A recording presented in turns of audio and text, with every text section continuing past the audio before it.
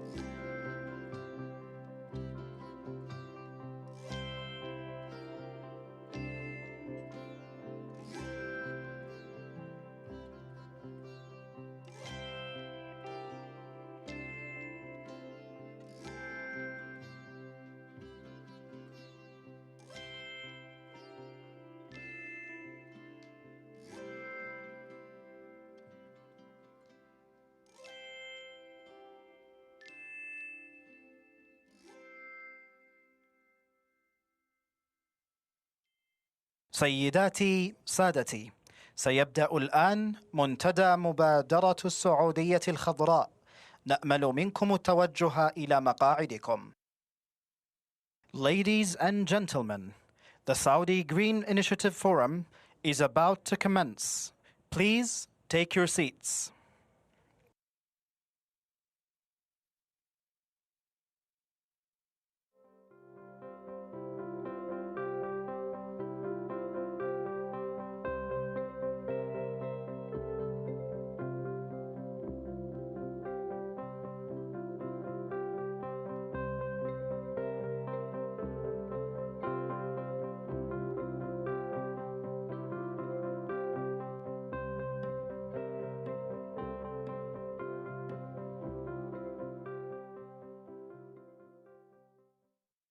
سيداتي سادتي، سيبدأ الآن منتدى مبادرة السعودية الخضراء. نأمل منكم التوجه إلى مقاعدكم. Ladies and gentlemen, the Saudi Green Initiative Forum is about to commence. Please take your seats.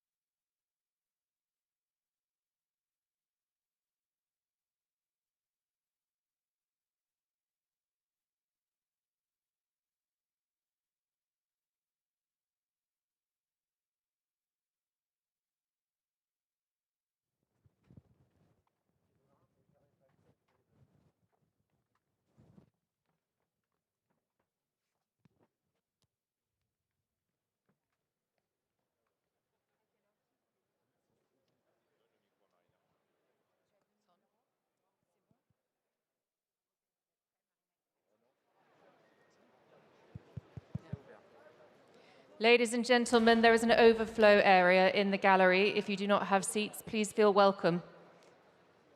Ladies and gentlemen, there is an overflow area in the gallery. If you don't have seats, please feel welcome to go into the gallery. Thank you.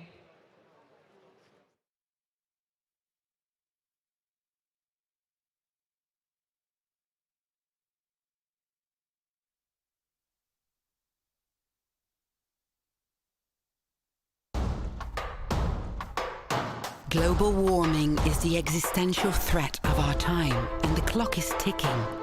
At the same time, the world is entering a new phase of economic transformation. We need to act now. Determined to champion a new era of climate action, the Kingdom of Saudi Arabia announced the Saudi Green Initiative with a clear roadmap to a green future. Words won't get us there. Ambitious science-based action at scale will. The upside is huge. A future for our planet. Today, by being here, We are demonstrating willingness to work together, because this is not a one-country problem. Heads of state and government, business leaders and investors, international institutions and young people. We're not passing the buck. We're not passing the baton. We're all running together in the same direction, supporting each other, unlocking collective energy, and keeping our promises. Today, tomorrow, and every single day yet to come. Welcome to the inaugural Saudi Green Initiative Forum.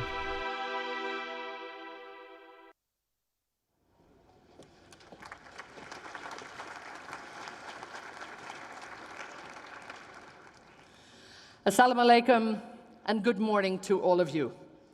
Your Royal Highnesses, Your Excellencies, distinguished guests, and dear virtual friends, I want to welcome you all to Riyadh in Saudi Arabia, and I want to welcome you all to the Saudi Green Initiative. Now we're here, I think, yes, welcome to every one of you. And it's so lovely to see so many familiar faces here and some new faces. We have a lot to do in the next day. Now, I like to think we're here to look at the future. We're here to continue a very important dialogue, but more importantly, we're here to launch a fresh vision in terms of climate action, environmental vision, and planet protection for Saudi Arabia and beyond. Now, in the coming hours, leading experts from around the world will join government officials, energy visionaries, and corporate leaders from the kingdom to help lay out the groundwork for the opportunities ahead. We're delighted so many of you are here with us in person, and also we're so encouraged by so many people who have joined us from around the world online. Our hashtag is Saudi Green Initiative, so make sure you all stay connected and make sure you all stay in touch with us throughout the day. But first, a welcoming address from His Royal Highness, Prince Mohammed bin Salman bin Abdulaziz Al Saud, the Crown Prince and the Deputy Prime Minister of the Kingdom of Saudi Arabia.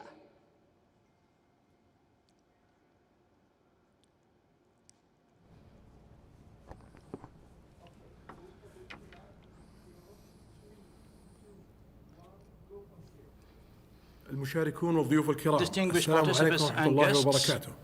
نرحب بكم اليوم في المملكة العربية السعودية بإطلاق النسخة التحية لمنتدى المبادرة السعودية الخضراء والذي نعلن فيه عن خارطة الطريق المملكة العربية السعودية لحماية البيئة ومواجهة تغيير المناخ. وسيعقد بشكل سنوي لإطلاق مبادرات البيئية ومتابعة أثر المبادرات التي تم الإعلان عنها سابقا.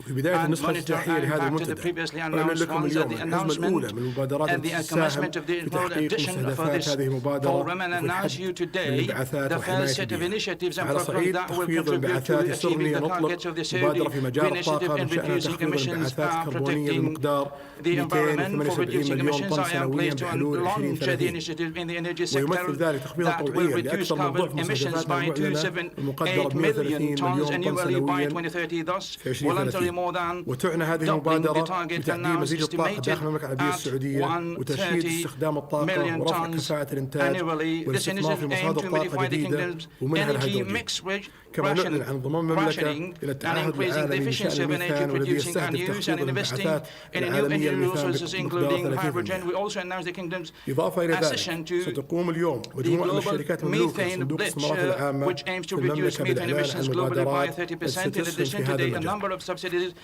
وفيما يخص حماية البيئة سبق أن أعلنا عن مستهدف زراعة 10 مليار شجرة في أنحاء المملكة والذي يمثل 1% من المستهدف العالمي لاستزراع الأشجار ورفع نسبة المناطق المحمية إلى 30% من إجمالي مساحة المملكة. إيمانا منا بأن مواجهة التغيير المناخي لا يقتصر فقط على تخفيض الانبعاثات بل أيضا على حماية وتعزيز البيئة.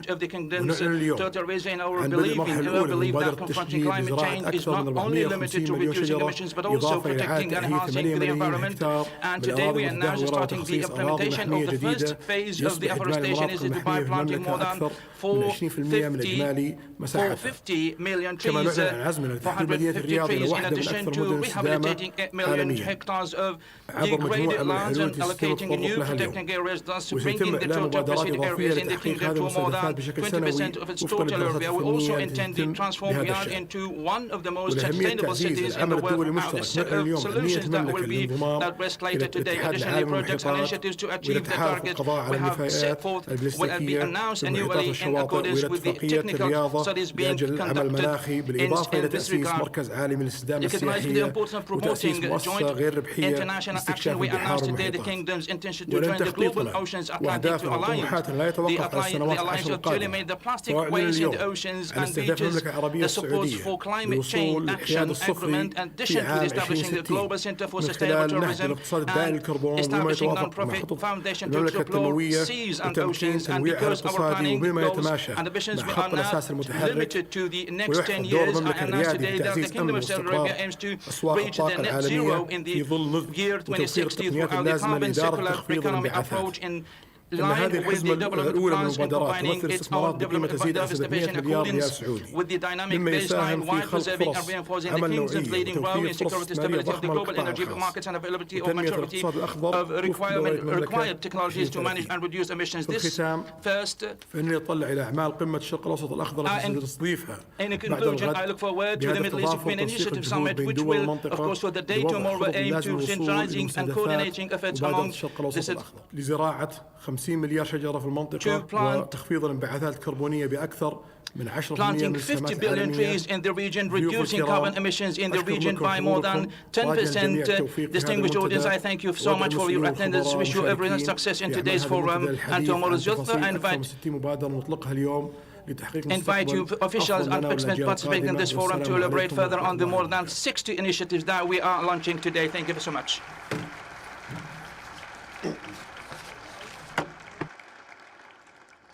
Shukran, and our dear thanks to His Royal Highness Prince Mohammed bin Salman bin Abdulaziz Al Saud, making a very passionate and indeed a very personal commitment, I think, there to really to lead the kingdom to net zero by 2060.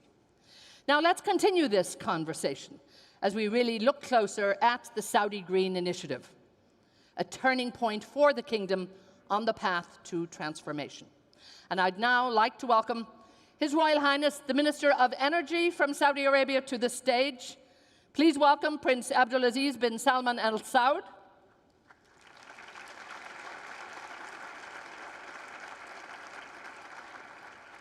And joining him, I'd like to welcome the Secretary General and the CEO of the World Energy Council, Dr. Angela Wilkinson.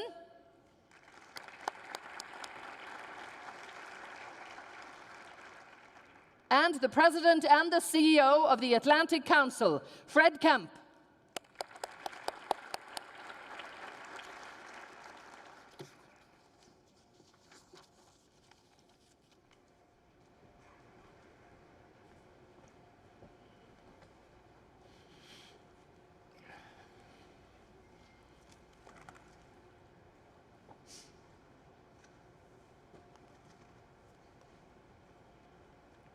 Well,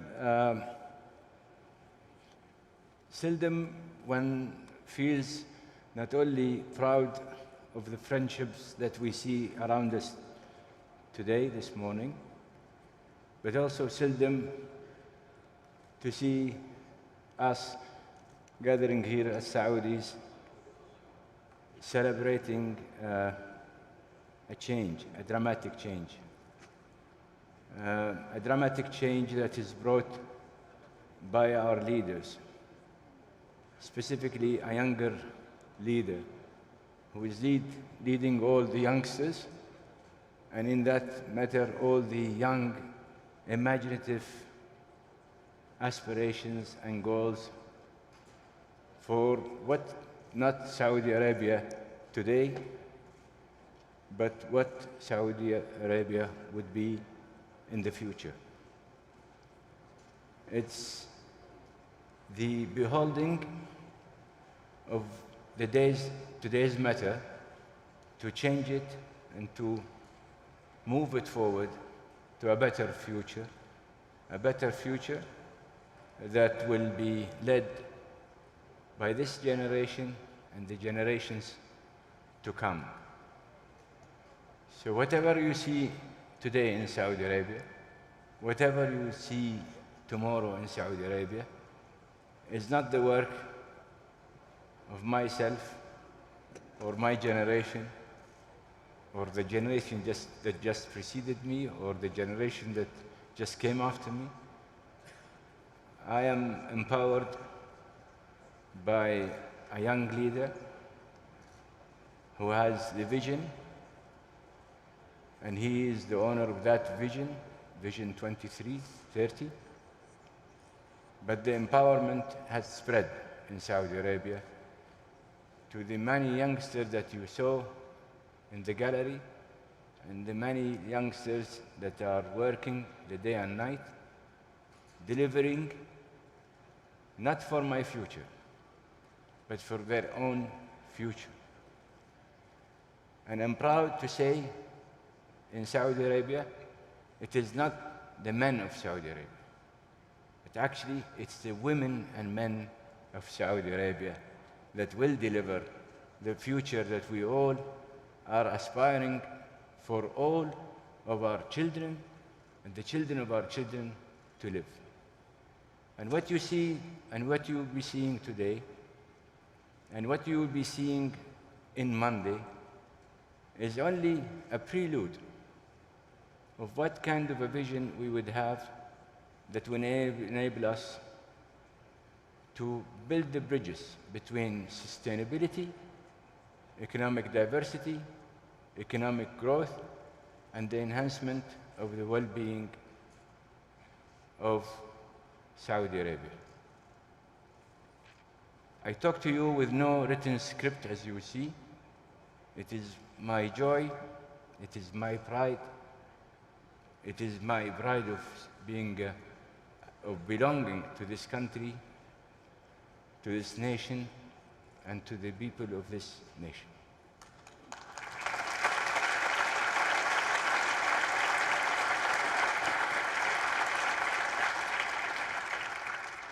So, without much ado,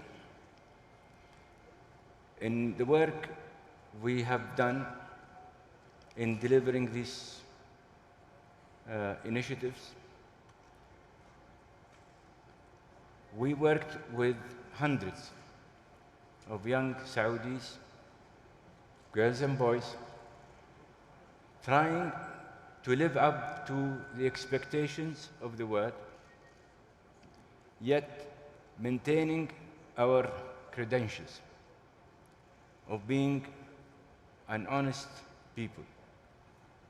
And honest people would only make a pledge of what they can deliver. But if they can deliver beyond what they pledge, it will be something to celebrate.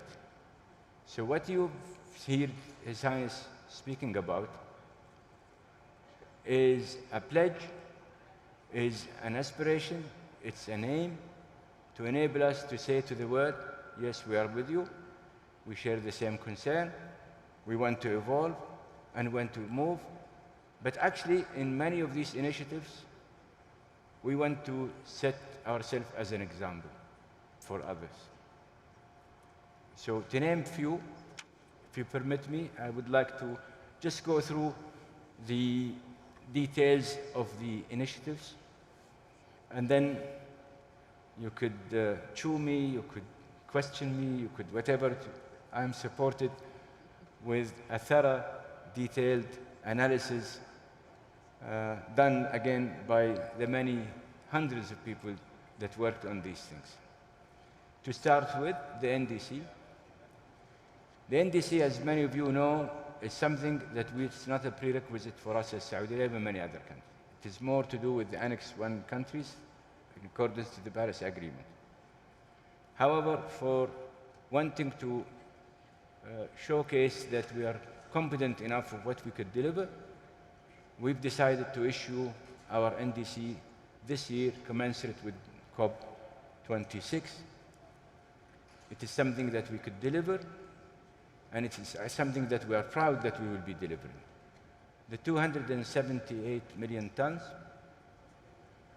as His Highness was saying, will be done with CCE in mind, and you have to understand, as you have seen in the gallery, our ecosystem, our energy, our environmental system, our agricultural system is all linked to the CCE, because the CCE enable us to see through the 4 R's prism as something that we could do comprehensively.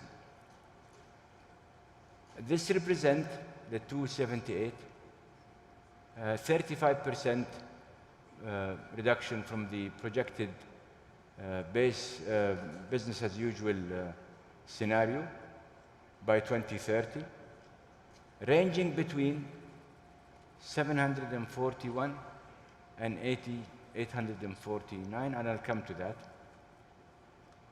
But it's actually more than double of our previous NDC goal of 130 million tons. More than 40% of the 2019 footprint, which is 660. It is not contingent on any type of grant, finances, or loans. It's more dependent on the evolution of technologies and the evolution of collective, cooperative work of how do we develop and mobilize technologies.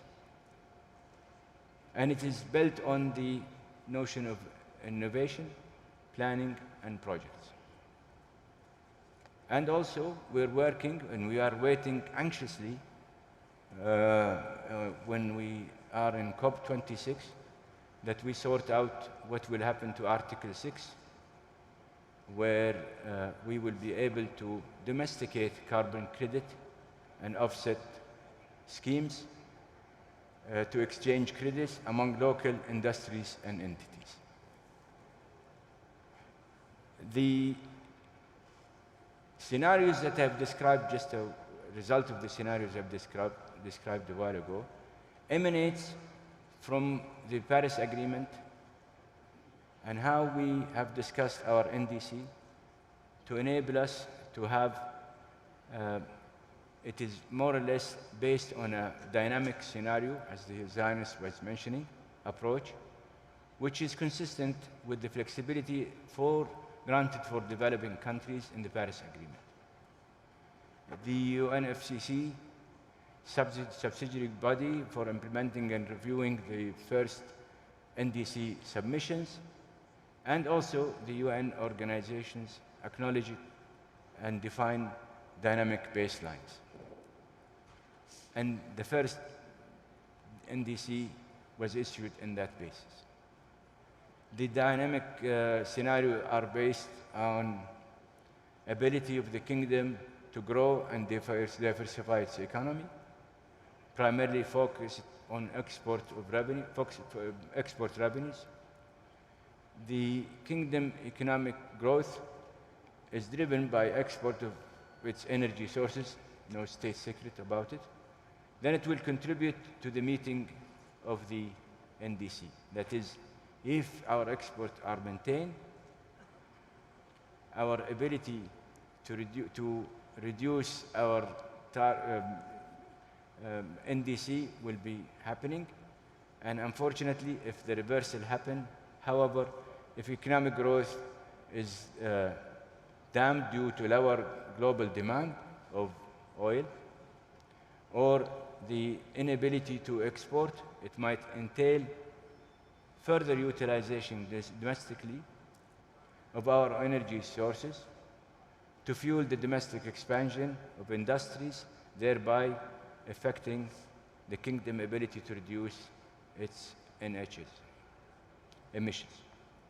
Keeping in mind that the kingdom is not seeking financial, again, support toward achieving this NDC, and it will use the best suited technologies to do so. How to achieve the NDC? It's going to be on contribution achieved by committed actions and projects in the Saudi Green Initiative using the CCE approach, as I said, which has a clear structure, governance, milestone to ensure its implementation. In fact, we will be issuing our CCE strategy, which will really give us that direction and put together the KPIs and put together the milestones, and we will all, as a country, will be accountable for it.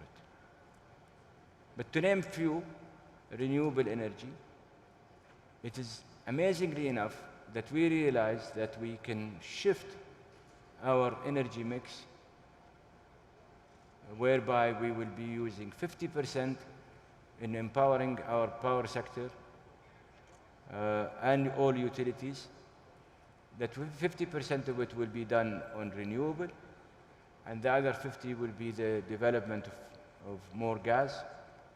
That 50-50 will be a major component in the reduction of emissions that we have talked about. Why we are doing that? Very simple.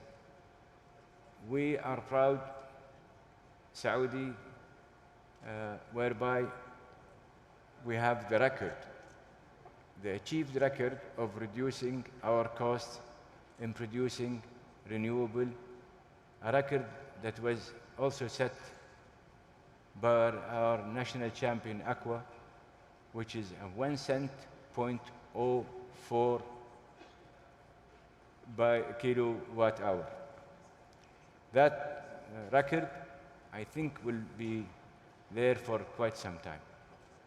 But indeed, we have even the ability to hope for even additional records to come, because the ecosystem that we've developed for incubating more investment in renewable is an incubator that allows for serious competition, and may the better win all.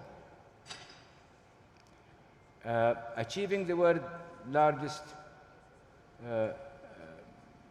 renewable records is not just only that we are aspiring for. We have had a successful energy efficiency program. It's been there for about more than 10 years, 11 years now. So far, we reduced, by our own calculation, and we stand to allow people to come and check it, we've reduced 48 million tons of annual CO2 as a result of just the efficiency program so far. Plan to further reduce more than 90 million tons annually. Focus in 3 sectors: industry, transportation, and building, simply because these 3 sectors constitute 90% of our energy intake. Keeping key focus areas is handling cement industry, steel, petrochemical, cooling and building, and transport fuel efficiency. Not a lot of people would know that we have something we call it Saudi Cafe, which goes hand in hand to what US Cafe standard. And indeed, if the US Cafe standard changes, we will change ours, because we will be changing it within the next couple of years. We are also regulating environmental policy and standard as an enabler to push towards more efficiency. We are working on the digitalization system, and we have a record to showcase. In February 2020, we launched our smart meter program, just at the beginning of COVID. Not a lot of people would know or do know that in the midst of all the lockdowns, the most serious part of the lockdowns, we were plugging 127,000 smart meters a day in this country. So actually, the whole project was concluded by the date of 30th of March 2021, not a day delay, And more important, I compared that with some of our colleagues and friends in Europe. Saudi Arabia, no client that uses electricity in Saudi Arabia that hasn't got a smart meter, with the exception of only 1,500 customers. In Europe, you still have so many clients that do not have that smart meter. However, we can be proud to say that smart meter will have so many applications. And it is tied to our telecommunication system to enable that any additional apps that may come, the consumer will be able, even as far as managing his own system within the house, to ensure that that efficiency is within his reach and he can control it himself. Large-scale retrofitting project and driving energy saving across all government assets. We have a company called Tershid. It is now managing and will be working more on 250,000 government buildings. Again, not a lot of people would know or do know that all street lamps and bulbs in Saudi Arabia have been changed to efficient lights, LEDs, and more so, we look forward for additional work on that program. As I said, it will hopefully achieve us another 90 million ton. Now, the net zero. The net zero is 2060. But again, I would remind you of this is a base, business as usual scenario. We're aiming to do the 2060. However, with the same NDC scenarios, this can be achieved even before, subject to the conditionality as I described on how our diversity program will evolve, how much oil and gas will be exported, and liquid gases, I mean, and how much we will be internalizing it as a result of what may happen to the world oil markets and what have you. But subject to that, we have used this flexibility. So it could be ahead of 2060, it could be just after 2060, and it all depends on this future to come. So it is based on the dynamic baseline as we have discussed in the NDC.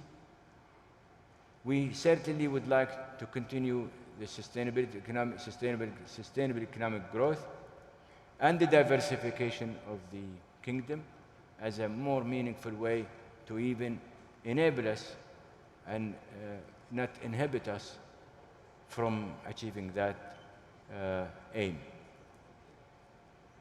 Taking into account maturity and availability of necessary technology to manage emissions.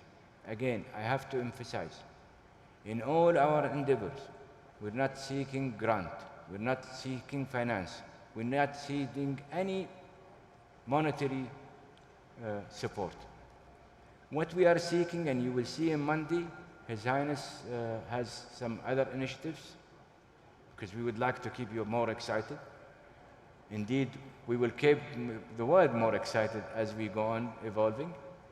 But we believe that carbon capture, utilization and storage, direct air capture, hydrogen and low carbon fuel are the things that will develop the necessary ingredients to really make sure that this effort will be inclusive, because inclusivity is important, and also which will enable us to focus on all greenhouse gases of all sectors and enable people, as this technology evolves, making it available for those who can afford it and those who cannot afford it, will help to mitigate emissions in the broader sense of the word emissions, And if you take the 4 R's, and I will let my friend and colleague, Minister of Environment, will talk about the 4th R, which is remove, you will begin to see that we are talking about a holistic approach, a technological approach, and it's not based on narrow narratives or condescending top-bottom approaches, or being too selective about what gas you may want to get rid of and what gas you may live with. And I'll have another thing here just to showcase for you how diverse our ambition is. But in all, international cooperation in research, in developing these technologies, and more important, in deploying these technologies has to happen. And we have something up our sleeves on Monday to hopefully suggest. Sorry for taking that much time. Why 2060? Primarily because we are as serious as you may hopefully consider us are. We know, and it's in accordance to the latest IPCC report, which says that most of these technologies may not mature before 2040. So if we are relying on this scientific subsidiary body, whom we all honor and accept what they submit, and if they say that these technologies will only mature by 2040, we need to have that time and that space to allow us to do things properly. And again, we have to do it properly, yet make sure that we don't lose sight of our economic well-being, because if you impact negatively your economic well-being, you are actually impacting the well-being of the people within that sector and within that economy. Which also, the 2060, will enable us to have a smooth and viable transition without risking economic or social impacts. Here you go. Again, climate finance. The Kingdom, as I said, is not seeking any finance from anybody. The Kingdom will support regional initiative projects through the Middle East Green Initiative, which goes well with the Paris Agreement, with the notion of South-to-South cooperation. We will be supporting the creation of vehicles to assess and advance climate action in developing countries. And you will see something on Monday. But we will use existing vehicles, but to name few, the Islamic Development Bank, OPEC Fund, Saudi Development Fund, and there are many. And you will see on Monday some more suggestions in that regard. Now, last but not least, we do have, and I know Amin is here, and he will be giggly and jumpy when I repeat that, but it's something that we are a holder of a proud thing that we are a holder of, which is methane reduction. I was called upon, and I reached out to His Highness Crown Prince on the idea of joining the Global Methane Pledge to reduce global methane emissions by about 30% relative to the current 2020. And I was full of joy, but I must confess that I contained it. It was actually John Kerry who did ask me to do so. So I confined it to myself, but I reached out to His Highness. I said,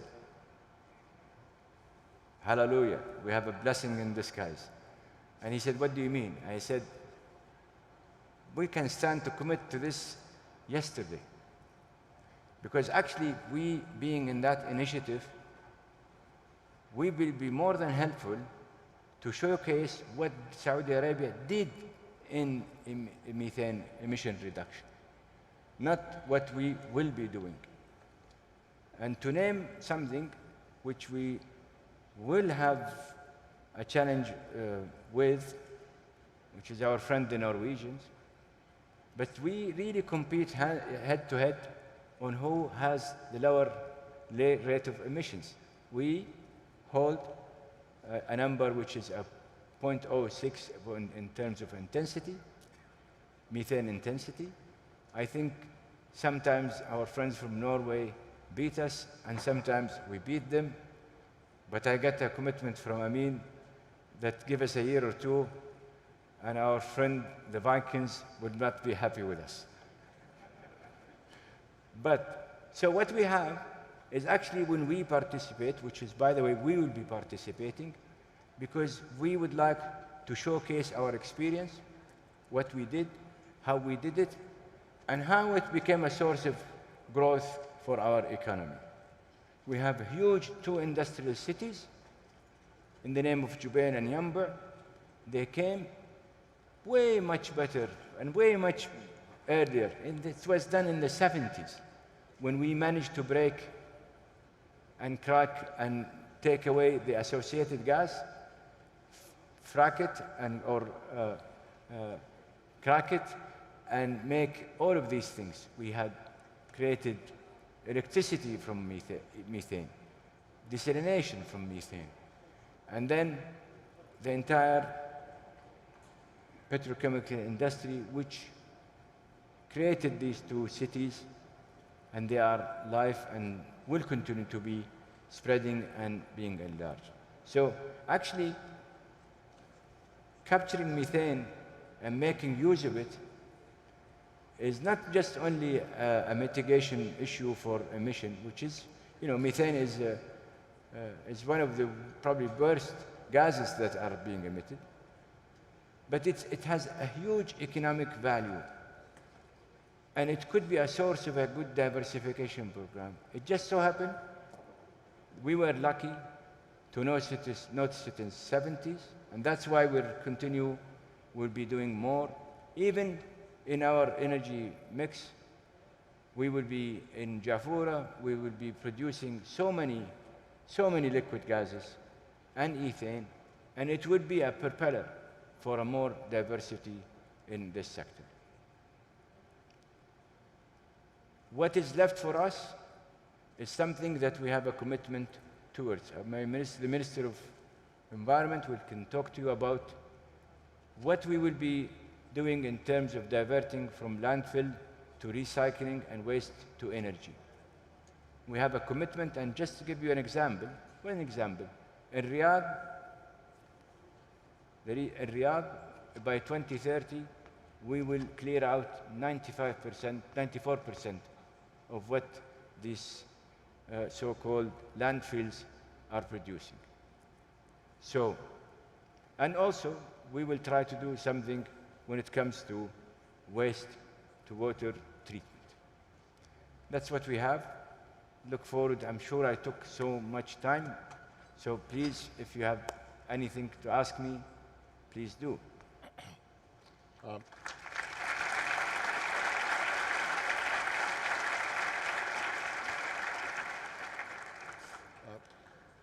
Thank you so much. First, Your Royal Highness, congratulations on this landmark announcement. I think if even a couple of years ago you would have told me I would be sitting here with my colleague hearing Saudi net zero commitment, I might have taken a bet against that. And so this is truly a landmark announcement. I think what the world will be watching for is, will this landmark announcement become a landmark execution? And so what is your answer to the skeptics you're going to hear in the coming hours, who either say this isn't enough to ramp down the fossil fuel production, or that it can't be achieved? And I would add to that, as world leaders gather for COP26 next month, they're going to be doing so in the teeth of the first energy crisis of the green era. How do you square demands from countries, and sometimes it's the same country, asking you to balance markets by producing more oil, while also asking you to reduce your emissions? I like the latter part of your intuitive question. I don't know, but what I know is that the world needs everything. We need all sorts of energies. If the world wants to, and I would repeat that, I've been repeating that, and I would repeat it if the world requires to attend to climate change, we need to mitigate all gases that contribute to climate change, and we have to look at all sectors, and we have to look at all solutions. We have to focus on which of these solutions, or solutions in the plural sense, that would deliver us an energy system that will enable us to transit into a future which is a future that we all, I think, are in agreement that we have to reduce emissions. There is no doubt in my mind, and nobody should have any doubt in my mind, that this young generation, permit me if I may personalize it, I have a son who will quarrel with me for hours about what we are doing in terms of emission reduction. And my son is not the only son here. There are thousands and thousands and thousands of girls and boys who are having the same aspiration. They have the same thinking on we need a clean future. And we always say amen, but it is all about the devil is in the detail. Are we after clean energy? And if it is, yes, we can make gas clean. That's why you had this methane initiative. That's why we are talking about carbon sequestration. That's why we're talking air capture. That's why we have created this CCE. CCE will, if we can get everybody to congregate, and we should, because the G20 endorsed it, and we'll be endorsing it hopefully in Italy. Look at the CCE. This is a country that is setting itself as Saudi Arabia, and we would love to be the exemplary on that, on how you can do all of the above, getting rid of all the greenhouse gases, yet maintaining your economic growth, but you have not become facetious on what source of energy you use. And we are using all of the above. I was a proud person to be engaged in the Sira week, and I said, funny enough, Saudi Arabia is an oil producer, is a gas producer, is a shale gas producer, is wind producer, is solar producer, will be hydrogen producer. And again, we have a huge, I forgot to mention, we have a huge ambition when it comes to hydrogen. In hydrogen, specifically, both green and blue, we're putting our money where our mouths are.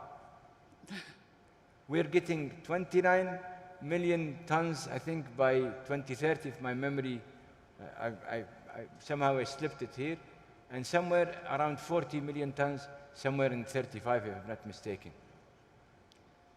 Show me any country that will produce that. Your Royal Highness, let me add my congratulations. I hear huge ambition. I hear holistic. This isn't just about energy, it's the entire economy ecosystem.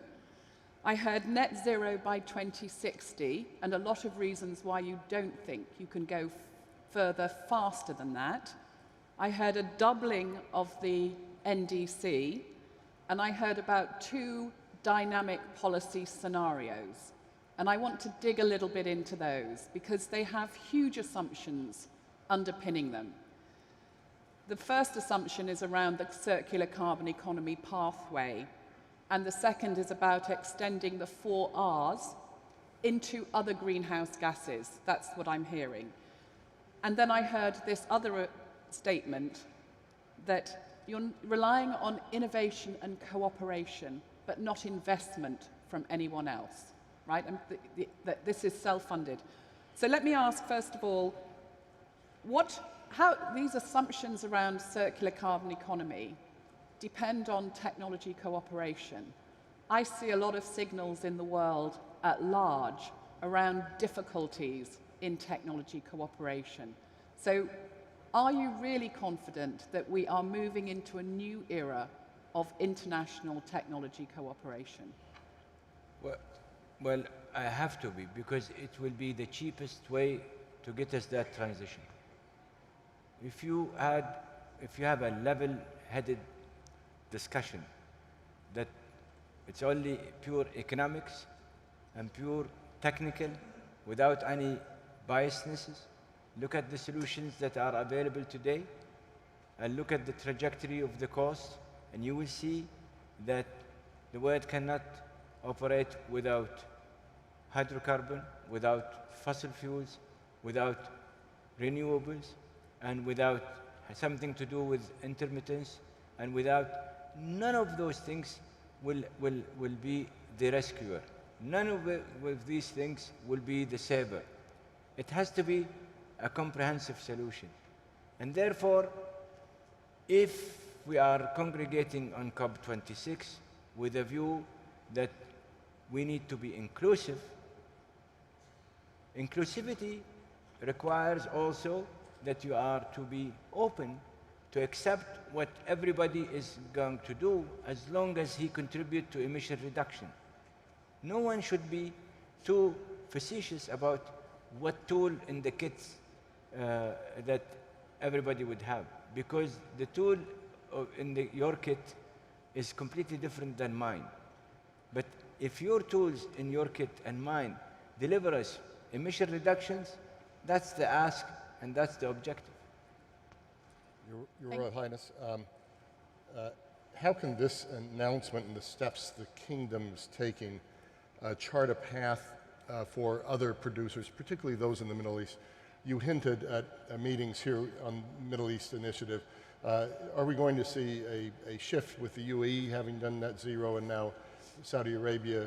Do you feel that this will chart a path for other producing countries and companies? Well, I honestly believe that we could share our experience.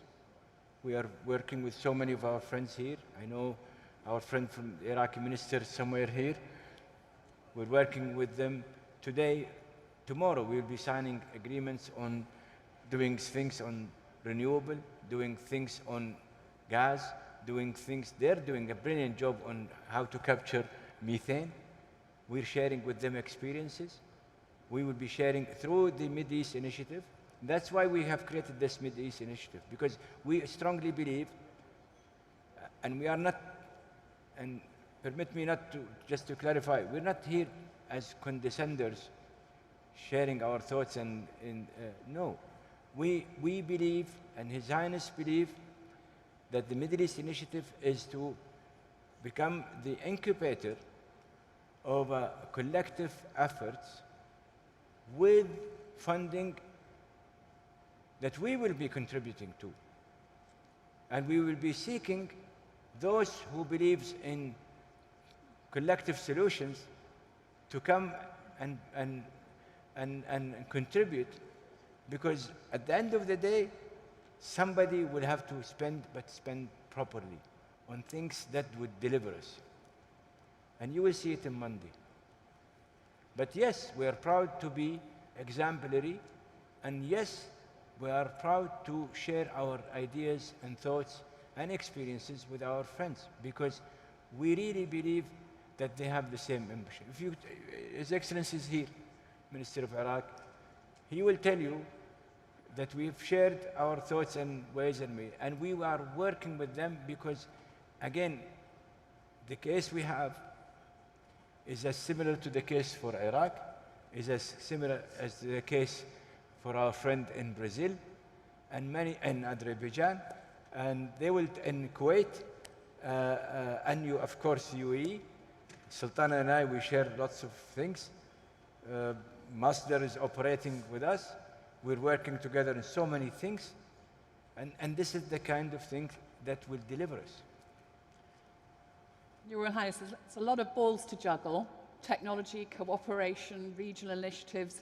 You've also talked with passion, as usual, about the people side of things, your army of analysts, the young talent and the professional cadre in Saudi. No technology transition comes without societal disruption and transformation. So how a remarkable achievement in putting in 127,000 smart meters during COVID, I heard that. How is society going to be involved, and what behavior change assumptions are built in to this ambition?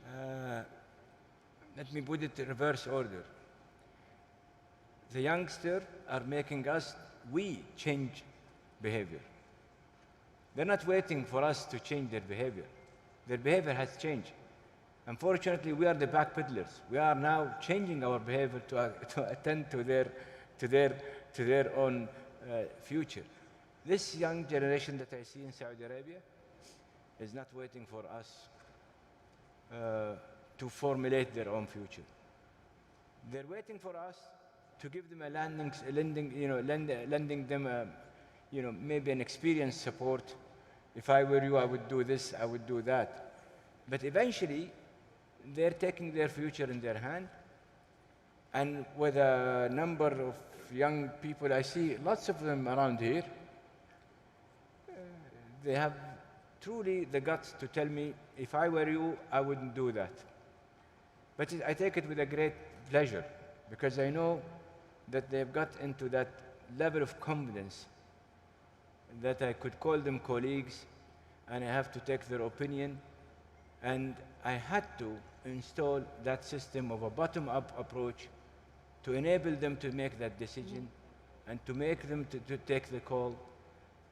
And quite honestly, sometimes they would blunder me with some few ideas that it never come across my mind. Thank you, Your Royal Highness. I'm sure Fred and I would have a million more questions and could spend all day discussing and drilling down into the detail.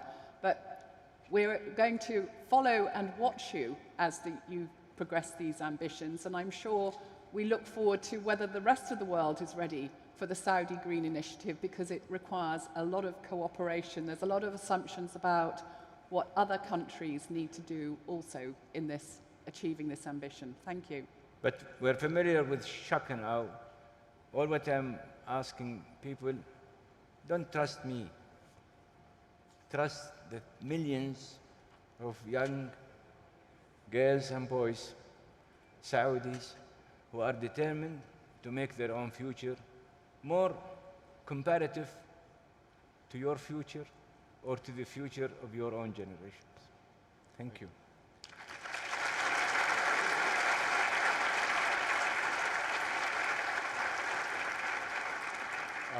And Your Royal Highness, I hope you'll keep your seat. It's been wonderful conducting this conversation with you. We're going to turn to our next panel discussion, covering the strategies of Mideast countries for decarbonizing, potential outcomes for COP26, and how Mideast countries can work together to advance decarbonization. And while my colleague leaves the stage, and while the next panelists come up to the stage and we change some seats here, I think that's the way it's going to happen, I'll introduce the next panelist. So thank you very much.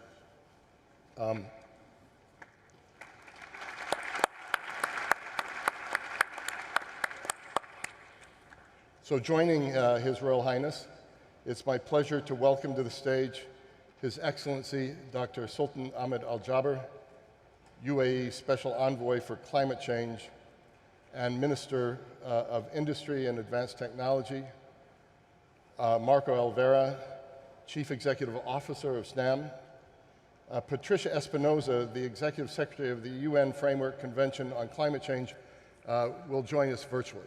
And so I think we're going to take we're just going to have some chair changes here, if I'm not mistaken.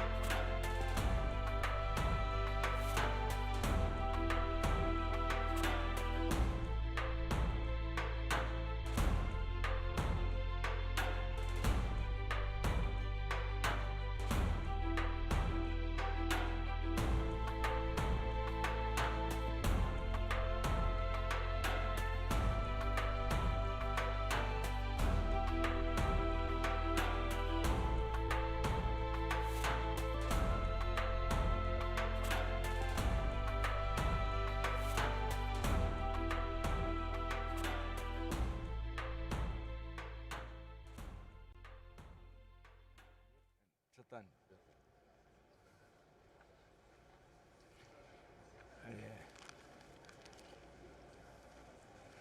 How are we doing?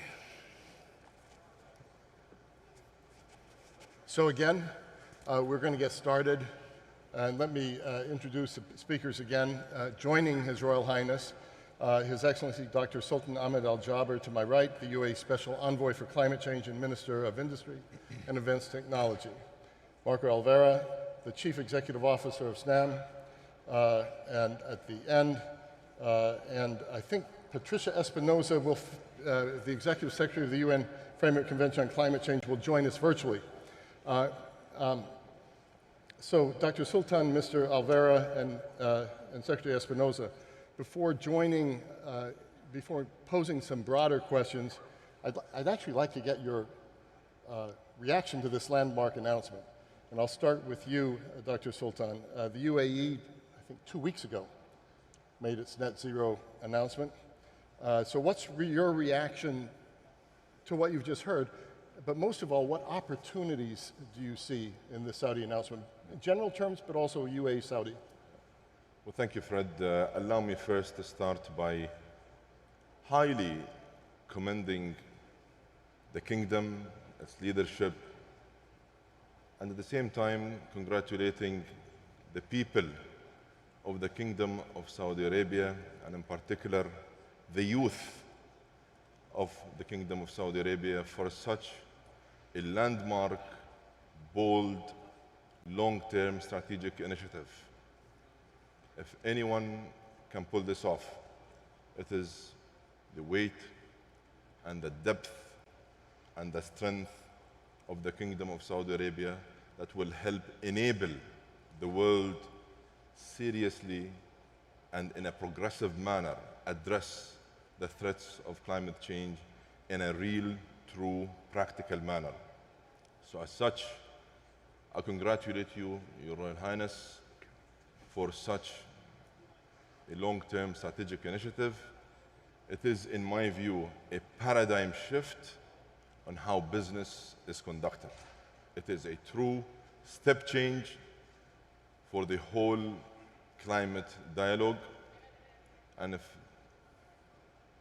in short, I can comfortably say that this is just another example of how this region can help address global challenges by being real and genuine in their answer.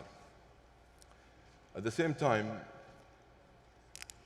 the UAE took such a bold step change by announcing its long-term strategic initiative to achieve net zero by 2050.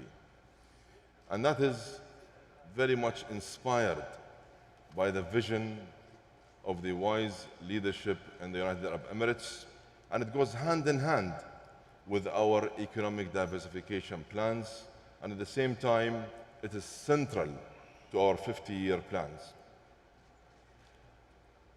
Again, through this announcement, which was only made a couple of weeks ago, the UAE is demonstrating a very unique capability in its ability to address global challenges by being a true global citizen and through building bridges. It is simply an open invitation for the world to partner with the UAE and now with the Kingdom of Saudi Arabia to help address those gaps and build bridges and develop the necessary and so seriously required solutions to help progress the discussion for climate action. Again, I don't think I can say enough, but the fact that we all salute the leadership in the Kingdom of Saudi Arabia for such a landmark step change initiative, which I have no doubt will definitely help the progress we all aspire to achieve in the days ahead. Dr. Sultan, those are powerful words. Paradigm shift, step change in the climate world. Thank you for that initial answer. Mr. Alvera, from a private sector perspective, what difference does this Saudi announcement make for you? It makes a world of difference, because we were so impressed when we first met the team that His Royal Highness is referring to, the young team. We went back home to Italy and we invited, at the request of the ministry, 20 companies where the ministry showcased to my colleagues the vision, the CCE, this liquid displacement, which is all about replacing the oil that can be exported with the gases and renewable gases. And myself and Snam and all my colleagues were so impressed about the boldness of the ambition, but also about the people and the ability to see through it and to execute it. And so all the conditions are here to really make this a success from the private sector point of view. And this is something that will change the balance of COP. This will be the most successful COP by far. We're approaching Glasgow with this additional net zero pledge. We will have more than 80% of emissions in countries that now have a commitment to net zero. And when you have a commitment, you have KPIs, you have a roadmap, you have execution ability. If you can't measure it, it's not going to happen. If you can have a path and KPIs, it's going to happen. And so I think the private sector is very excited about everything that's going on in the Middle East and in the Kingdom, with a lot of opportunity, because we need the flexibility and we need the dynamism that has been presented by His Royal Highness this morning. Thank you, Mr. Alvera. I think that's a great transition to Secretary Espinosa. You also have powerful words, change the balance of COP, most successful COP so far. Do we have Secretary Espinosa on the line?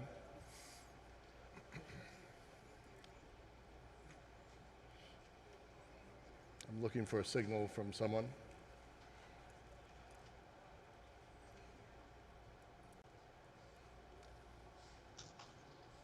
Hello? Oh, there you are, Secretary Espinosa. So let me pose a question for you. Your organization and the United Nations have played a key role in coordinating climate action. Many entities, even countries, have announced net zero goals. How does the Saudi announcement fit in? How important is today's announcement, and do you agree with Mr. Alvera that this is that you see a change in the balance of COP? Well, this is certainly the kind of leadership that the world needs precisely at this time. And I want to commend His Royal Highness, the government of the Kingdom of Saudi Arabia, for these very bold and courageous decisions that sent a powerful signal just a few days before we start the conference in Glasgow. Just a few months ago, I had the privilege of having a conversation with His Royal Highness and asking him to consider presenting nationally determined contributions. The importance of the nationally determined contributions is that they are the instrument under the Paris Agreement that allow us to assess how the world is moving forward in addressing the big challenge of climate change. As His Royal Highness was saying, this is the greatest challenge for humanity. The existence of humanity in this planet is at risk because of climate change. So the announcement today sends really a very, very powerful signal at the right moment. I'm very, very grateful for that. This is what we need. We need countries to come to COP with courageous decisions, bold decisions, with high level of ambition. And as our colleague, the CEO of SNAM was saying, we need to have the clarity of these pathways, of the deadlines that we establish. So I wholeheartedly commend and express my gratitude for this, that I understand for a country, a very important oil-producing country, is really a game-changing history-changing, I would say, decision. Game-changing, history-changing. Thank you, Secretary Espinosa. Your Royal Highness, a new term was introduced into the energy vocabulary, the circular carbon economy. And I looked at Dr. Sultan. I heard this first a couple of years ago, a while ago, at a workshop that your own Saudi organization, CAPSARC, did with the Atlantic Council at our Global Energy Forum in Abu Dhabi. And it was endorsed by the G20 during the Saudi presidency. But what policies need to be made to make this reality? What exactly is this? And briefly, what is the circular carbon economy? What's the most important policy that would make it work? Well, it's certainly both. It's evolution of technologies and an investment. And it's holistic because it talks about reduce, just to name few, efficiency. And you have to enumerate these things that you would need to do in terms of reducing, simply because what you're doing is to avoid waste.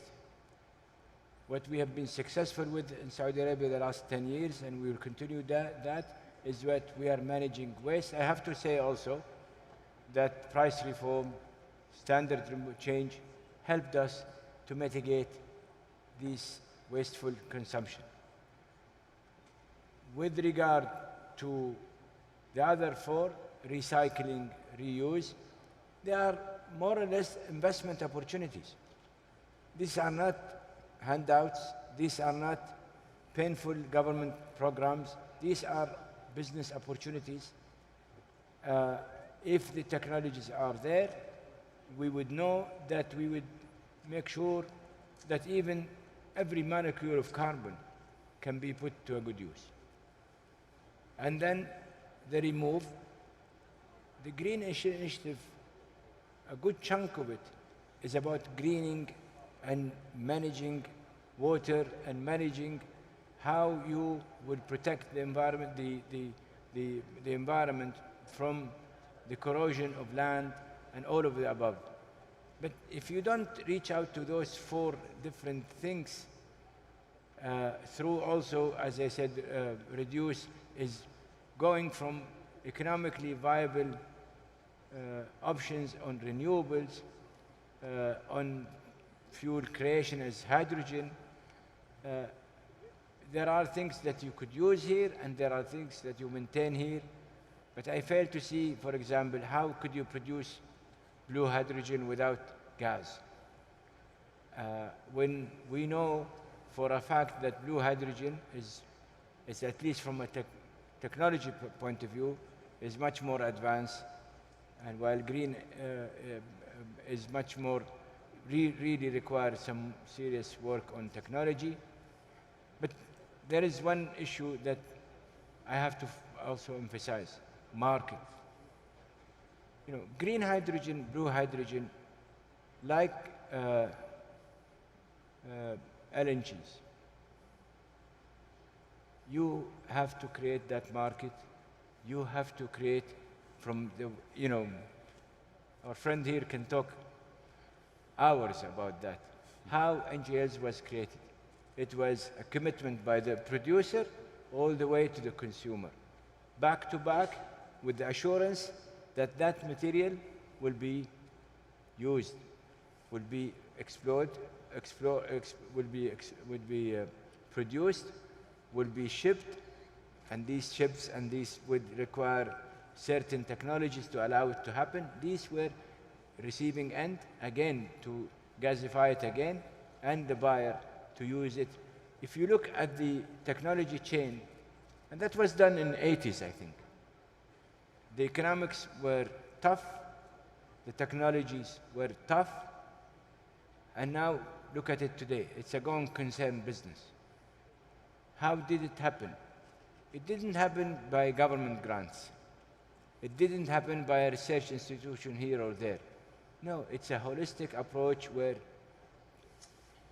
private sector, governments, labs, applied research, they have to congregate and work together. How to do it? we have to create the right incubators, without which it would not click. Thank you, Your Royal Highness. Since we're talking about markets, Dr. Sultan, I mentioned earlier to His Royal Highness the issue of the first energy shock of our green era. And the basket of the price basket of oil, gas, and coal since May is up 95%. There's been a 40% lower investment in fossil fuels since 2015. How concerned are you about the current crisis, and what are its drivers, and what does this tell us about the situation that we're in? It's simple. In my view, I do actually think that the world has sleepwalked into the supply crunch. The reason why I say that is that there hasn't been a real moment where we took a step back for the whole world to reflect and really and deeply and truly understand what it means to go through an energy transition. A transition simply means a transition. It takes time. While we are all for the advancement of renewable energy, we're all very committed, and we're all adopting very aggressive, ambitious targets through a progressive, holistic approach in terms of advancing clean power, renewable energy, reducing our carbon emissions. We must come to terms with the realities on the ground. 80% of the total energy requirements today come from fossil fuel. 60% is well represented by oil and gas.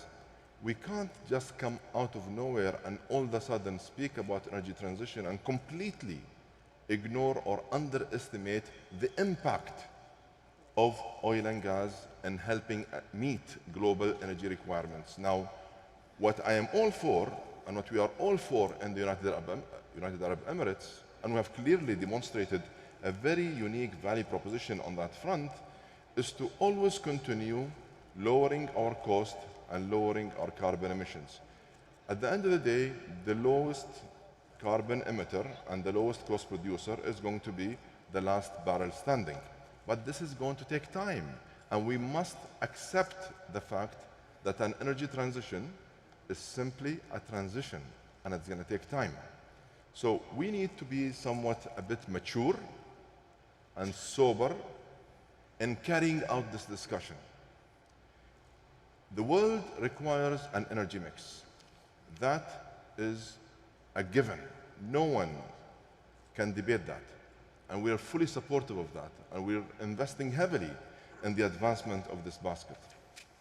Yet, we must also acknowledge the fact that in the past 7-8 years, we have seen a serious reduction in investments. The world has been under-investing in resources, and in particular, in the hydrocarbon business. And this is exactly what we're dealing with today. I think this is a big lesson learned. We need to shift gears. We need to go back to the drawing board while we accept the advancement of a very aggressive, ambitious approach towards a cleaner future supported by an energy mix. We must also include oil and gas, because that is going to be mainstream and it's going to be the spinal cord of our ability to meet the global energy requirements in the future. Thank you for that excellent answer. Yes, please, Your Royal Highness. Just to give you an example of how Saudi Arabia is becoming more efficient. So I want to share with my good friend Patricia that if she check her email or her staff email, we already send our NDC. Thank you.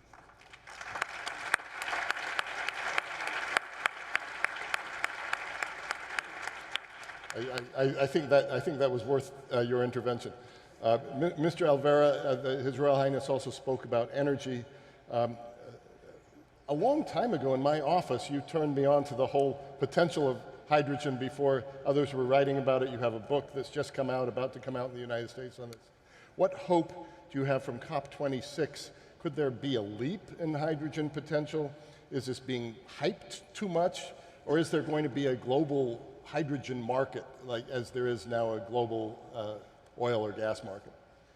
So hype is always bad because it creates booms and busts, and so we need to be very cautious. There's still a lot of standards that need to be defined.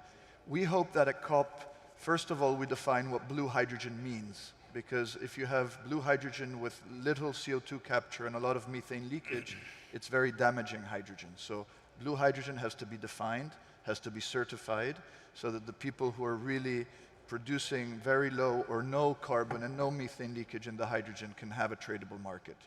Now, as His Royal Highness said, what happened in the natural gas industry is we were connecting very far away sources to markets. And if you think about a country like Germany, they have to get out of nuclear, they have to get out of coal, and they're rushing to get out of diesel, but they don't have a lot of sunlight. And so the only option they have to import the renewable energy is to source it from far away, whether it's blue hydrogen from the east or green and blue hydrogen from the Middle East and from the south, because that's really the only option to get the renewable energy into a country. And of course, they have offshore wind as well. But the numbers that His Royal Highness shared with us, the 1.04 cents per kilowatt hour. The problem we have in energy is that we measure oil in barrels or tons, electricity in kilowatts, gas in cubic feet or cubic meters, and it's very hard to compare. But if you turn that 1 cent into hydrogen equivalent costs, you can get really cheap hydrogen delivered soon. But blue is a good option. We need to have CCS, and so hopefully at the COP we can start defining what blue is. And another thing that we should do at COP for the CCE is to get consumers involved. We were successful to get Amazon and IKEA to commit to net zero shipping as well, which will require ammonia, which will be produced here in the Middle East as well. But we need to get Amazon to start certifying net zero products. So that will create a big offset market that can trade some of the certificates here, and we need someone to certify the supply chain of products, because green steel is more expensive than black steel. But if you look at the price of a car made with green steel is only 1% more expensive. So part of the CCE will also be about producing steel where there are cheap renewable energies. Thank you very much. So we only have a few minutes left, so I'm going to turn to Secretary Espinosa, then Dr. Sultan, and then I'll have His Royal Highness. And answering very briefly the following question, which is a lot of people in the world look at the COP26 summit coming up in a month, and they don't really know what to watch. They don't really know what to care about. If you were looking at just one thing that's important to measure its success, what would that be? So let me turn to you, Secretary Espinosa, first, because we are in a situation where 80% of the world's reliance is on fossil fuels for energy still. So what needs to happen to accelerate? What are you looking for at COP26? Well, let me first of all thank His Royal Highness for sending the NDC. In fact, yes, I have received it. It's in my inbox. So thank you very, very much, and congratulations. This is really great news. Also, I want to say that I really regret not being there physically with all of you. I am heading to Glasgow tonight, so this is the reason why I could not be there. Now, to your question, what is it that people need to look for as a result of COP26? As we have heard today in very eloquent ways, we have no time. This transition needs to happen. So the big message that needs to come out of the conference is that the goals under the Paris Agreement are alive, that there is leadership, determination, and we have the solutions in order to get there. We won't be there yet in Glasgow. We will see still emissions being very far away from where science tells us we need to be, but we can make it. So the leadership that we are seeing today in the kingdom, in the Middle East, also by the example of the United Arab Emirates, hopefully will be followed by many, many other countries around the world. Thank you so much. And Dr. Sultan, perhaps you can comment not just on COP26, but perhaps give us a sneak preview into COP28, the road to 28. Well, thank you. Our approach is going to be as progressive as how inspired we've been in the UAE with our leadership's long-term vision. In my view, in order for us to have a successful COP26, and I have no doubt that we will, we need to answer the challenge and not challenge the answers. I mean, we all see the writing on the wall. We need COP26 to help shift the discussion to being practical, to being solution-oriented, to being determined towards providing a flexible way of conducting business. We cannot be stuck to the fact that this is a multilateral arrangement and we have to have a one-size-fits-all type of approach, because that won't work. That just won't work. We need to accept the fact that developing world and developing nations require a completely different set of policies and incentives. And again, remember, we cannot allow for climate action to become an economic burden, especially on developing nations. So we need to develop all kinds of instruments, whether it's solutions through economics, through finance, through smart finance, through technology, through incubation, through technical support, through advice, through policy, through regulation. It's just going to take a mindset that is progressive, that is open, that is inclusive, and that is going to ensure that the economics stays central in this whole discussion. Dr. Sultan, thank you for that answer. The challenge, not challenge, the answers. Your Royal Highness, quite appropriately on this day, you have the final word. What are you looking for next month at COP26?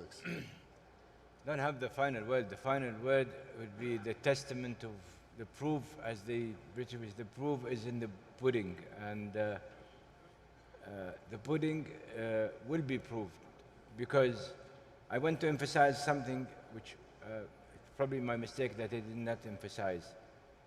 This is not an initiative that will be held today and it will be out of our way.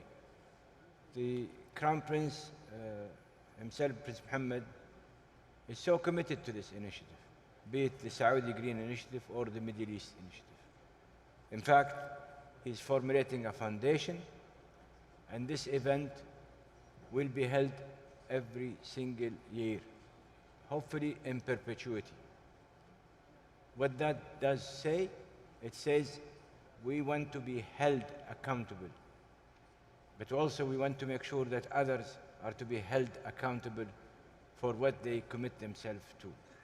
There is no question in my mind that if we are doing this event for so-called any PR stunt, we would not have committed ourselves or himself to commit that this event will be held on a yearly basis, and as I said, with a foundation to enable it to continue. I believe, as Sultan was saying, as a final remark, I think there is, human ingenuity is vast, and collective work would enable us, actually not inhibit us. There are three things that we need to be attentive to. Energy security, and I emphasize the word again and again, energy security. Sustainable economic growth and sustainable prosperity, because we have billions of people that are still awaiting their chance, fair chance, to grow and prosper and have the gadgets and the IT and the ability to even cook their food using clean fuels and move to the ladder of strata of development. And the third is, yes, attending to the serious issue of climate change. We cannot and should not compromise one for the other two, or two for the other one. I believe that there is, if people can put their heads together, work together,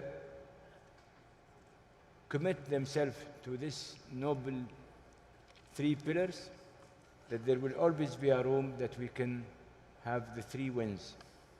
We don't compromise energy security. We don't compromise economic well-being and economic growth and prosperity. And yes, we attend to climate change.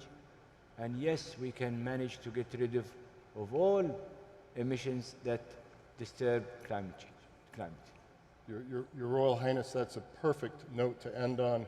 Energy security, economic growth, prosperity, climate change, the 3 pillars. But most of all, what you said right at the opening there, which is we want to be held accountable and also holding others accountable. I think that echoes Dr. Sultan's call for pragmatism going forward. So, Your Royal Highness, Dr. Sultan, Mr. Alvera, Secretary Espinosa, thank you so much for a fascinating discussion. A round of applause for all of our speakers, please.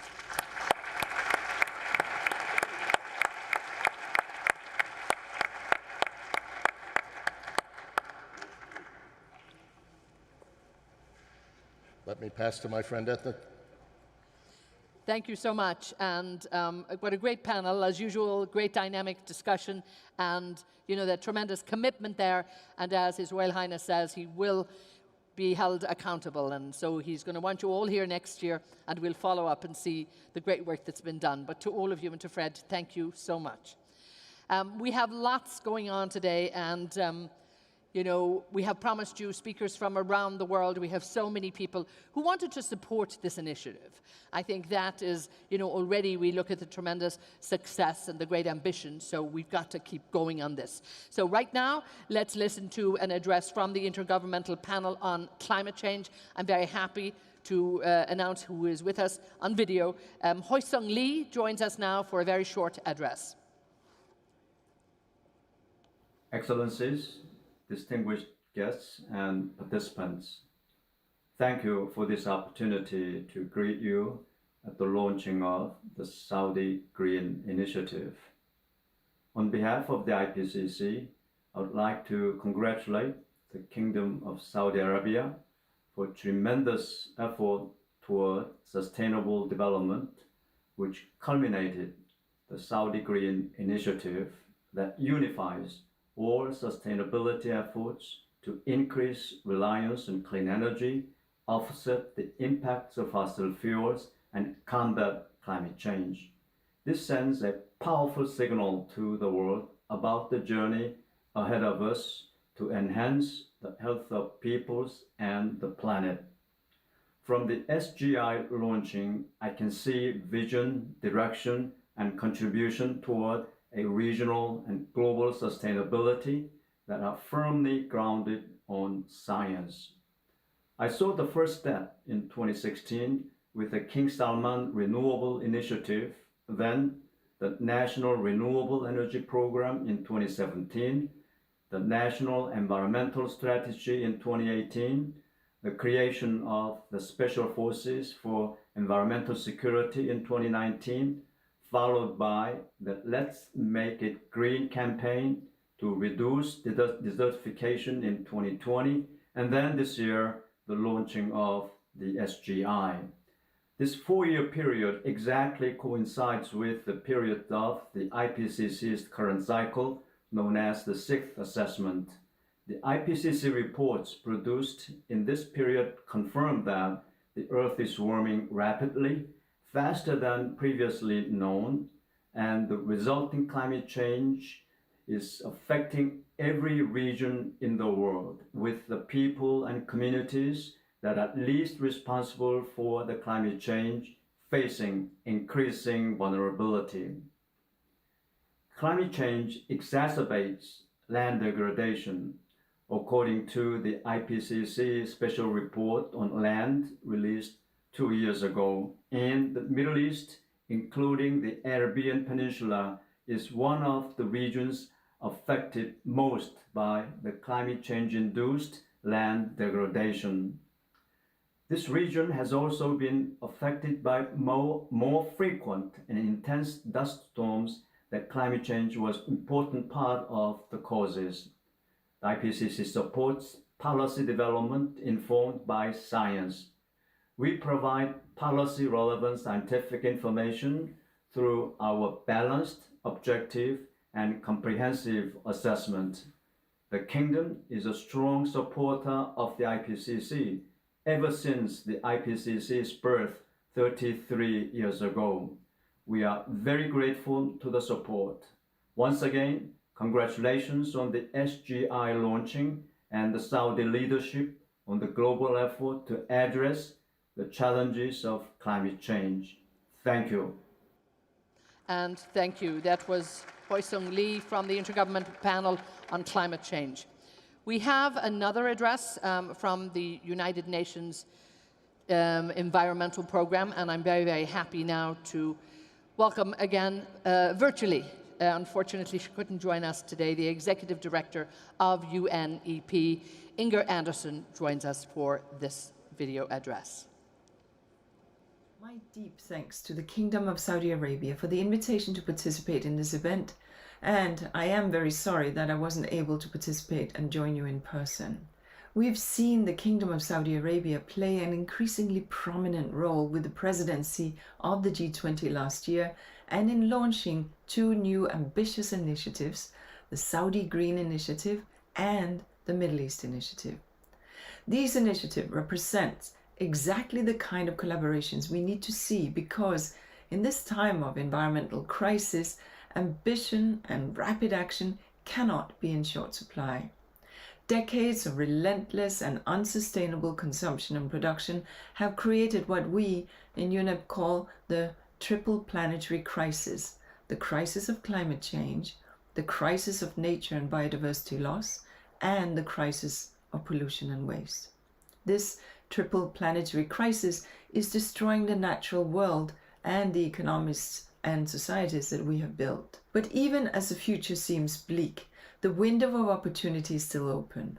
Bold and immediate action can help us to embark on a just, nature-positive, and net zero road ahead.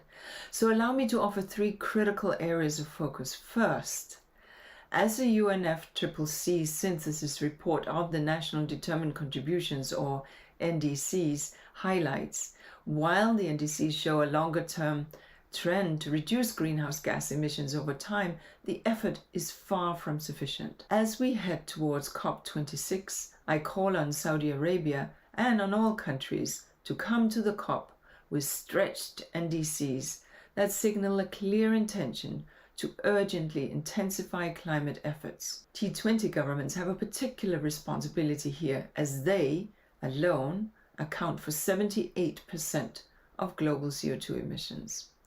Second, we have just concluded the first part of the Biodiversity Conference of Parties, number 15.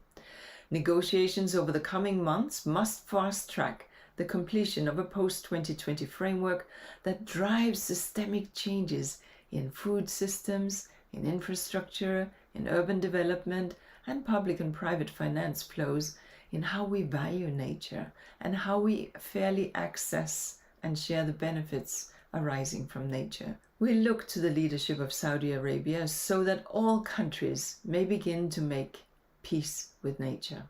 And third, recovery spending to stimulate our economies and our infrastructures and our companies to get back to work after the pandemic, of course, and to help societies.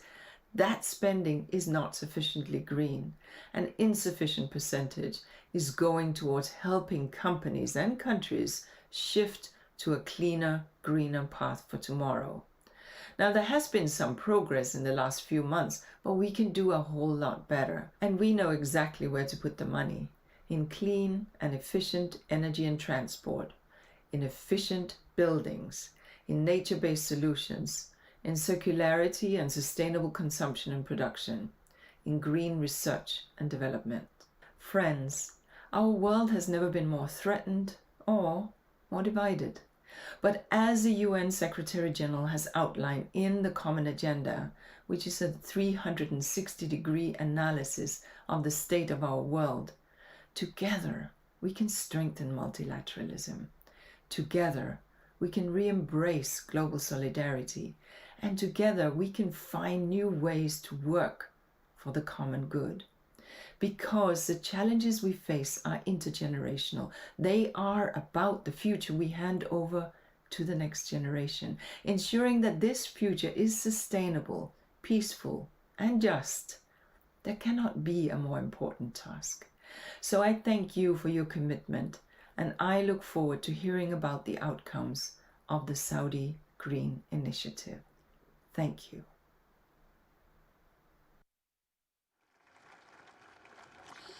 And a big thanks to Inger Anderson there, the Executive Director from UNEP.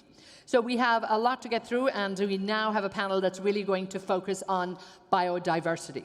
And joining me on this panel, I have a great four-member panel here, but I'd like to call up the Minister of the Environment, Water and Agriculture from Saudi Arabia to join us, His Excellency Abdul Rahman Al Fadli. If he can please join us here. I'm very honored to have with us the Minister of Climate Change and Environment from the United Arab Emirates, Her Excellency Mariam Al Mehri. Professor Lee White joins us from Gabon, the Minister of Water, Forests, Sea and Environment. And again, looking after climate change, Professor Lee White, His Excellency, is with us. Thank you so much for being with us. And we're also delighted to be joined by the Under-Secretary General and the Executive Secretary for UNCCD, the UN Convention to Combat Desertification, Ibrahim Tiwa. So what a wonderful panel we have, and we have 30 minutes here to get you lots of information when it comes to the state of the world, what we have to do, and our importance in terms of biodiversity and how this is all together. Your Excellency Al Fadli, if I may start with you. We look at the Green Initiative that has been launched here, and this will keep you very busy for years to come, and following on His Royal Highness's commitment there, we will be back every year taking account of all this. But talk to us about your role in terms of the context of the Saudi Green Initiative. Very good. بسم الله الرحمن الرحيم. بداية أهني أنفسنا وأهني المجتمع. First of all, it is very important for us to speak about these initiatives.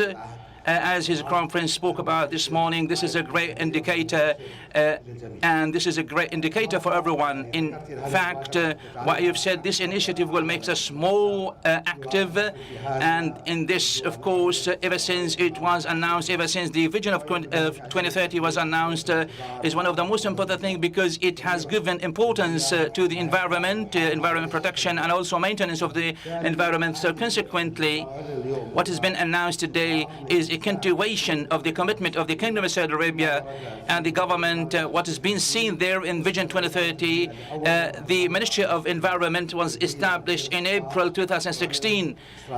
Of course, the strategy was announced, such an ambition, and also along with the regulations and laws, there is a clear vision to of course, to address these kind of challenges. It is very important to focus on the weaknesses and the strengths, and also has introduced programs, initiatives, and projects that we need to put into action.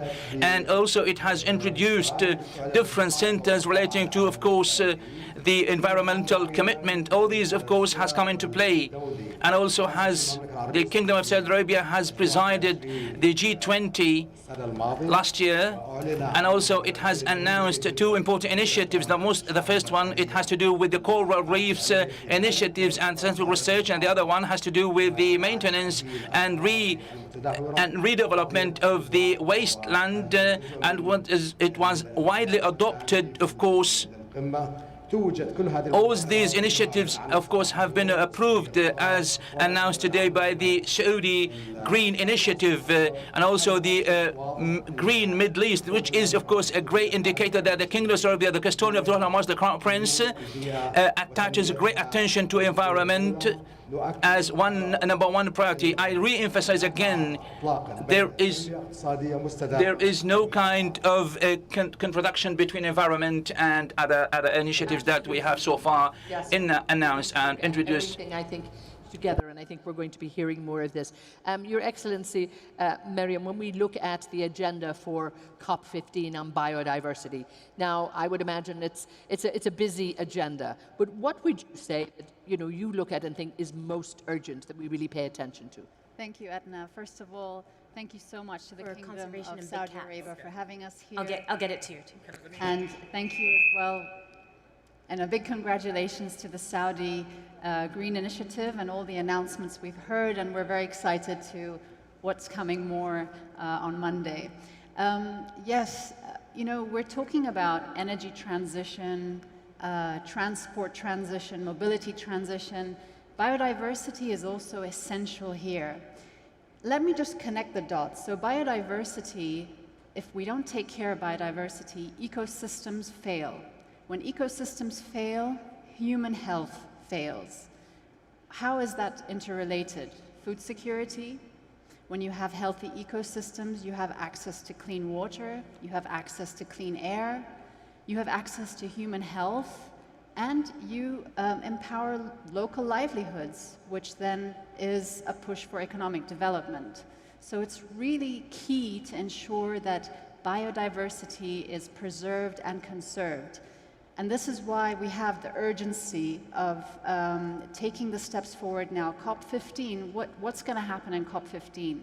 We're going to look back at the strategic plan for the biodiversity 2011 to 2020 and see where are we? Have enough efforts been done to overcome the biodiversity crisis that we're in? Let me just tell you some numbers. Already 70% of, there's been a 70% decline of vertebrate species in the last 25 years. That's alarming numbers. And if we look ahead, if we continue on this trajectory, 1/3 to 1/2 of all species of the world are going to face extinction. So it's a huge dilemma that we're facing. And just like we're going through the transition of energy, the transition of mobility, the transition of food systems, we need to also transition in our efforts when it comes to biodiversity. And transition, I think, rapidly is almost what you're calling for as well. I think the need to really be doing that. Your Excellency, White, if I may follow up on that, we look at COP15 on biodiversity, but also putting this in frame of COP26, which is probably one that's more familiar or more urgent for some people. We know, I think, how important biodiversity is when people think about it. Sometimes perhaps they don't really understand, but when they see it. But talk to me about how you feel it all has to be done in unison, really. You can't be doing this in silos. Thank you. And thank you very much to the Kingdom of Saudi Arabia for convening us here. Let me give an example from the Congo Basin. I'm from Gabon. We're part of the Congo Basin. It's, we're known for the biodiversity. The Congo Basin holds about 6 years of global carbon emissions, and so there's no 1.5, 2 degree future without the Congo Basin intact. The Congo Basin provides the rainfall to the Sahel, it provides the rainfall to the Ethiopian highlands, so it fills the Blue Niles with water and it irrigates agriculture in Egypt. And so the biodiversity of the Congo Basin is providing ecosystem services to the continent of Africa and to the planet. As I look out onto the audience here, everybody's wearing a mask. COVID-19 is part of biodiversity. And emergent diseases tend to emerge more frequently when we destroy nature, when we lose our contact with nature. And so keeping nature and biodiversity healthy is about keeping the climate healthy, it's about keeping human beings healthy, it's about reducing the probabilities of future pandemics.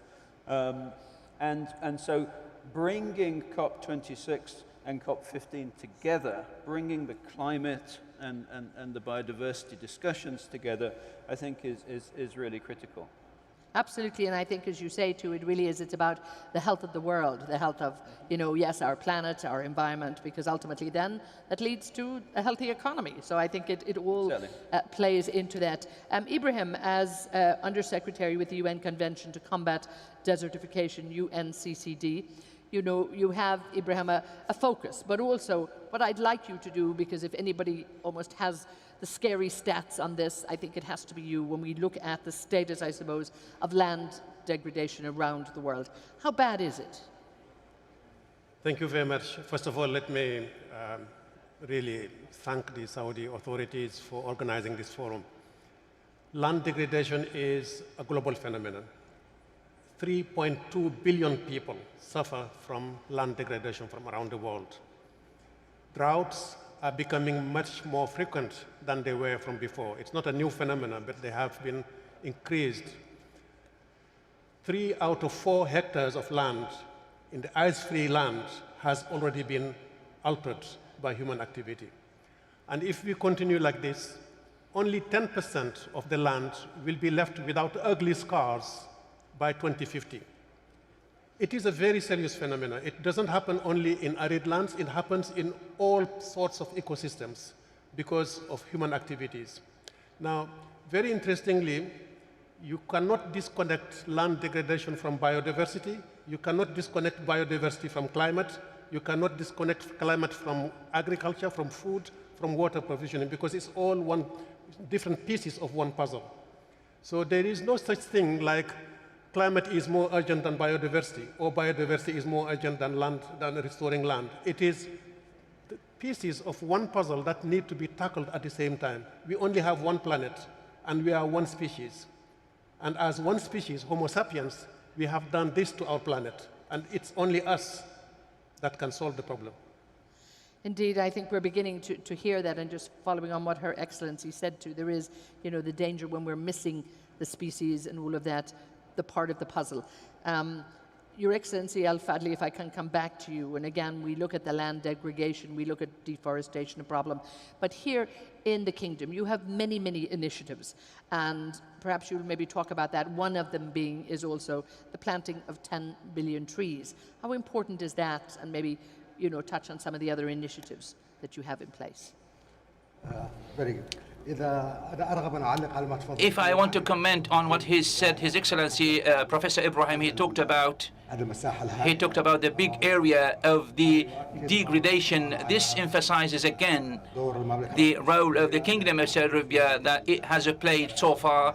When it presided G20, it has come up with this initiative which everyone approved to rehabilitate 50% of the degraded land, and this has been emphasized, and this has also been emphasized by His Excellency Professor Ibrahim. And we here in the Kingdom of Saudi Arabia, we have been very aware of this and we have taken this initiative and will be followed up globally. And we hope in the upcoming initiatives we will put such a limitation to this kind of degradation. Back to your question. In fact, planting 10 billion trees in the Kingdom of Saudi Arabia, this is one of the milestone initiatives here in the Kingdom of Saudi Arabia, and part of the Saudi Green Initiative. The 10 billion trees means that 50 million hectares in the Kingdom of Saudi Arabia will be rehabilitated, redeveloped, and will be planted, of course, will provide vegetation, a green cover, of course, to reduce the negative impacts of the climate change. It will have, of course, positive change, how to deal with the gas emissions. It will also have different positive impacts, such as, for example, the good effects on the biodiversity, as announced by His Royal Highness. It will also target 30%. And today, His Royal Highness announced the approval to increase it from 16 up to 20%. The wild preserve in the Kingdom of it was just like 5%. Now we have 16 wild preserve and marine preserves, all of which will, of course, help to contribute to making more habitats for the wildlife. Thank you. Thank you. And a lot of work to be done, and I think every country is doing a lot of work. But Your Excellency, if I may, Miriam, when we look at the global framework for biodiversity, the post-2020 framework, where does the UAE fit within this, and what are your plans? So we've been working very closely in the open-ended intersessional meetings. 3 meetings have taken place so far. And what it's basically working towards that at COP15, this post-2020 global framework will have priority areas that everyone will be working on. And basically these priority areas will be looking into things like enhancing the overall integrity of ecosystems, understanding the value of biodiversity for humans, and then also looking at how you can make sure that there is fair and equitable distribution of benefits when it comes to genetic resources, as well as looking at how we can close the gap, the finance gap, when it comes to implementing this framework. Now, the UAE has put a lot of efforts when it comes to protecting areas. We have 49 protected areas in the UAE, and that covers 15% of the total area of the UAE. 33 of those protected areas are terrestrial, which make 18% of the land, and 16 are marine protected areas, which make 12%. So we have achieved the Aichi 11 numbers on both counts. Nevertheless, for us, biodiversity cannot be done alone. It has to be done together. It has to be done in a way that we support each other.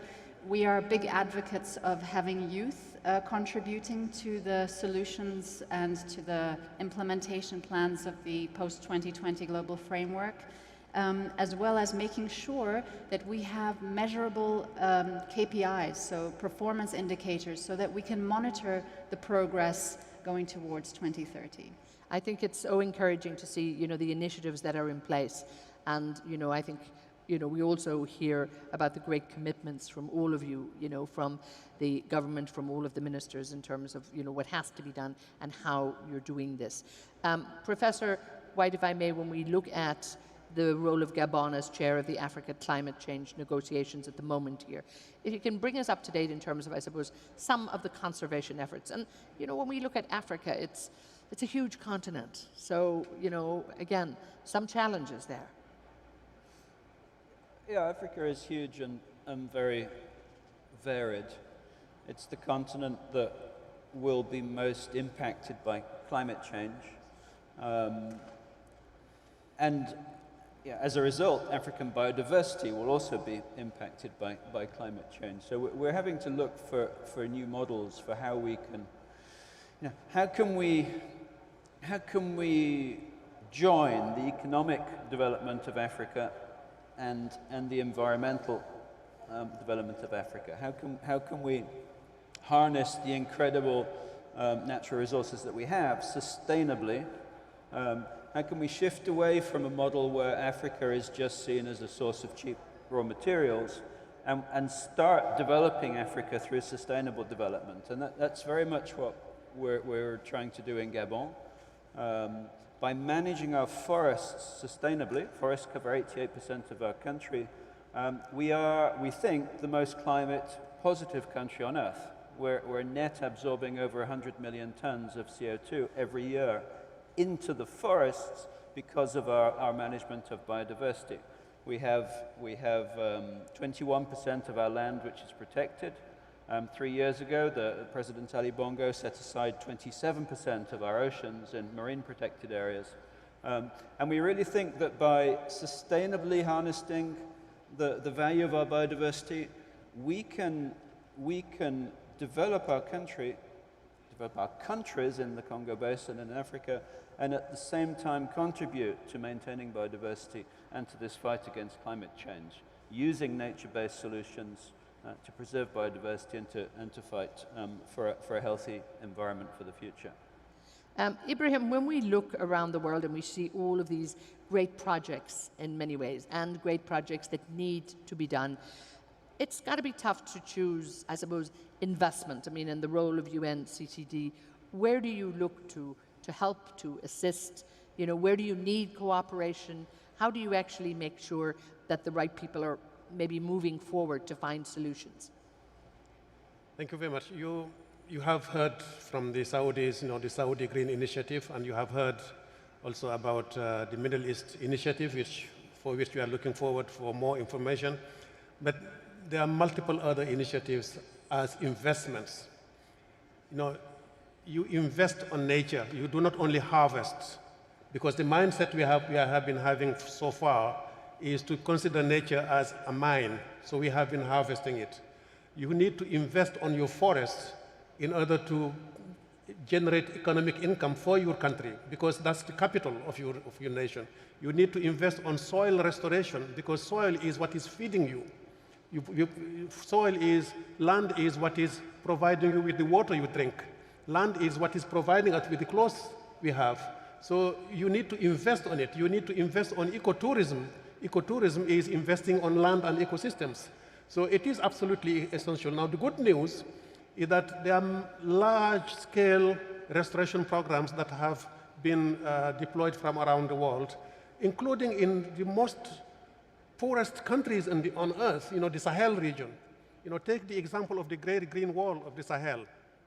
11 countries have come together from Senegal to Djibouti, joining their efforts to restore hundreds of millions of hectares, while at the same time generating economic income for the communities, while at the same time generating solar energy, because it is an energy poor region. So it is not that you can consider investing on nature as being a loss investment. It is actually absolutely profitable.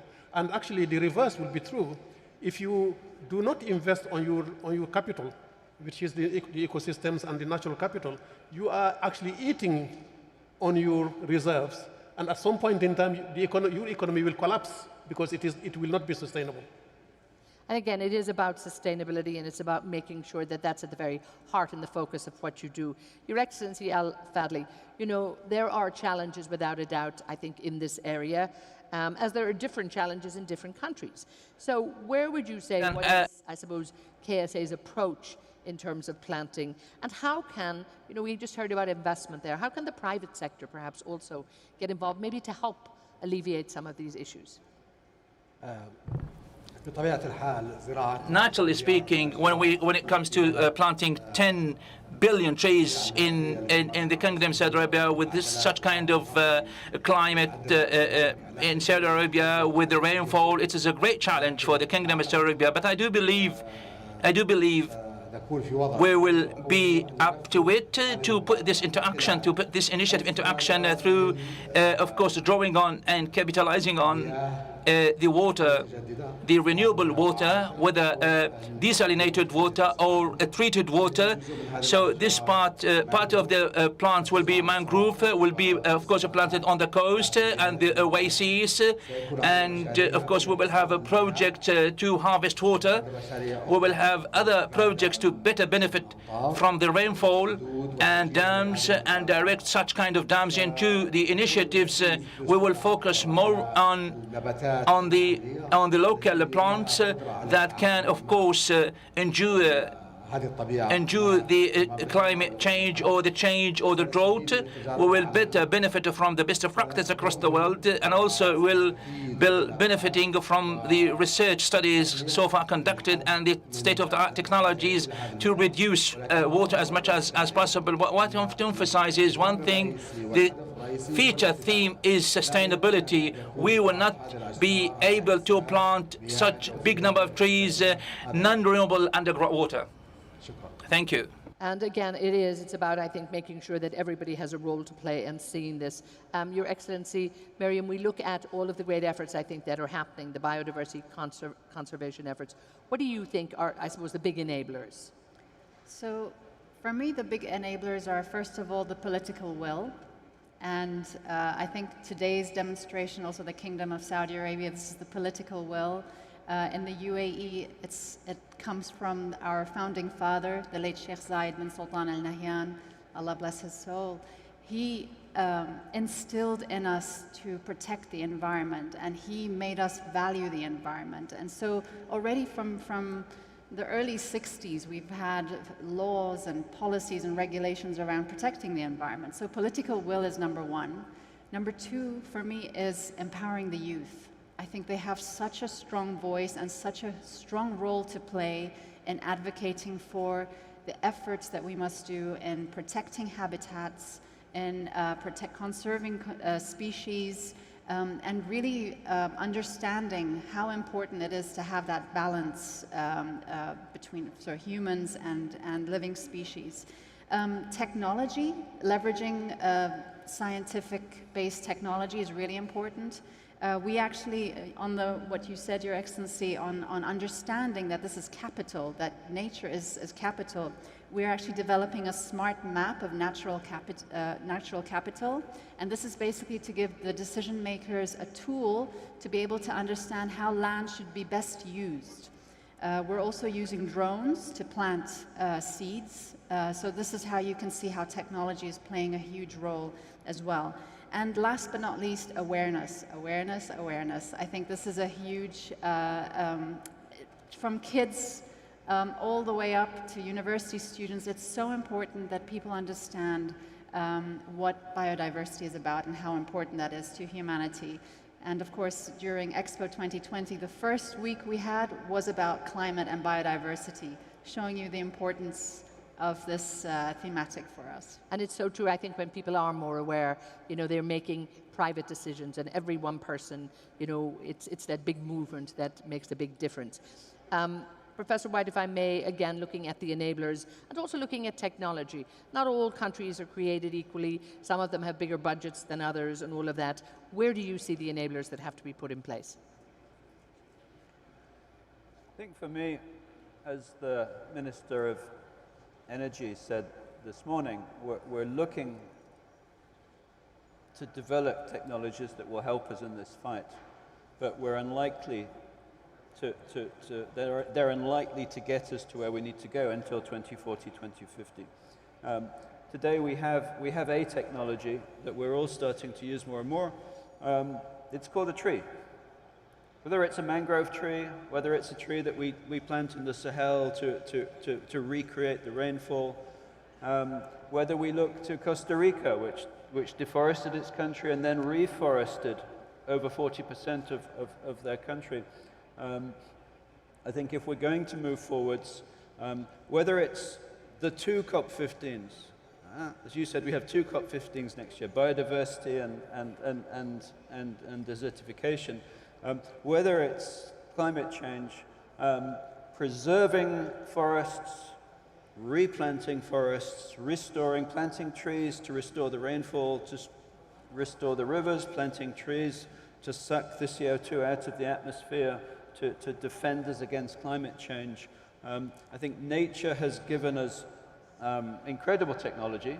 Obviously, human beings innovate, and so if we can bring in new technologies to boost that, that's great, but we really have to focus on nature and biodiversity in the coming decade. If we are going to have any hope of maintaining the equilibrium that we need to maintain for the future. I think yes, and we all need probably a more holistic approach for it. Ibrahim, UNCCD probably began life as a convention for developing countries, but I think you would probably agree we're looking at a global problem that needs a global solution. How can you help? Actually, let me correct that. The UNCCD was not a convention for developing countries, it was a global convention. It has 197 parties. There is no country in the world that is not a party to the UNCCD, because we all live on Earth and we all need land. Whether you are a small island developing state and you are scared that climate change is going to affect your life, but what is the most precious resource you have is land. And that is what you are going to lose, not the sea. Whether you are a forested country and you would like to know how you would preserve your capital, you conserve land and you make sure that the soil is actually producing enough for you. Whether you are in a desert like in Saudi Arabia, you need to make sure that you protect that little soil that is still left for you to produce enough food and enough soil and enough wildlife and biodiversity and so forth. So it is a global convention. Let me just say that Thanks to the Saudi G20 presidency, the minister talked about the G20 initiative, which is an absolutely essential program. The G20 aims at restoring 50% of degraded land, 50% of degraded land by 2040. It's a major initiative, which we hope will be supported by all countries. And I also would like to say that, Minister Lee, you talked about COP15 of UNCCD. Let me join the government of Cote d'Ivoire to welcome you all to Abidjan in May 2022, where we'll be having the 15th session of the Conference of the Parties of the UNCCD. Droughts, land restoration, and land restoration as a solution to the multiple challenges that we are facing. Climate, starting with climate, because climate is essentially energy and land use. So land restores back the carbon back to the soil where it belongs.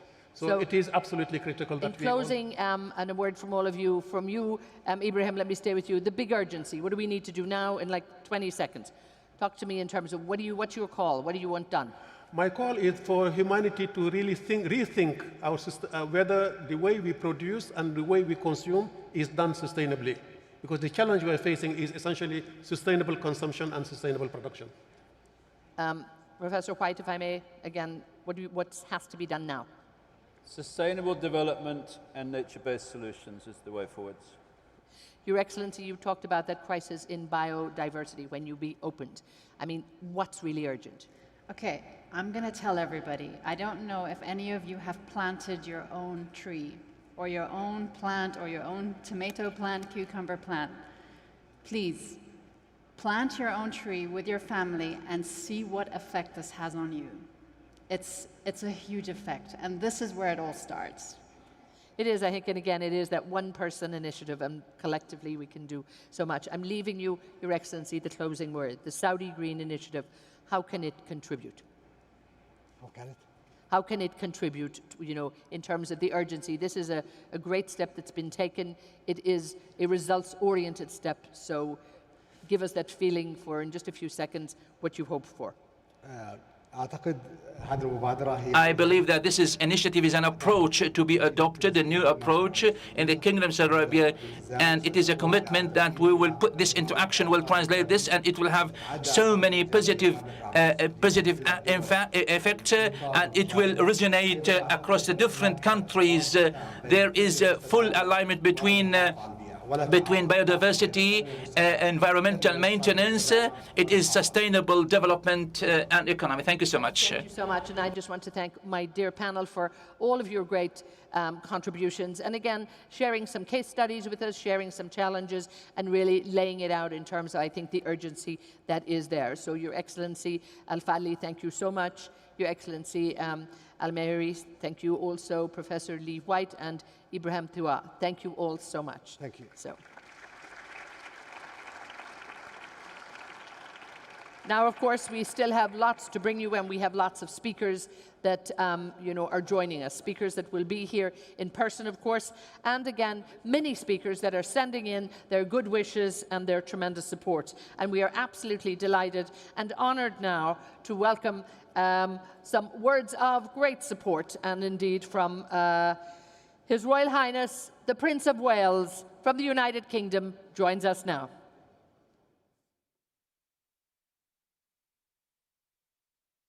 Your Royal Highnesses, ladies and gentlemen, Assalamu alaikum. I'm most touched to have been asked to address this event, which inaugurates the Saudi Green Initiative and Roadmap, and which takes place with encouraging timing only days before the G20 in Rome and COP26 in Glasgow. COP26 is said to be the largest gathering of international leaders ever hosted by the United Kingdom. This reflects the fact that, at last, and after far too long, climate change and biodiversity loss are clear global challenges of paramount importance to the world. At the same time, the ongoing pandemic has highlighted that human health, planetary health, and economic health are fundamentally interconnected. We now have a dangerously narrow window of opportunity in which to accelerate a green recovery while laying the foundations for a sustainable future. In the Middle East, the current climate is around 1 to 1.5 degrees centigrade warmer than pre-industrial times. And there is a high risk of further warming in the future, particularly at the hottest times of year. These higher temperatures are likely to have, or are already having, a profound impact on the people and the ecology of the region. There is also a risk that increasing temperatures will drive the need for greater supplies of water and energy.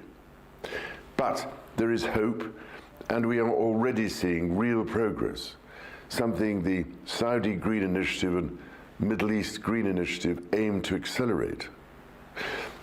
As I've been trying to stress for many years, the region has huge potential for renewable energy, including solar power, wind, green hydrogen, and carbon capture use and storage. These industries can drive economic growth and increase green job opportunities. Ladies and gentlemen, the Kingdom's global leadership in energy transition is critically important. I can only say that it is enormously encouraging to see the commitment to diversifying its energy mix, recognizing the cascading economic, social, and environmental benefits that renewable energy provides. Practical projects on the ground help bring to life the transformative potential of a green economy. Bearing in mind that the region is estimated to lose $13 billion to dust storms every year, there is no doubt that the regional initiative to plant billions of trees would have a truly transformative effect for the benefit of generations to come. To build a productive and sustainable future, it is critical that we accelerate and mainstream sustainability into every aspect of our economy. To move forward, there must be a center of gravity to catalyze such a monumental effort and to mobilize the resources and incentives required.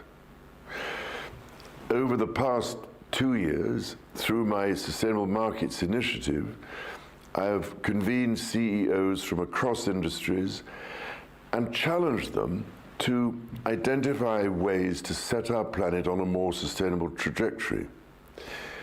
Together, these outstanding global business leaders have seized this opportunity to develop a charter of ambitious but practical action. With these insights, earlier this year, I launched the Terra Carta, a series of practical steps which provide a recovery plan for nature, people, and planet. I can only hope you will join me in this effort. As a global community, we need to come together to ensure the implementation of the Paris Agreement while keeping 1.5 degrees within reach. The experts are telling policymakers that COP26 must pursue ambitious, nationally determined contributions that have clear baselines and net zero by 2050. We simply must heed this message and, above all, consider the kind of future existence that we are bequeathing to our grandchildren and their children's children. The Islamic world is the custodian of one of the greatest treasuries of accumulated wisdom and knowledge available to humanity. If I understand it correctly, the Quran teaches that God appoints us his stewards of the earth, which explains the old nomadic saying that the best of all mosques is nature herself. It is perhaps important to remember that prophetic teaching, framed by the guidance of the Quran, always tried to maintain a long-term view of things and thus keep the danger of a self-interested form of short-term economics at bay. Your Highnesses, ladies and gentlemen, it is therefore my greatest hope, inshallah, that we can take the ambitions and practical solutions of today's conference to the G20 in Rome and then to COP26 in Glasgow, and so keep true to our sacred responsibility, honoring the limits of nature's abundance, and in the spirit of the Saudi Green Initiative, ensuring that our one and only global oasis prospers and stays alive.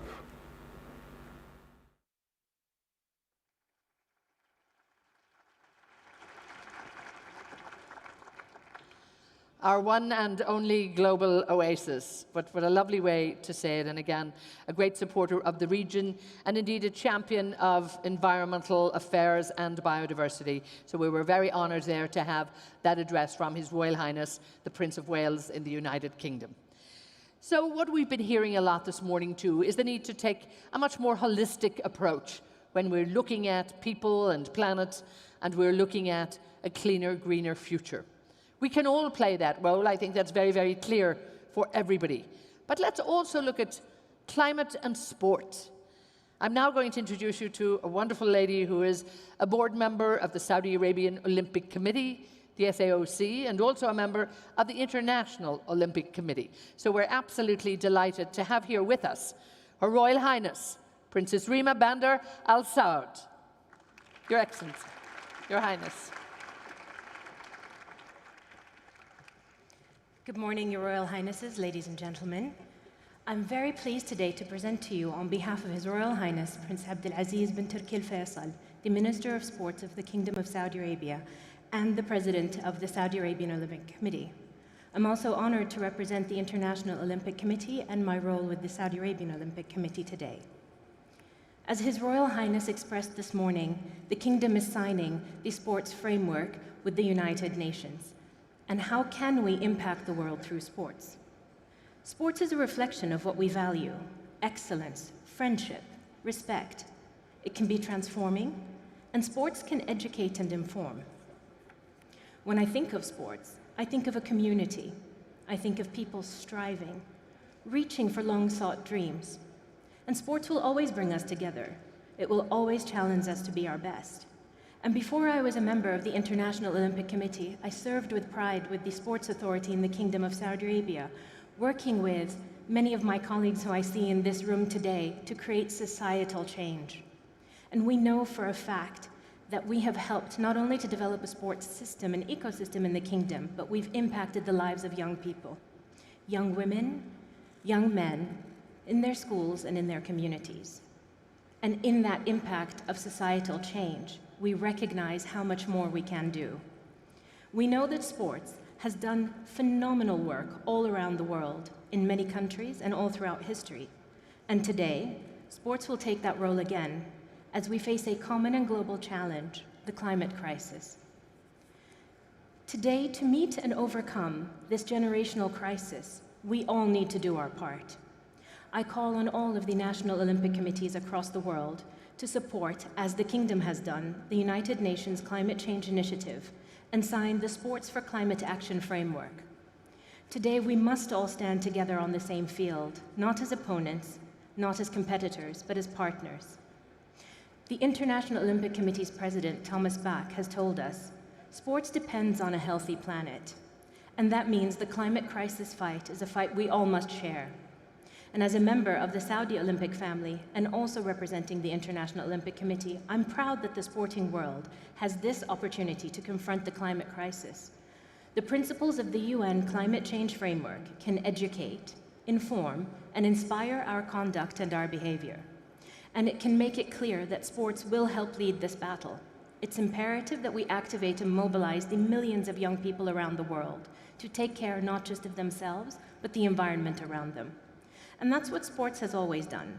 And at no time has that leadership been more important than now, as we look to protect the future generations and protect our planet. In this moment, guided by this framework and these principles, we are called to act. The Olympic committees of all nations should take part in this framework unified and united. to recognize and acknowledge that our shared responsibility to encourage and inspire societal change through sports, to educate and to inform through sports, and to reduce greenhouse emissions in what we build for sports, to strengthen community environmental resilience, to promote sustainability, and to embrace carbon neutrality, to create a low-carbon future, and to use our platform and our common voice to advocate for climate action by implementing the guiding principles of the UN Sports for Climate Action Framework and supporting its signatories. Today, we can make sure that sports will be a part of the answer, that we all contribute, that we all act responsibly, and that we continue to come together as nations, as Olympic committees, to join this effort as signatories, to commit ourselves to healthy sports, to healthy athletes, and a healthy planet. Thank you.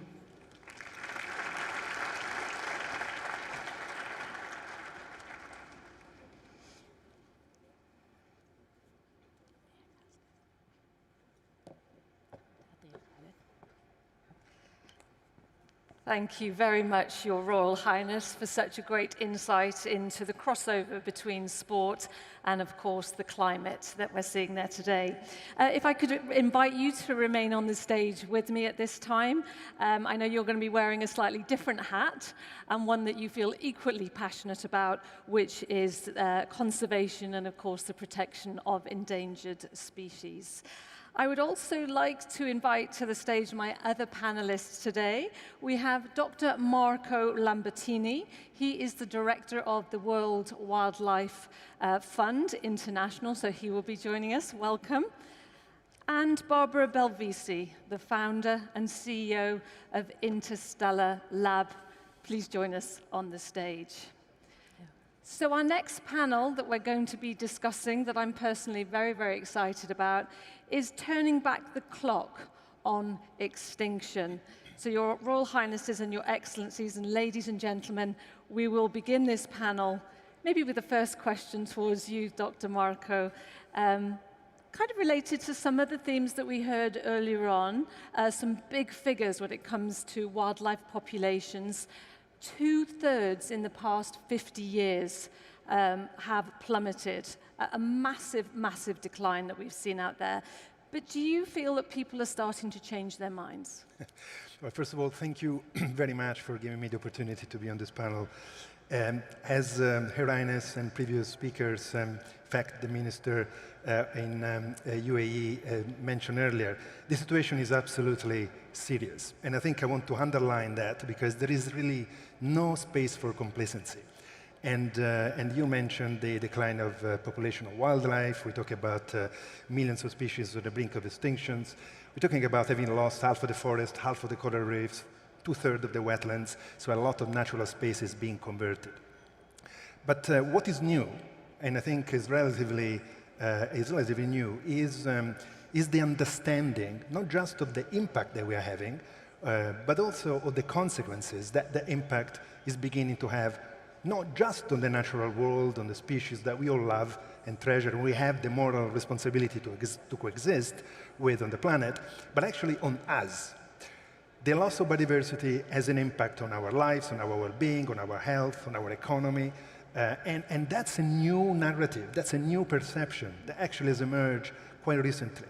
And is making suddenly biodiversity conservation not just an ecological issue, but also an economic issue, a development issue, a health issue, and an equity issue, because we know that today vulnerable populations and next generations are more affected by climate change and biodiversity loss than anybody else. So there is now the realization that the ecological crisis has got two sides of the same coin, climate change and biodiversity loss. And that's a new narrative, a new perception that is beginning to push for action and response. And that's what we want to see in the next few years.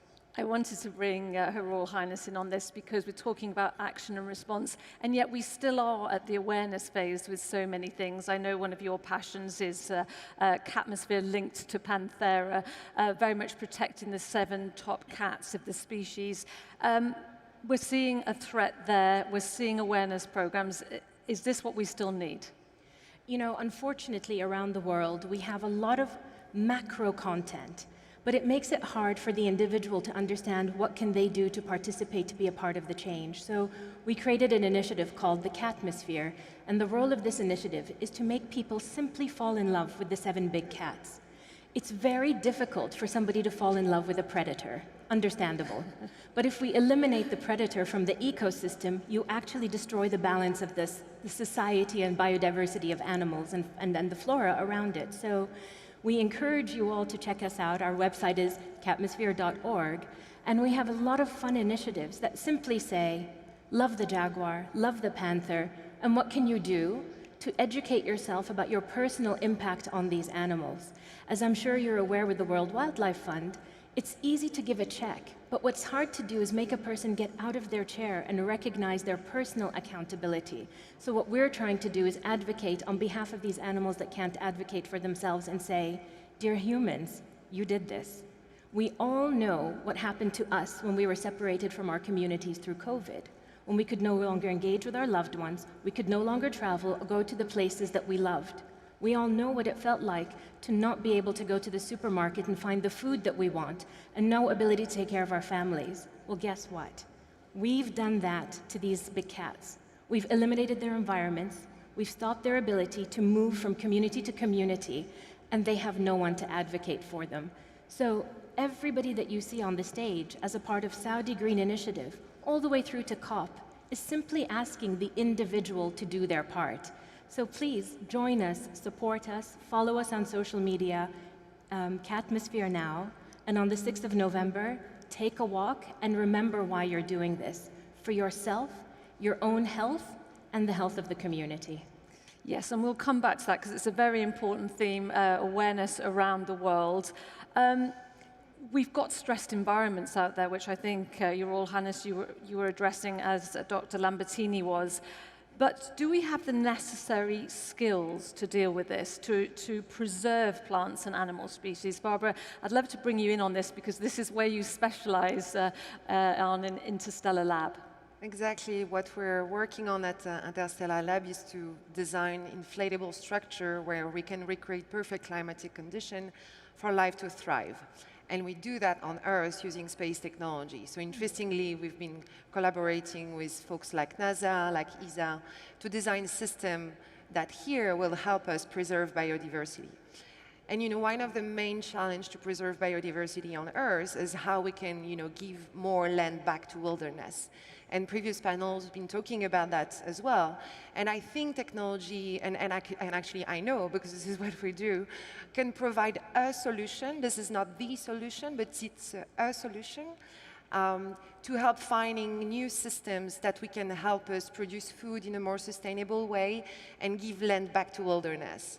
And so that's what we're trying to do by developing the system so we can provide food to people. The second point, I think, for me, which is very important, is I believe we have the skills, the technological skills.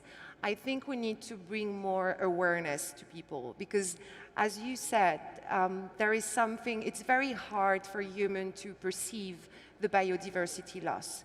It's easier to realize the climate change impact, the desertification, but it's, sometimes you look at the window, you see 20 birds, you don't realize there are actually only 10 now, and they've been a 50% decrease in the biodiversity. So the first point I think that we need to take is really to bring more awareness of this, and that's some of the things I would like for us to promote here. And I'd like to pick up on that theme because when we have, as Your Royal Highness was saying, these big macro pointers out there, these big targets, sometimes they can seem a bit unobtainable. But maybe, Barbara, I'll go back to you again. These targets that some could deride, could say they're not achievable, are actually quite helpful, you were saying, to industries such as yourself. Sorry, some of the goals, how we can reach some of the goals, and it's necessary. It's mandatory, I believe, that right now we define key objectives, key goals, key targets to reach when it comes to preserving biodiversity. We have been implementing that for CO2, and we need that for biodiversity. And there is such a strong link between biodiversity loss and the capture of CO2. I mean, life on Earth, this is it's been, sequestering CO2 for a billion years. So let's give more land back to life, so it's going to help us reduce the CO2 emission. And I'd like Your Highness to pick up on that, because this is part of the strategy in the Kingdom. We've heard the Global Biodiversity Framework for 2030. For those, I'm sure most of you know, protecting at least 30% of land and sea. So what are the Kingdom's plans on that? Well, to your point, 30% of our land is going to be dedicated to conservation. Why is this critical? Because as we embark on Vision 2030 and we want to diversify our economy, hospitality and tourism are key to that, but so is preserving our environment. What are you coming to see if we've destroyed it? One of the beautiful things that the Kingdom is doing, which by the way is exemplified by the Red Sea Initiative, it is magnificent what they're doing. They've mapped the pathways of fish, they've mapped the pathways of birds, of turtles, of the environment around them, and they've built around it, and in fact they've minimized their footprint to ensure that nature is there and that the individual that's coming is one with that environment. And that mindset extends up to NEOM, it extends across to all of the initiatives that we're doing in this country.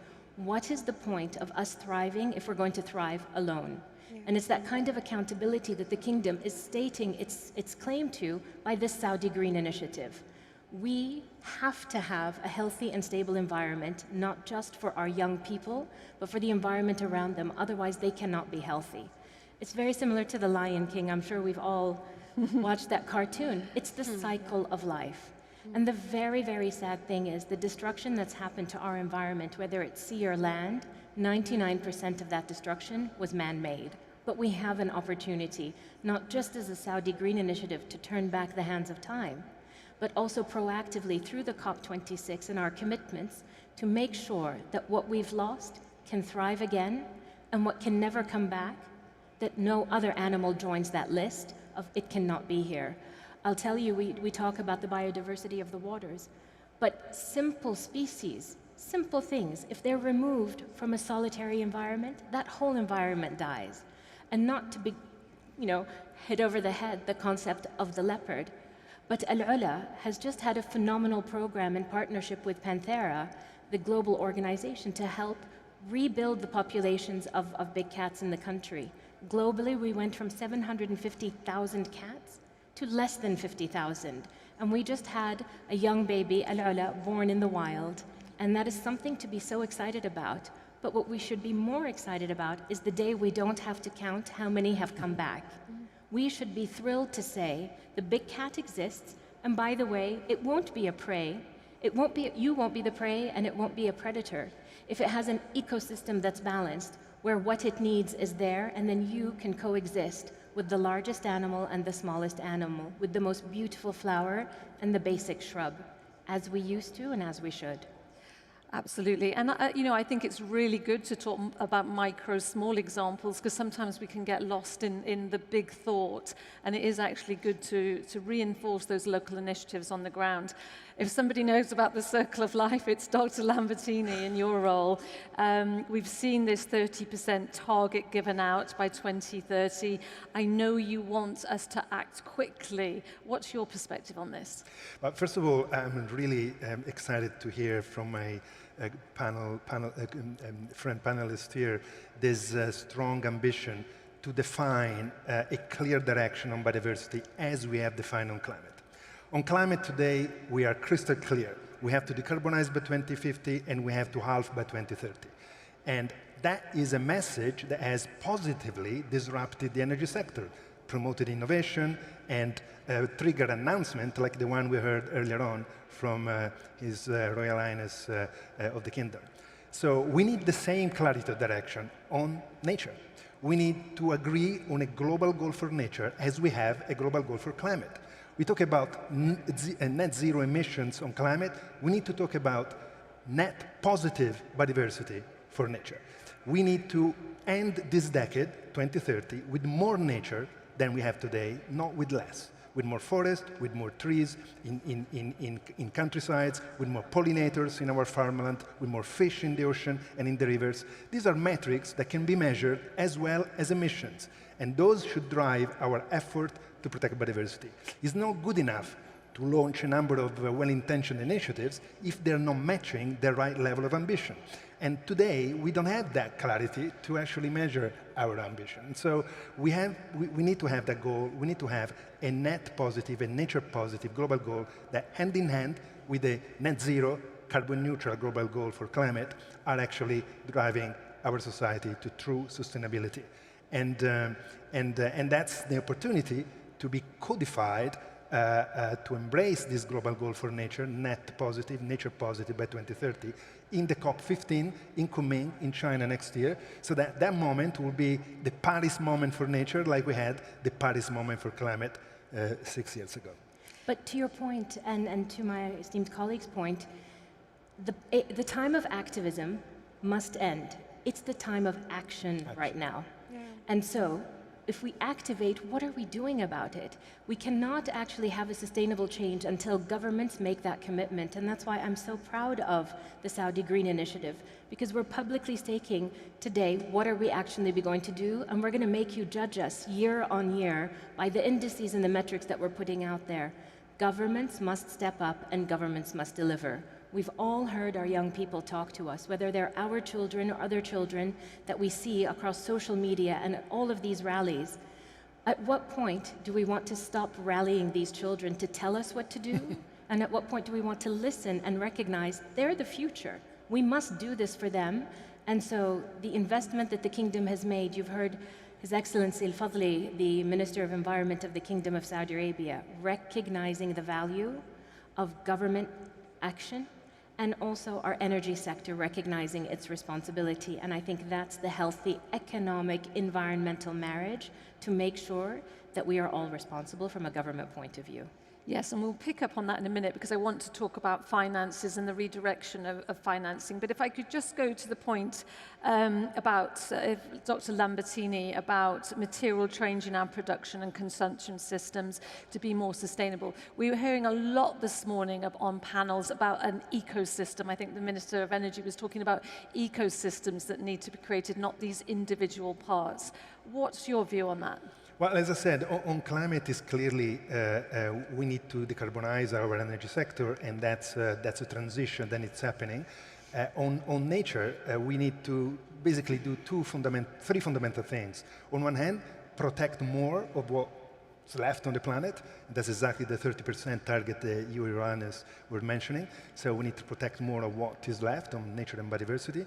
Second, we need to actually drive towards sustainability the key economic drivers of nature loss today. Top of the list, agriculture, fishing, infrastructure, extractives, and forestry, the big fives. Mm-hmm. These are the key economic sectors that today are still destroying nature. We need to turn them into nature-positive practices, and it is possible. It is possible to have nature-positive agriculture, nature-positive forestry, infrastructure that avoid natural places and respect and mitigate the impact. So all that is possible through a transition. And the transition, and this is the third element, can only happen if we begin to transition and redirect the investment, the financial flows, both public subsidies, but also private investment. I wanted to pick you up on that and then bring Barbara in on this, because finance sometimes had a bad name. We need cash, we need to do this. But how do we attract financial flows to support those less aggressive practices, especially in the developing world? We've heard the self-funding nature of the program, of what's going on in the Kingdom. But how do we help those that need a little bit more of a helping hand? So the biodiversity gap that was mentioned in the previous financial gap that was mentioned in the previous panel, which is around $700 billion per year, sounds like an unachievable task. But if you look at the investment, for example, given by governments today around the world to the current way of running agriculture, forestry, and fishing, we're already over $500 billion per year. If we repurpose those subsidies to support in agriculture, which is less chemical, more natural, more regenerative, they protect the soil, protect biodiversity, pollinators. If we direct those subsidies to sustainable fishing practices, we continue to fish, but in a way which is sustainable, not the way we are doing today. If we invest those flows in green infrastructure that is respectful of natural habitats and biodiversity, then we actually discover that we don't need a lot of new money. It's more about repurposing the investments we are making already today. And Barbara, you're at the sharp end every day. You're out there with funders and coming up with some great new technology. How does it feel out there on the front line to you? For us, so I think here we're representing the private companies, more specifically tech companies as well, trying to bring a solution. For us to get financing, it's actually, we need to demonstrate how our technology is providing a solution. We're very happy also to have the FIA Institute, so from Saudi Arabia as an investor. So we're looking forward to onboard more Saudi investors as well. But one of the key things is, for us to attract financing, it's because we have clear targets our customer wants to reach. So when it comes to, for instance, CO2 emission, they have an agenda. They know they want to reduce CO2 emission by 2030, so they are interested in our technology, so it means more money for us to improve our technology. Right now, if I go with our solution, which can be a solution for biodiversity conservation, because there are no targets set up right now. I mean, this is going to change after today, I guess. As there are no targets to reach by 2030, there is less money flowing into technology and to develop solutions to preserve biodiversity. So for the private sector, we need the public sector to set up goals and, and measurable targets. Then everyone will align the money and the technology to achieve those goals. Money and technology are only tools to achieve a mission, and we need to set the mission. And I'd like to pick on a point now with Your Royal Highness, if I may, because we were talking about this earlier, and you had a really interesting perspective, because I was there talking about the necessary trade-off, imagining that there needed to be one between conservation and development, and to your point, what governments, what role do they have to play? But you're saying they can marry both. You can absolutely have both, because frankly, that's what we had before. We had our homes in beautiful environments and nature was there, and it's just simply a matter of going back to it. You know, a lot of people talk to us about NEOM and this city of the future and technology. Our answer to them is, the Kingdom of Saudi Arabia's commitment is to technology for good and for humanity. And how can we use that to create, yes, the city of the future, because there's almost nothing there. And what an amazing test would that be for us to say, we've got the Saudi Green Initiative, we have all these intentions. If we had a blank slate, what would we do with it? And that's what we're going to do there. With the Red Sea project, what we've said is, we have a coastal community. What can we do to revive that coastal community and maintain and preserve our environment? With our pre-existing cities, we've said, what can we do now to fix the destruction we have done, and how can we build better for the future? So there's multiple areas that you can look at. It's not a one and done.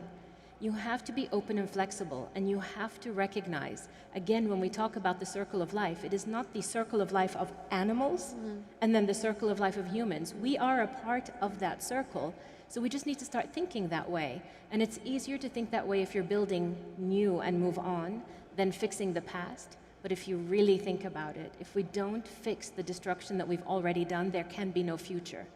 And so this is not, it's not a nice to do, this is a must-have. This is a must-have because every child that we look at has to live in this world, and the children we haven't met yet are not going to look back kindly on us if we don't fix it now.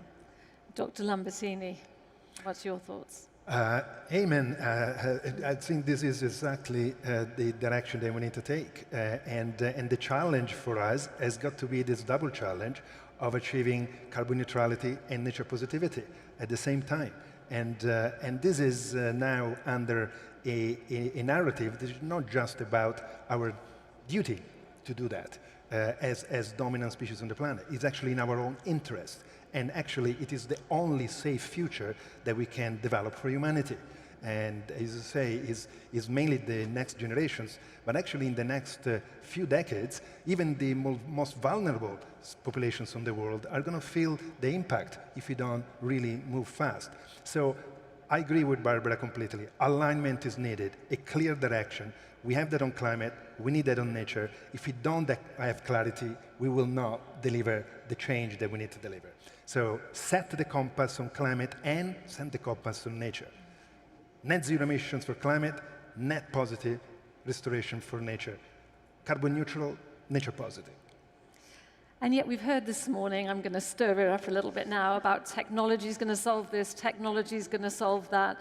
And yet some people are scared of technology, particularly when it comes to climatic technology. They see it as an enemy, not the solution. We've heard this morning, it's going to take time. How do we change this perception, Barbara, on, you're very much in the technology field, to work towards people's acceptance sometimes of this new technology? I often compare the technological progress to a train. There is a very fast train, which is the technological train, and it's been here for centuries. You know, humans love to develop technology, trying to copy nature and to invent things.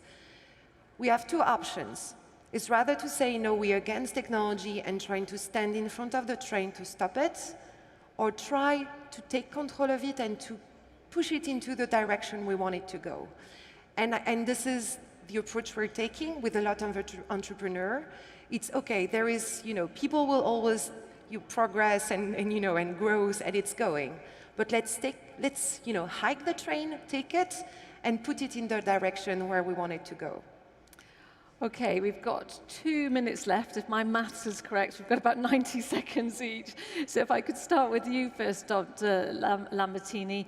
What do you want to see happening? I know you're keen on the next year. Let's make it the next year. What do you want to see happening in this space in the next 1 year?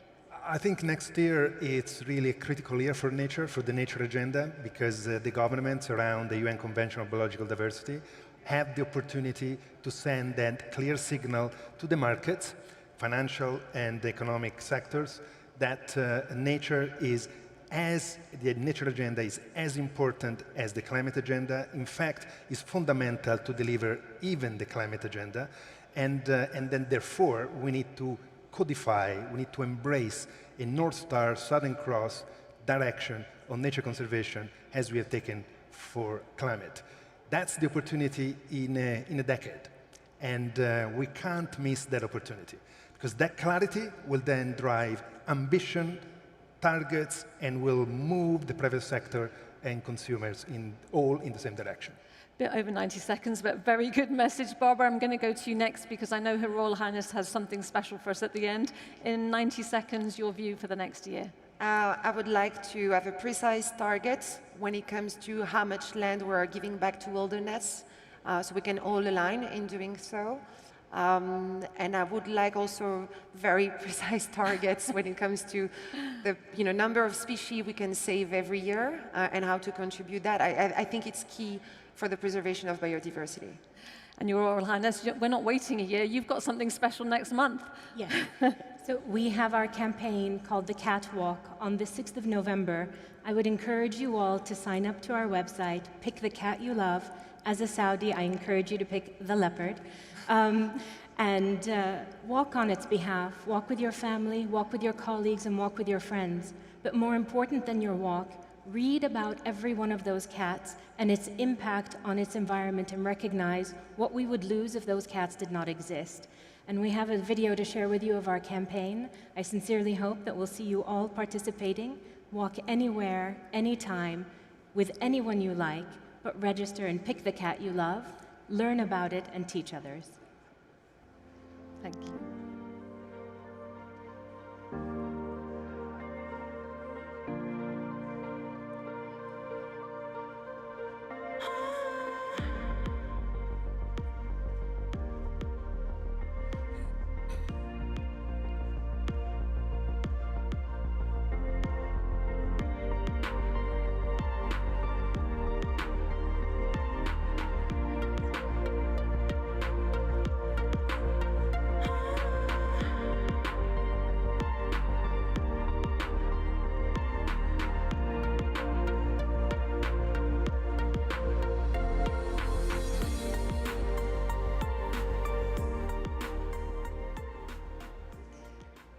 So Your Royal Highness, Dr. Lambertini and Barbara Belvisi, thank you so much for shining such a bright spotlight on such an important issue here today. Thank you very much. Thank you very much. Shukran. Thank you.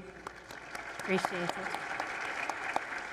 And it gives me great pleasure now to invite Laura Buckwell back onto the stage with her panel. The next panel coming up is Attention All. It's on a topic we were just talking about, the important message from the Red Sea. So welcome, Laura, onto the stage.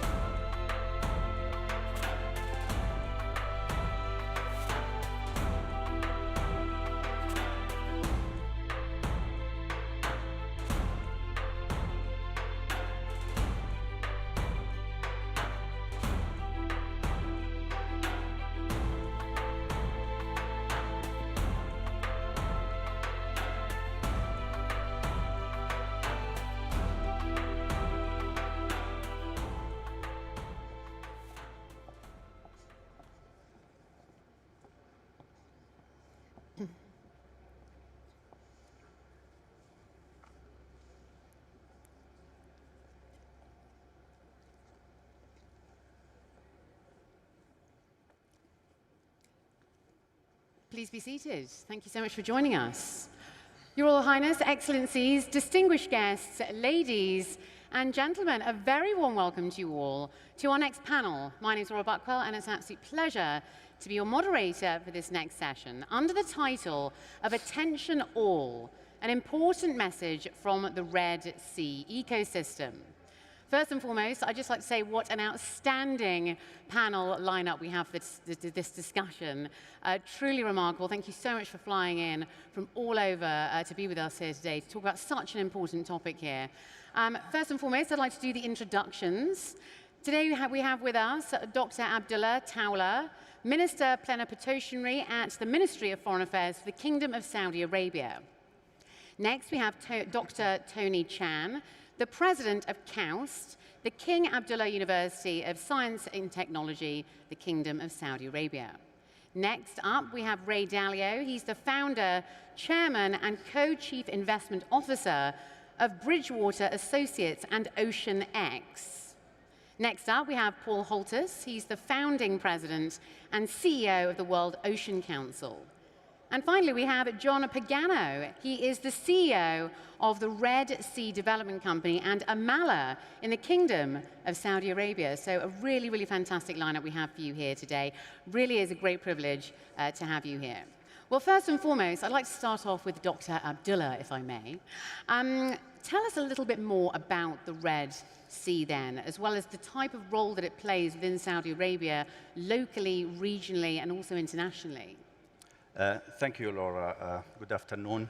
First of all, I would like to express my deep appreciation for the organization, for the kind invitations, and for excellent arrangement. Back to the question on the importance of the Red Sea. Red Sea is very important for Saudi Arabia, for the region, and for the whole world, as we know that almost around 13% of the world trade passing by the Red Sea area. In addition to that, the Red Sea is very important for water security, for food security, in addition to the unique ecosystem that what we have on the Red Sea. Back to the Saudi Arabia, we know that one of the main objectives in the Vision 2030 for Saudi Arabia to have economic diversification, and what we have in the reality of the Red Sea now for the Giga project like the Red Sea project, Amala, NEOM, and other activities, that for sure it will contribute to the economic diversification of Saudi Arabia to reach the Vision 2030.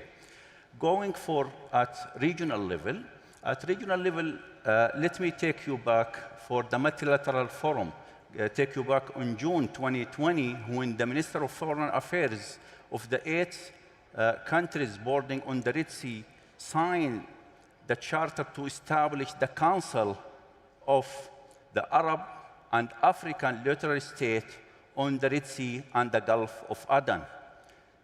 This council has very comprehensive objectives, such as sustainable development, economic, social, environmental, political, and many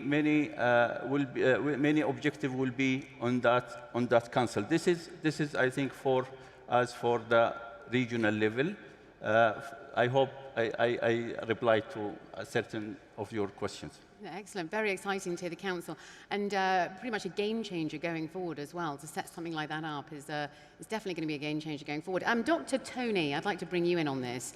Now, KAUST, of course, is a leader when it comes to the Red Sea in general, and also in the protection of coral reef ecosystems. Now, I was reading as well that apparently, shockingly, we've lost half of the world's coral reefs in the last 40 years. These coral reefs have been around for thousands and thousands of years, and suddenly over the past 40 years, they're disappearing, which is shocking. So tell us a little bit about your role and these fascinating discoveries here in the Red Sea as well, and also why they're so unique and what we can learn from them.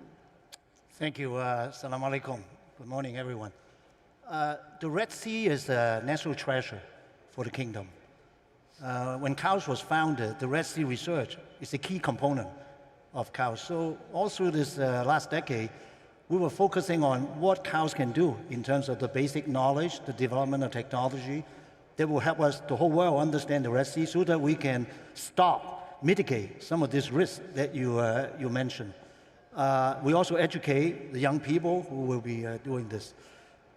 You asked about why after 1,000 years, right? Why now? The way I describe it is kind of a perfect storm. You know, of course, cumulatively over decades, erosion on land, deforestation, you have silt coming from the land going into the sea. You have pollutants, maybe unintended from other activities like farms and so on, and you have excessive fishing and all that, which affects it.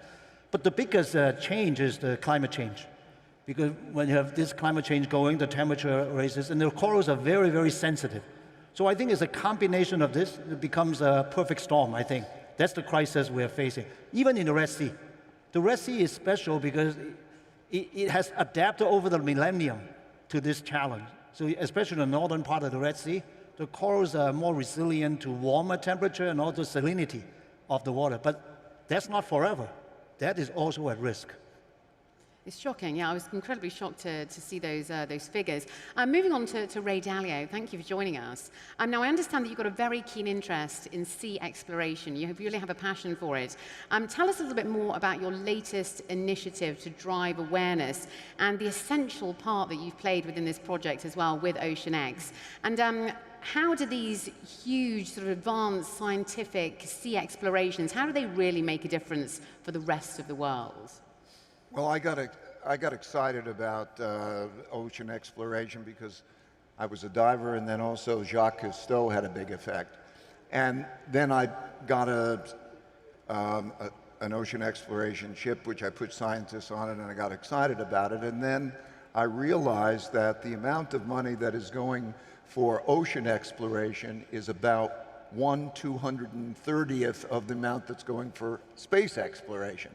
And I think that ocean exploration and ocean is so much more important and so much more exciting. And because Jacques Cousteau had such a big impact on me, I decided that I was going to create this ship, the best ocean exploration ship that one could have, and media. So I worked with Jim Cameron, who's the Titanic Avatar and also a great ocean explorer, to be able to create another Jacques Cousteau type of experience, so to enable the exploration and show it on media. And then, so the ship has spent a considerable time making discoveries in the Red Sea. And the discoveries that we made in the Red Sea are, in many ways, transformative. I could go on at length, but let me just briefly give you one example. You talked about coral reefs and the global warming having an effect of on coral reefs. We discovered in the Red Sea an unusual coral that can live at hot temperatures. And so it appears that that coral can be used for rejuvenation of coral all around the world. That's only one. We discovered something like a new species of squid that's like a giant squid, and many other such things in the mapping. So it's that kind of relationship that is going to, I think, excite people, because you have to show them that. I think that's impact. They have to love it. And then also, those discoveries are important for science. These discoveries, I mean, they really are very exciting indeed. Moving over to Paul Hotus, as the CEO of the World Ocean Council, tell us a little bit more about the WOC, as well as your thoughts on these recent findings as well. How exciting is this for the rest of the oceans out there? Sure, thanks. Thanks very much. Great to be here. One of the key aspects of the ocean is the economic ocean.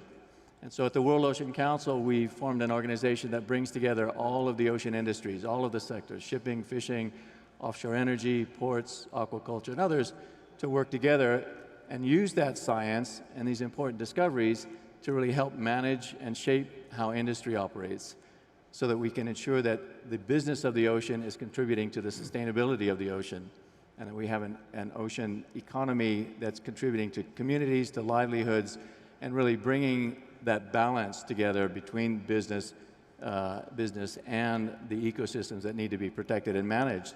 And the corporate sector is stepping up. There are many good people and good companies that are helping lead the way. They're helping support science. I mean, Ray is an example of the way in which those in the private sector can really help lead to better understanding the oceans. And I'll just finish by saying from this initial intervention that Saudi Arabia has an incredible opportunity to be a leader in the future of the ocean. There's been a process we helped initiate called the Ocean 100. It's identified the top corporations of the world that have an involvement in the ocean, and by far the largest ocean-related company is Saudi Aramco. And so we'd invite Saudi Arabia and Saudi Aramco to join with us in helping mobilize and bring together the top ocean companies of the world, the Ocean 100. Well, yeah, we're going to be talking about investment a little later on as well, so thank you. John Pagano, over to you. CEO of the Red Sea Development Company. Tell us a little bit more, for those that aren't sort of very familiar of it.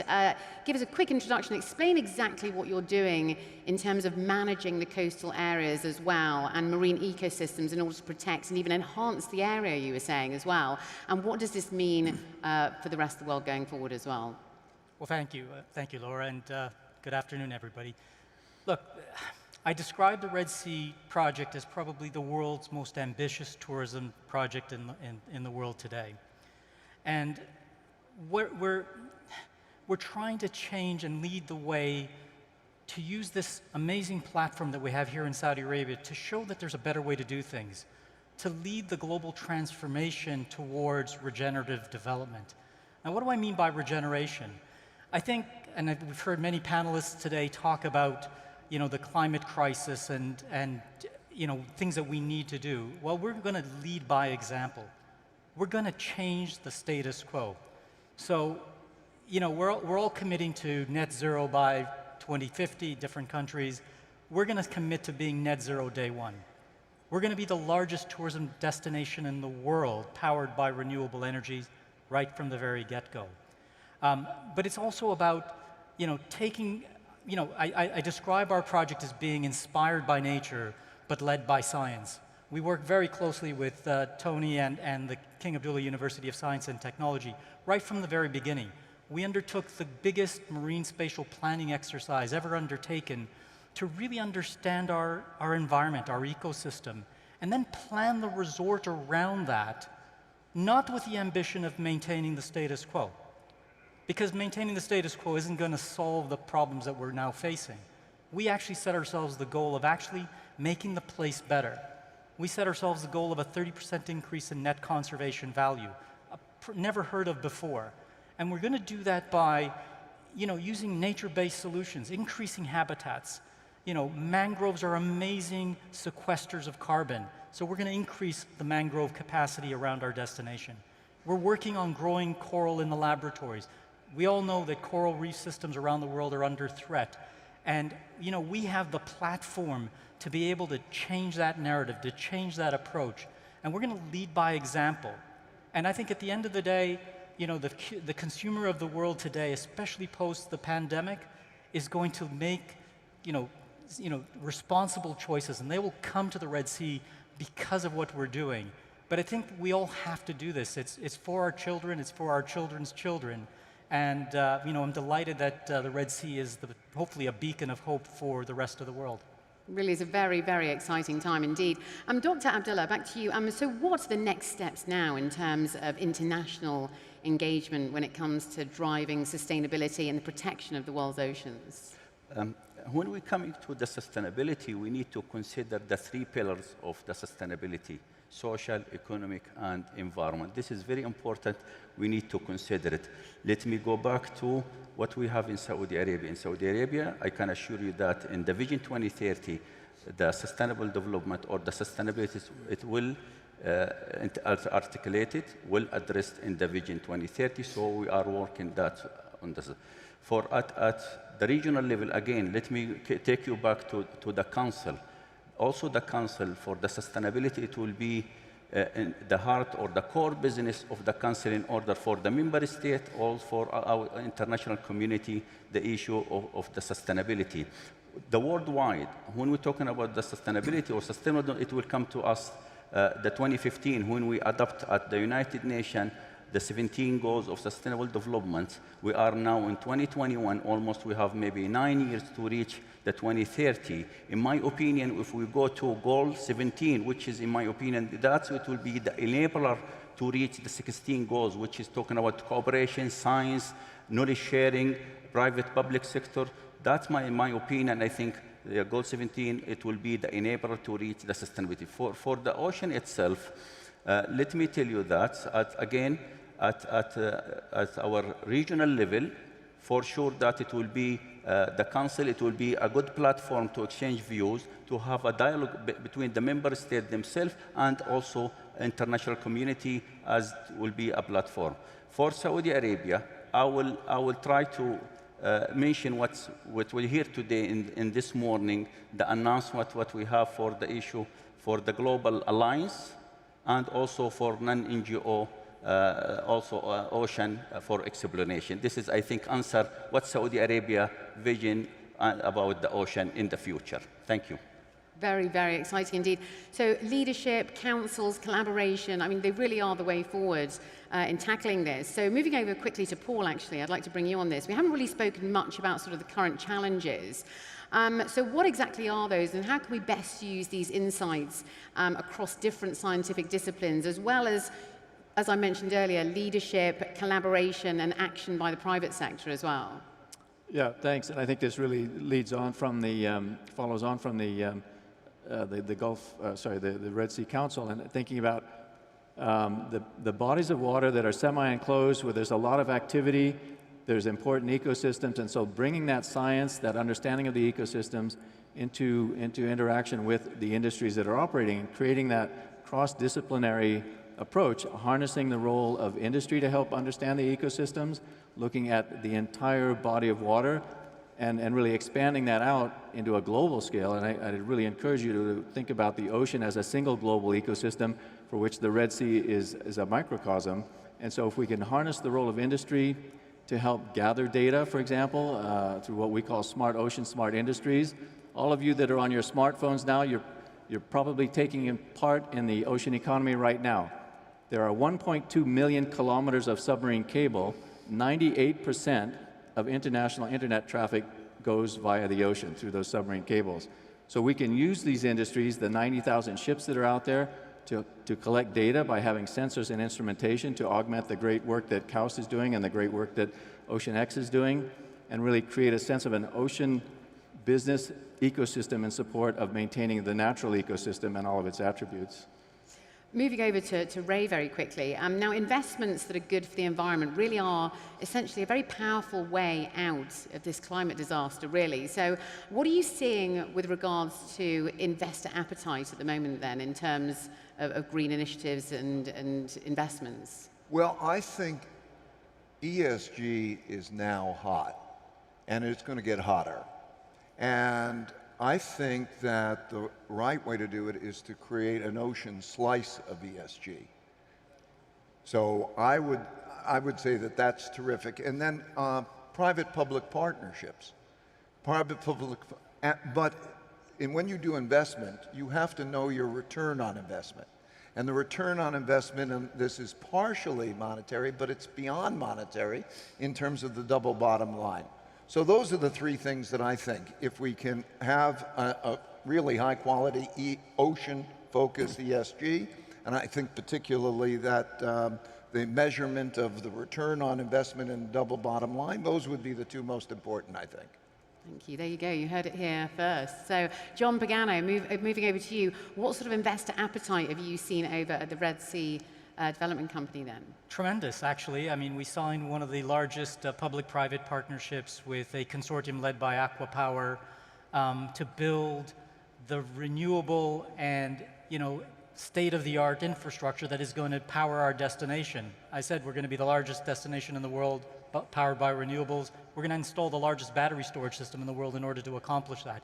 But it's more than that. We're working with numerous people that are now very interested in creating different technologies for carbon sequestration. I mean, we just signed a deal with another organization to do recirculating aquaculture systems, but it goes beyond that. But in terms of growing microalgae, which sequesters carbon and at the same time creates food stocks that we can then feed our customers. So tremendous appetite from the private sector to solve the challenges that we face, and yeah, the Red Sea is a great platform for them, and we're attracting lots and lots of interest. Dr. Tony, over to you. I'd like to ask a few questions about the role of youth as well. They're going to play a very big part going forward in the future. Tell us about the role of Saudi youth when it comes to restoring biodiversity going forward in terms of research, education, and preservation perspective. Yeah, a research university like KAUS, among the mission is research, collaboration, partnership, and education. And education involves youth, obviously. Now, you need to do research, otherwise, if you don't understand the problem, you can never solve it. You can never mitigate a risk. That's obvious. Collaboration, because any institution, no matter how large, cannot do everything on our own. John, thank you for saying we're partnering with Red Sea Project. Right? A few months ago, we signed an MOU in Riyadh. We're probably thinking about putting some of KAUS research, like a field station, at Red Sea Project, maybe together with some sort of visitor center, sort of combined experience. We're working closely with NEOM. We're partnering to build one of the world's largest coral gardens in an island in NEOM called Susa. Within the kingdom, we work with MIWA, the Ministry of Environment, Water and Agriculture. His Excellency the Minister, Al-Fadli is sitting here, and we talk all the time. So globally, we have panelists here. One of the things that we started recently is that Saudi Arabia was the host of G20 last year. And one of the outcomes, you heard this morning, circular carbon. But another one is on coral reef preservation and restoration. This is global, start with G20, but it's actually beyond. So the global headquarters is actually at KAUS. So we'll be administering this. People from all over the world will hopefully come, not just get the funding, but to actually collaborate. So finally, on education, I think His Excellency, the Energy Minister mentioned this morning, we're doing all this not for our generation. It's for next generation and the next generation. And those are the youth. And especially for Saudis. This is their future. The Red Sea is national treasure. They have to own it. If there's young Saudis out there, I should talk to you. Who else but you who would care more about this future than you? By the way, one last thing is we at KAUS, we found that there's a huge predominance of female students interested in green initiative by more than 5 to 1. More women than males. So this is another objective, a byproduct. Isn't that interesting? We do have time for your final remarks. So I'd like each of our panelists just to tell us your key message. What is your key message for our audience today on such a fascinating topic? We'll start with Dr. Abdullah. Why don't you go first? I will try to be very brief in the key position. The Red Sea is important to Saudi Arabia and the rest of the world for a variety of reasons, including environmental, economic, social, and political. Second message, the initiative of the Council is the real example of Saudi Arabia commitment for the sustainable development, for economic, for environment, and for international community. Third message, the opportunities of the Red Sea are many and varying, and I am so excited to see the opportunity to be realized. Thank you. Dr. Tony Chan, your final remarks, please. Leadership. It's obvious that the kingdom is determined to make this is the future of the kingdom. Second, you need partnership. We talk about this. And it requires private, public, and academia partnership and globally. And most importantly is about youth. By the way, tomorrow there's a youth component of this. I'll be there. And we'll see. I think we'll see how that goes. I think the youth should own this. Ray Dalio. The ocean is our greatest natural resource. It's our greatest asset. Think about it this way. The highest peak is about equal to the greatest depth in the ocean, but it covers 72% of the world's surface.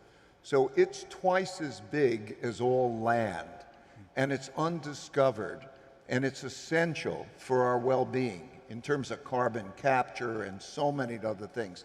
The discoveries that could be made and the excitement of inspiring people, because bring them down into the ocean, make them care and explore it, and all of that is going to be an enormous reward for all of us. Paul Holters. Thanks, Laura. I spent a lot of my early life and early career in the Pacific region and Southeast Asia, and there we say that the ocean unites us. It's not a blue space that divides us, but it links us all, and I think we're really seeing that here. Now one of the key areas to focus on in linking that is to really bring in the private sector, and again, an opportunity for leadership here in Saudi Arabia at the level of the Red Sea, at the ecosystem level, and at the transboundary multi-government level, but also ensuring that we've got all of those key industries involved and then scaling that out, learning from that as we work to do at a global scale across all the industries. So we've got a global ocean that's being protected and managed and achieving its economic value. And again, I'd encourage Saudi Arabia and Saudi Aramco to think about being a part of the Ocean 100 to really help us mobilize all the key companies of the world in achieving their support for and engagement in the future of a healthy and productive ocean. John Pagano. Thank you. I guess my parting comment is, it's a call to action. We need to act now. It's no longer enough to talk about what we might do in the future or tomorrow, because tomorrow may not be there. So, let's not put off the decisions. We have technology available to us today to do things differently.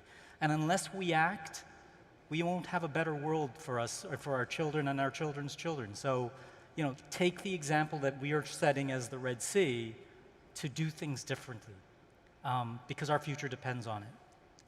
Gentlemen, a truly fascinating discussion. Thank you so much to each and every one of you for sharing your thoughts so openly with us here today. We really do appreciate it.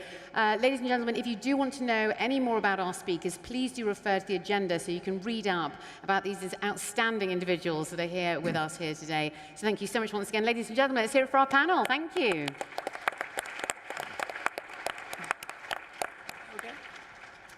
Good to be on a panel. Please do remember to continue the conversation and drive some awareness of our event today through your social media as well. You can use our hashtag, which is Saudi Green Initiative.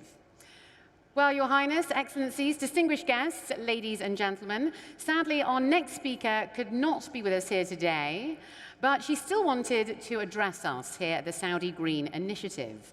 So please give a very warm welcome to Sandra Ojiambo, who is the CEO and Executive Director of the UN Global Compact.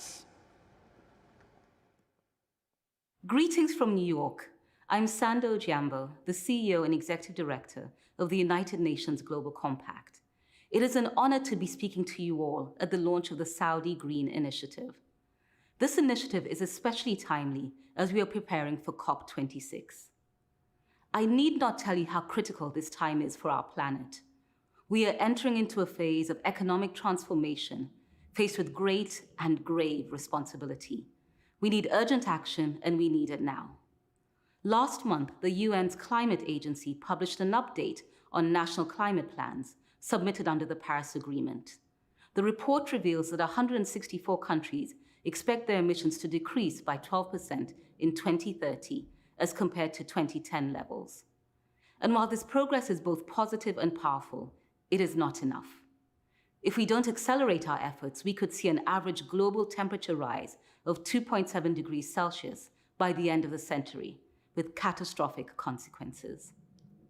Our world has already been devastated by the twin health and socioeconomic crises brought about by the COVID-19 pandemic, the biggest crisis the global community has faced since the Second World War. We have seen how terrible the impacts of COVID-19 have been, and they've hurt the lives and livelihoods of the most vulnerable among us. And we know it's a fire drill for the global emergency that is climate change. But in our efforts to end this pandemic and stave off the worst effects of global temperature rise, we must not lose sight of the people at the core of these crises. Today, we are at risk of reversing critical progress on human rights at a time when we needed them to be upheld the most. Corporate respect for human rights across the spectrum, including economic, social, cultural, civil, and political rights, will be fundamental to the success of the response and recovery from the pandemic and to mitigating the catastrophic impacts of the climate change. As we work to address these emergencies simultaneously, we know that we cannot go back to business as usual. We have before us a unique opportunity to create a more equitable and sustainable society, one that is grounded in human rights and a healthy planet. The private sector has a key role to play in accelerating the ambitious actions we need to secure a future where people and planet can thrive. This involves leveraging resources and wealth to drive positive change within businesses and within value chains. And it requires businesses to engage with their communities and networks to inspire climate action, while at the same time ensuring that no one is left behind. Ladies and gentlemen, one of our central goals of the UN Global Compact is to ensure that corporate actions are in line with climate science and have the potential to make a sizable impact on the transition to a net zero economy. We are one of the founding members of the Science Based Targets Initiative, or SBTI, and later this month we will be launching the first global standard for net zero carbon business, while also providing the assistance, resources, and tools that companies need to establish targets aligned with climate science. Today, over 1,900 companies are taking action. Close to 1,000 have had their targets validated to be aligned with the goals of the Paris Agreement, and that number is growing rapidly each day.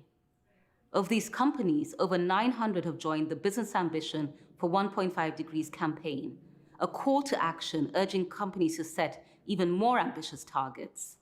And while these numbers are promising, we still need many more companies to align with a 1.5 degree future in order to minimize the catastrophic effects of climate change. In our recent report, we found that only 20% of companies in G20 countries have climate targets that are science-based, and many of the heaviest emitting companies are missing in action. But we need every country, every business, every sector to play their part. I would like to urge all businesses to join us in this just transition, leaving no one behind. The UN Global Compact has also voiced its strong support in support of all efforts to develop legislation on mandatory human rights and environmental due diligence. With 2021 marking the 10th anniversary of the UN Guiding Principles on Business and Human Rights, we highlight its call to governments to implement a smart mix of measures, both voluntary and mandatory, national and international, to foster business respect for human rights, rather than assuming that businesses prefer or benefit from state inaction. Now, the private sector, governments, and indeed all sectors of society must act with the utmost urgency to address the crises at hand, and crucially, we must all work together. No longer can we accept failing our young people and future generations. It is within our collective power to protect the planet, the lives and well-being of its inhabitants. Our brightest future is one that sees us acting on climate change and standing up for human rights as a unifying vision for all. Thank you.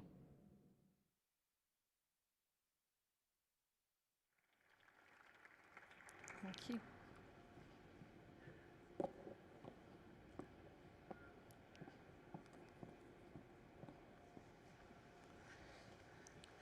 So Your Royal Highnesses, Your Excellencies, ladies and gentlemen, thank you so much for joining us again. I have great pleasure to invite to the stage His Excellency Abdullah Al-Swaha, an engineer, Minister of Communication and Information Technology, Chair of King Abdul Aziz City for Science and Technology here in the Kingdom of Saudi Arabia. So thank you very much for joining me today. It's an absolute pleasure. Thank you. And we're here to talk about smart forests and the green economy and how climate tech is actually going to change the game. And Your Excellency, around the world here today, we're all talking about climate change and how to beat it. But the clock is ticking. I look out from my house in France. I'm lucky enough to spend 6 months of the year there. There's a glacier in front of me, and it's moving back up the mountain. So how quickly and how fast can we move, and can we move fast enough to deal with this? Thank you, Sarah. The short answer is simply no. And we don't have to be climate change experts for us to appreciate how big the crisis is and how deep the net zero divide is. There's so much polarization happening today in the world around this topic, but let's look at the facts and the figures. Planet Earth is hotter than ever. We have more than 1 billion people on the face of Earth facing displacement because of rising sea levels. And we have more people dying from pollution, and we have wildfires in California, and we pray for the folks in California, but we also have Oman being hit with 5 years' worth of rain in a single day. This is absolutely not acceptable, and we're not doing enough. This is why His Royal Highness, Prince Mohammed bin Salman, is driving consensus on collective action. We cannot afford polarization between the camp that suggests decarbonization and the camp that is pointing fingers between the producers and the consumers. I mean, if we just look at decarbonization, let's look at the electric vehicle industry or solar and wind. We can't do that while mining lithium, cobalt, and nickel. There is an element of carbon because it exists in the world. The solution is in the circular carbon economy, how we could reduce this carbon, reuse this carbon, recycle this carbon, and more importantly, remove this carbon. And if we draw from a parallel on the leadership of His Majesty the King and Prince Mohammed bin Salman, we drove consensus during the G20 on topics like other global crises like the pandemic, the coronavirus. We simply separated the politics from the science, and we listened to the science community. And the science community told us it's all about wearing masks, it's all about social distancing, and it's all about accelerating the push to a vaccine through technology. This is why the kingdom was very proud under the leadership of His Majesty the King and the leadership and focus of Prince Mohammed bin Salman when we drove consensus on the circular carbon economy to drive collective action on safeguarding the planet, empowering people, and shaping new frontier.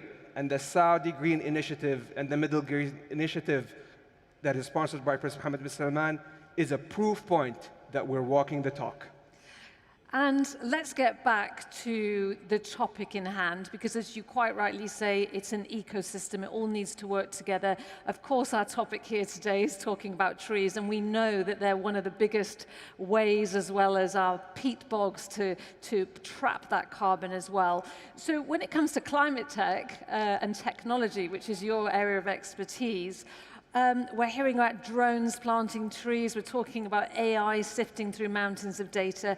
What disruptive tech is the kingdom focusing on that's going to be part of the solution to these problems that we're hearing about here today? Before I talk about smart trees, Sarah, let's talk about the #1 asset class that is polluting the environment. It's responsible for 30% of the greenhouse emissions and 40% of the energy consumption globally. That is real estate. And this is why Prince Mohammed bin Salman, at the beginning of 2021, announced the line at NEOM, which is the next urban model for the next 150 years, on how we can go back to building cities for people, not cars, with zero emissions and zero carbon and zero cars, while preserving 95% of the environment. This is a proof point that the kingdom is putting billions to advance human with technologies and a disruptive urban model. On smart trees, I remember clearly, we announced 2 years back the National Technology Development Program. And one of the few startups that emerged from this program is called Voxel, which is basically a startup by Abdullah Abul Khail, because I promise I'm going to mention his name on stage today, which is basically specializes in seed planting drones.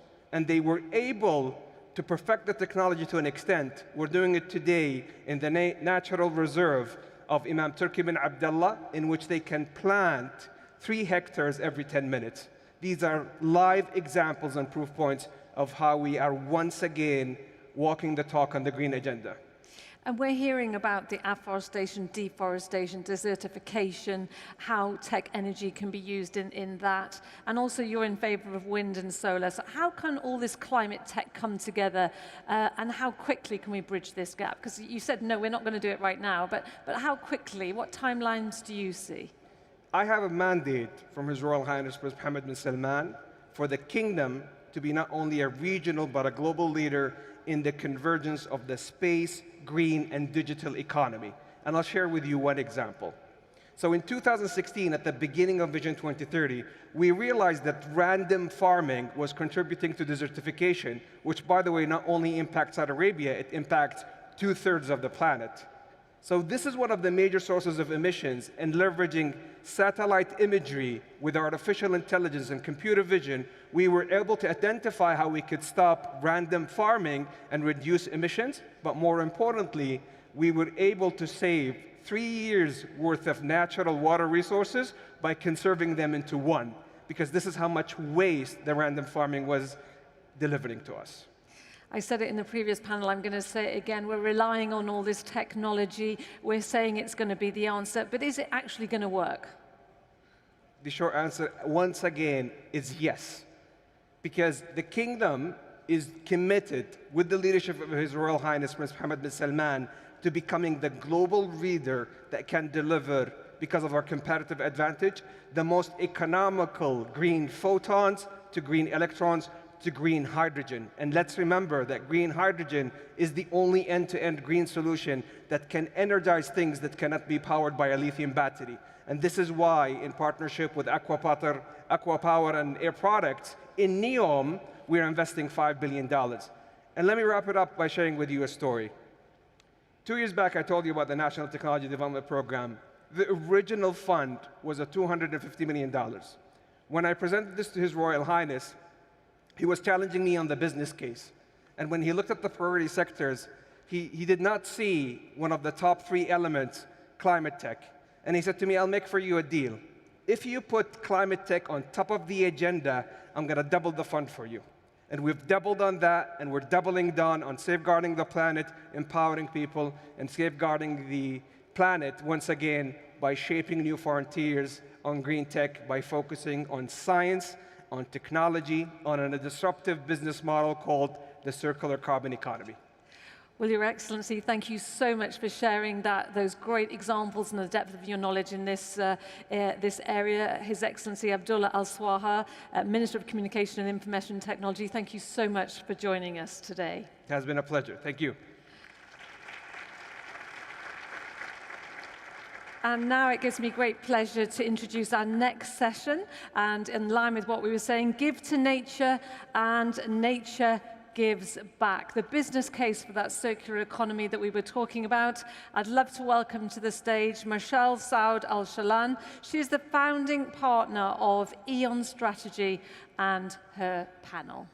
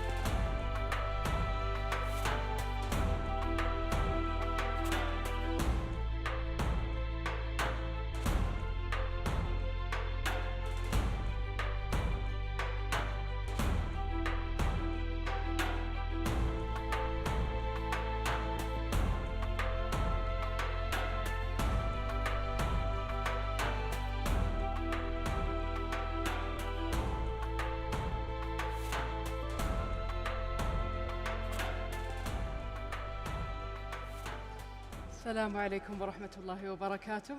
Hello, everyone. Give to nature and nature gives back. We have brilliant panelists, hopefully today, that will shed some light on how to make the business case for a circular bioeconomy. Engineer Amr Madani, CEO of the Royal Commission for Al-Ula from Saudi Arabia, my other Saudi counterpart, welcome. Pleasure to be here. Mr. Majdi Batato, the Executive Vice President and Head of Operations at Nestle, welcome. Thank you. And Renat Huberger, Co-founder and CEO of South Pole. Welcome, everyone. So when we say the circular bioeconomy, what do we mean? I'd like to put the definition out there so that we're all on the same page. In its simplest of definitions, it's an economy that's powered by nature, using renewable natural capital to transform and manage our land, food, health, and industrial systems with the goal of achieving sustainable well-being in harmony with nature. So it's from this point that I'd like to remind everyone that our region has already experienced up to 2.4 degrees C in warming, sometimes feeling like it's an increase of up to 5 degrees C in several Gulf cities due to a coupling of temperature increases with an increase in humidity. So these changes in the heat index, as well as an increase in air pollution, highlight the need to consider pathways to address these issues, as well as any associated health implications. Once perceived through the lens of vulnerability of climate change, coupled with a clear opportunity for the kingdom to act and succeed, given its own set of endowments, it's only natural that the kingdom is embarking on its own neutrality journey, one that's inclusive of biological consideration, and one that puts us in a safer operating space within our planetary boundaries. The kingdom chooses to do so because it's our moral obligation to lead and collaborate, as well as rising to meet clear opportunities and hopefully reap their benefits. In line with the kingdom's neutrality commitment, then, Engineer Amr, I might ask you this. What does the Royal Commission for Al-Ula play, and what role does it envision itself playing in contributing to achieving neutrality, a circular bioeconomy, and meeting its targets within ecosystem restoration? Thank you very much. Just such a pleasure to be here discussing one of the most profound agendas for the world today. The country's leadership has already set a clear framework for ecosystem restoration. And with the vision of His Royal Highness, the Crown Prince Mohammed bin Salman, the Saudi Green Initiative has already committed the country to reach a net zero carbon emission by 2060. And we in Al-Ula are committed and aiming to reduce our emissions by 270 metric ton annually through a circular carbon economy approach, among many other initiatives that are currently at play. A circular bioeconomy is essentially an economy empowered by nature. And if we look today at Al-Ula, the culture oasis and its current state demonstrate clearly why a circular carbon economy and sustainable practices are must-do today for this oasis to revive its vibrancy that ever sustained commercial, trade, and cultural activities for thousands of years. And by the way, it's not a coincidence that Al-Ula has sustained many civilizations for thousands of years today. It used to be a vibrant oasis that produced the breathing and bedrock for creative, sustainable interaction between human and nature. And we are committed through our master plan to free the oasis from the negative effects that disruptive infrastructure and land uses have resulted in impeding that growth to continue. And we do this through multiple initiatives. And for us, going green is not really a choice. It's the only way for Al-Ula actually to survive and grow. Energy being one of the most essential aspects of going green, we're working already on our solar and renewable energy complex, which will be producing in excess of 500 megawatt to support our current power demand growth by 2035. We're also integrating with the national grid to make sure that any generated excess energy that is sustainable is to flow through the sustainable grid. Today, our landscape and heritage are the most important and critical assets of our business model.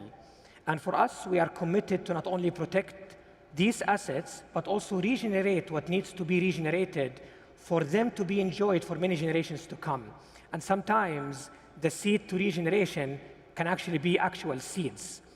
We're now constructing our seed bank and nursery to be in full production with 600,000 seedlings by 2023, which will satisfy our ecological restoration and landscape growth program.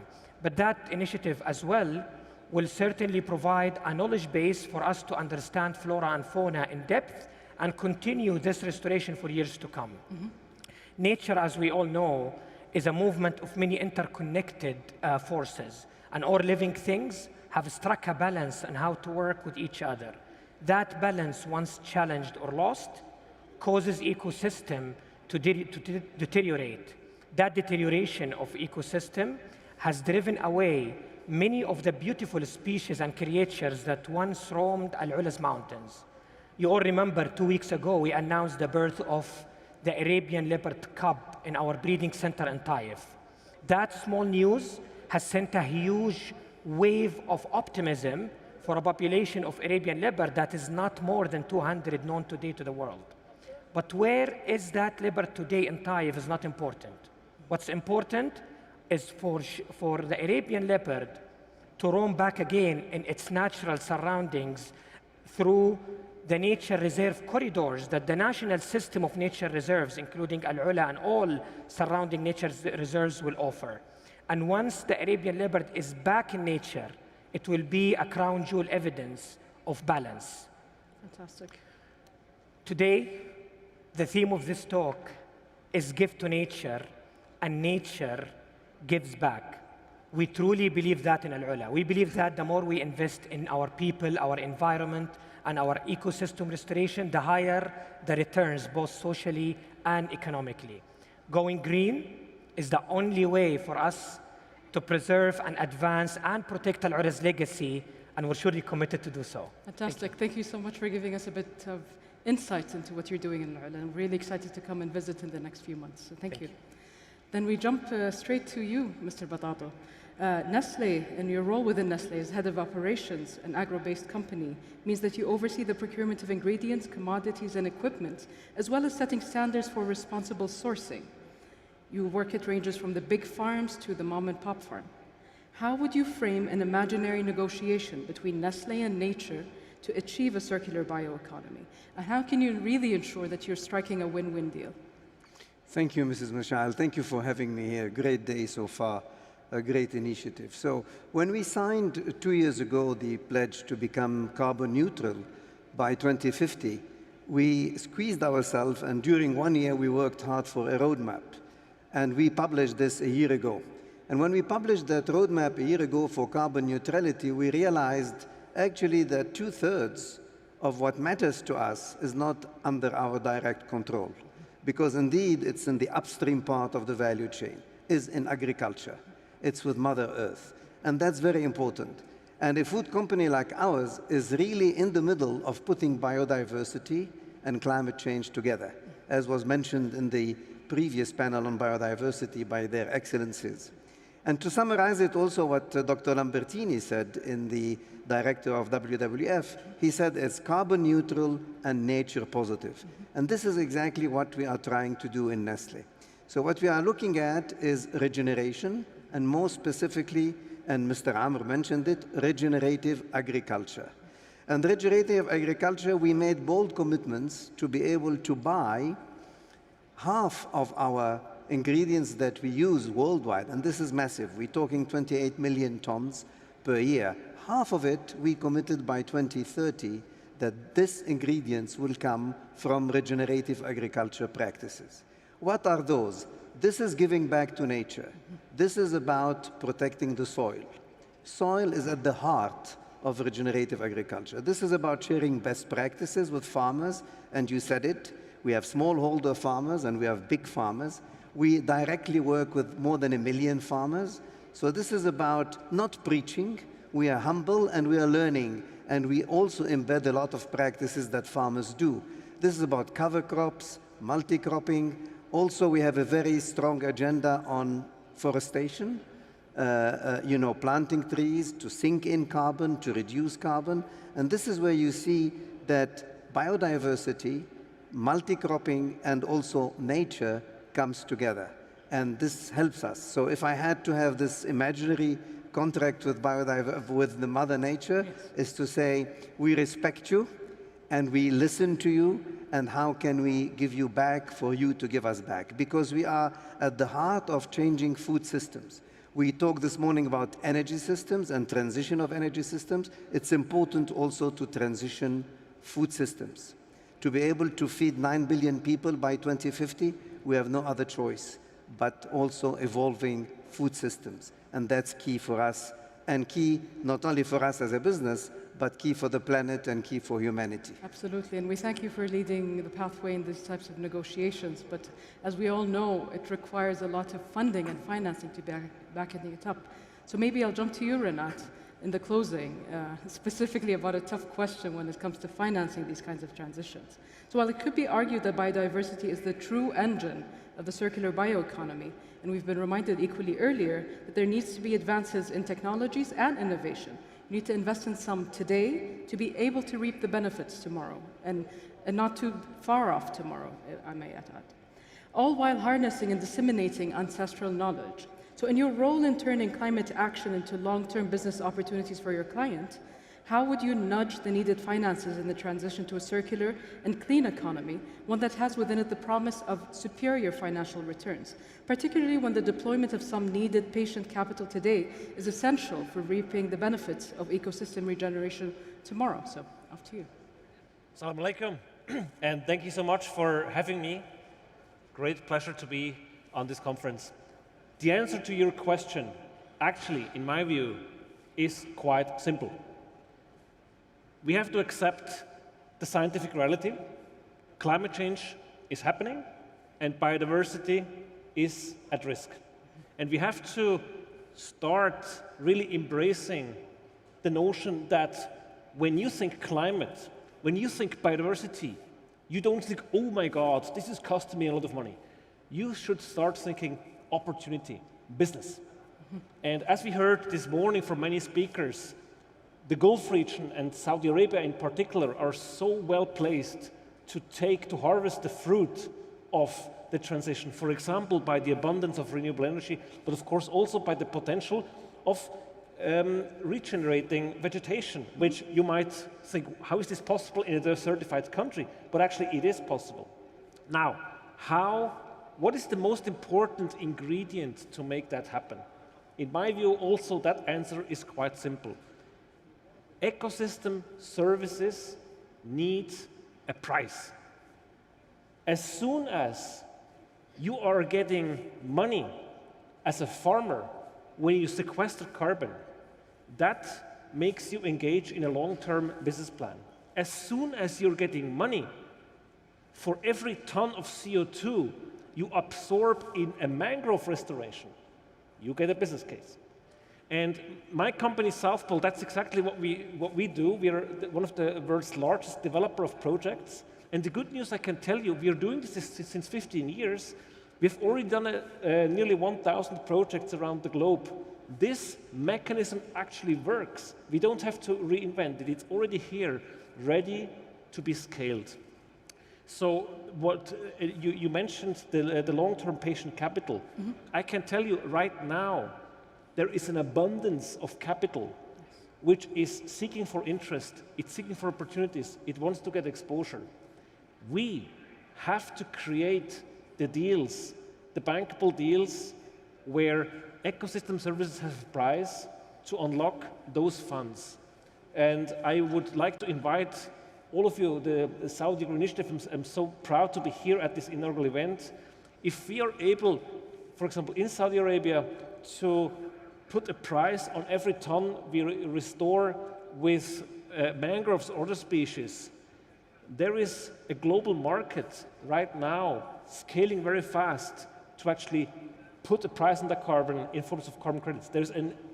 We're working with about 3,000 companies who have net zero targets, climate neutral targets. Those companies are looking for such investment opportunities. So I conclude by saying It's actually all here. It's actually all right on the table. We only need to package those deals, ensure the legal framework is there for that money to be unlocked to now really finance the transition and really get going. Fantastic. Well, thank you very much. I'd like you all to join me in thanking the panel. I hope they made the business case for the circular bioeconomy, and thank you again for participating. Thank you. Pleasure. Thank you. Thank you.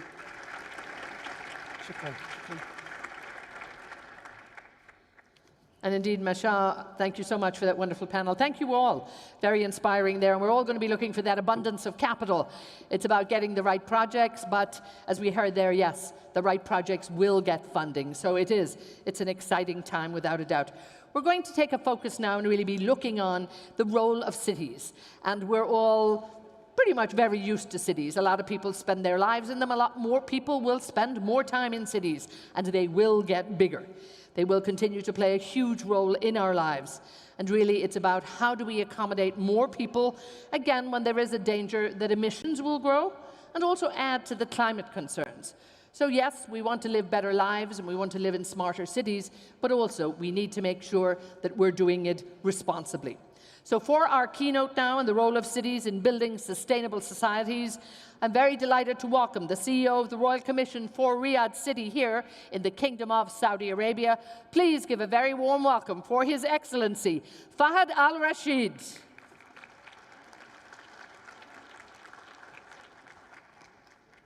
Thank you so much.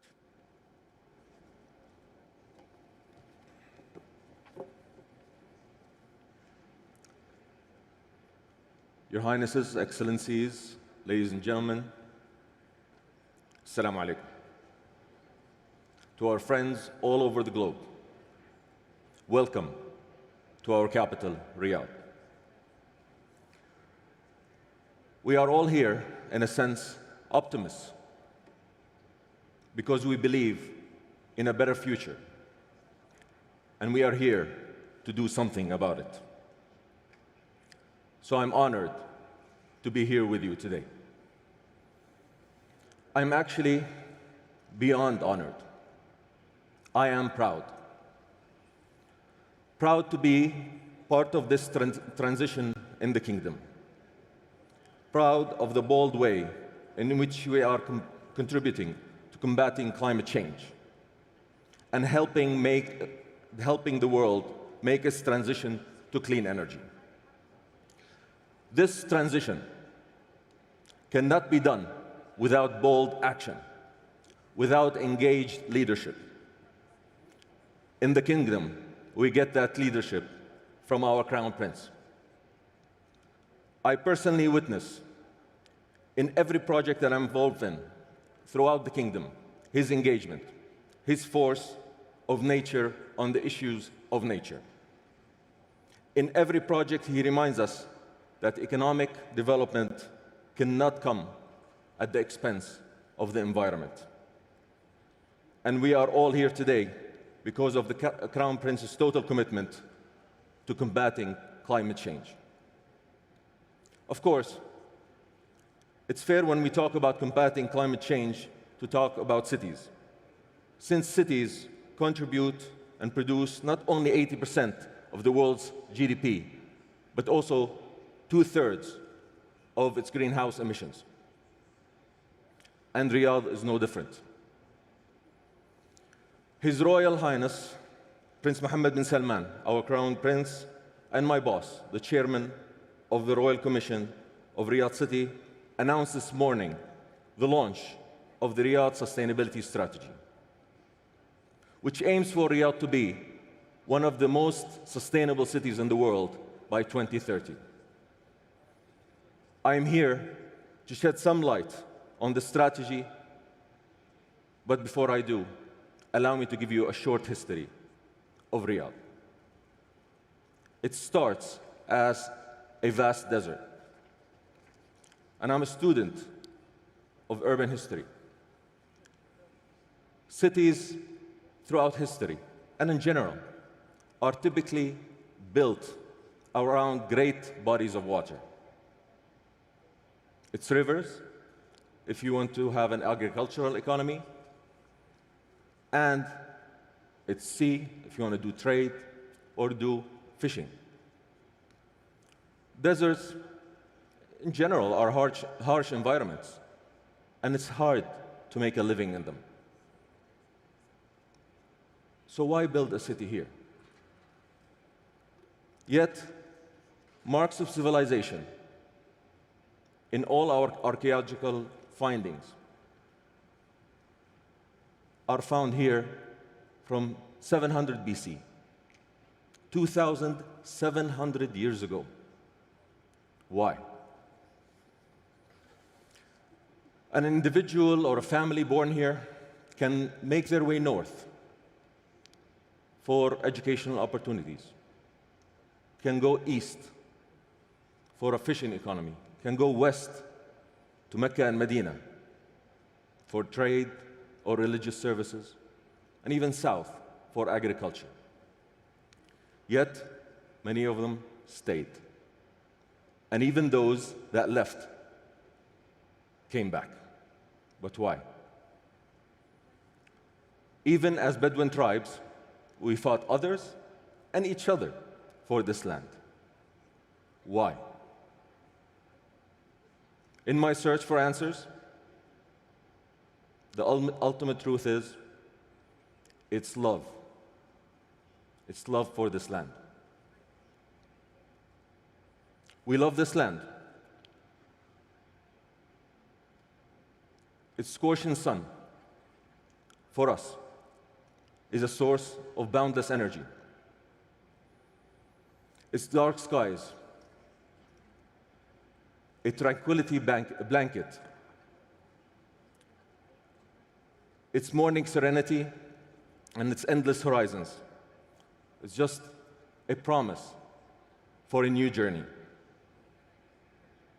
We literally consider its dunes and rocks and mountains as an abode to our identity. Because of the love of this land and our attachment to it, our forefathers made this vast desert in the past millennia into a center of commerce, linking east of the Arabian Peninsula to its west. They even did something more incredible. This vast desert became the source of the food basket of the region. That's why we call it simply the Oasis, or Al Riyadh. We didn't stop there. In fact, over the past century, we transformed the city. Its population exploded from 150,000 just in 1950 to almost 8 million people today. Its economy grew to be one of the 44th largest economy in the world. Unfortunately, and although we used the best master planners, the best architects, we developed the city with less and less attention to the environment. We unintentionally chose economic development over the land we loved. But it was a mistake made by many cities around the world. This young nation is on the move. We have a young population with boundless ambition and boundless energy. And under the leadership of the Crown Prince, this city plans to move from the 44th largest city economy in the world to top 10 in just 10 years. Yet, we can't keep on doing what we did before.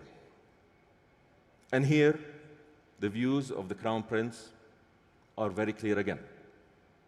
Economic growth cannot come at the expense of the environment.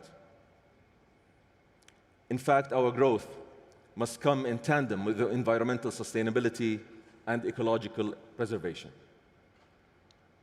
Herein lies the true north of our Riyadh Sustainability strategy.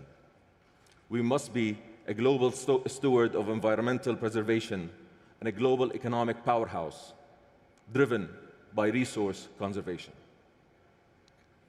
It will not be cheap, but we have made it a priority anyway.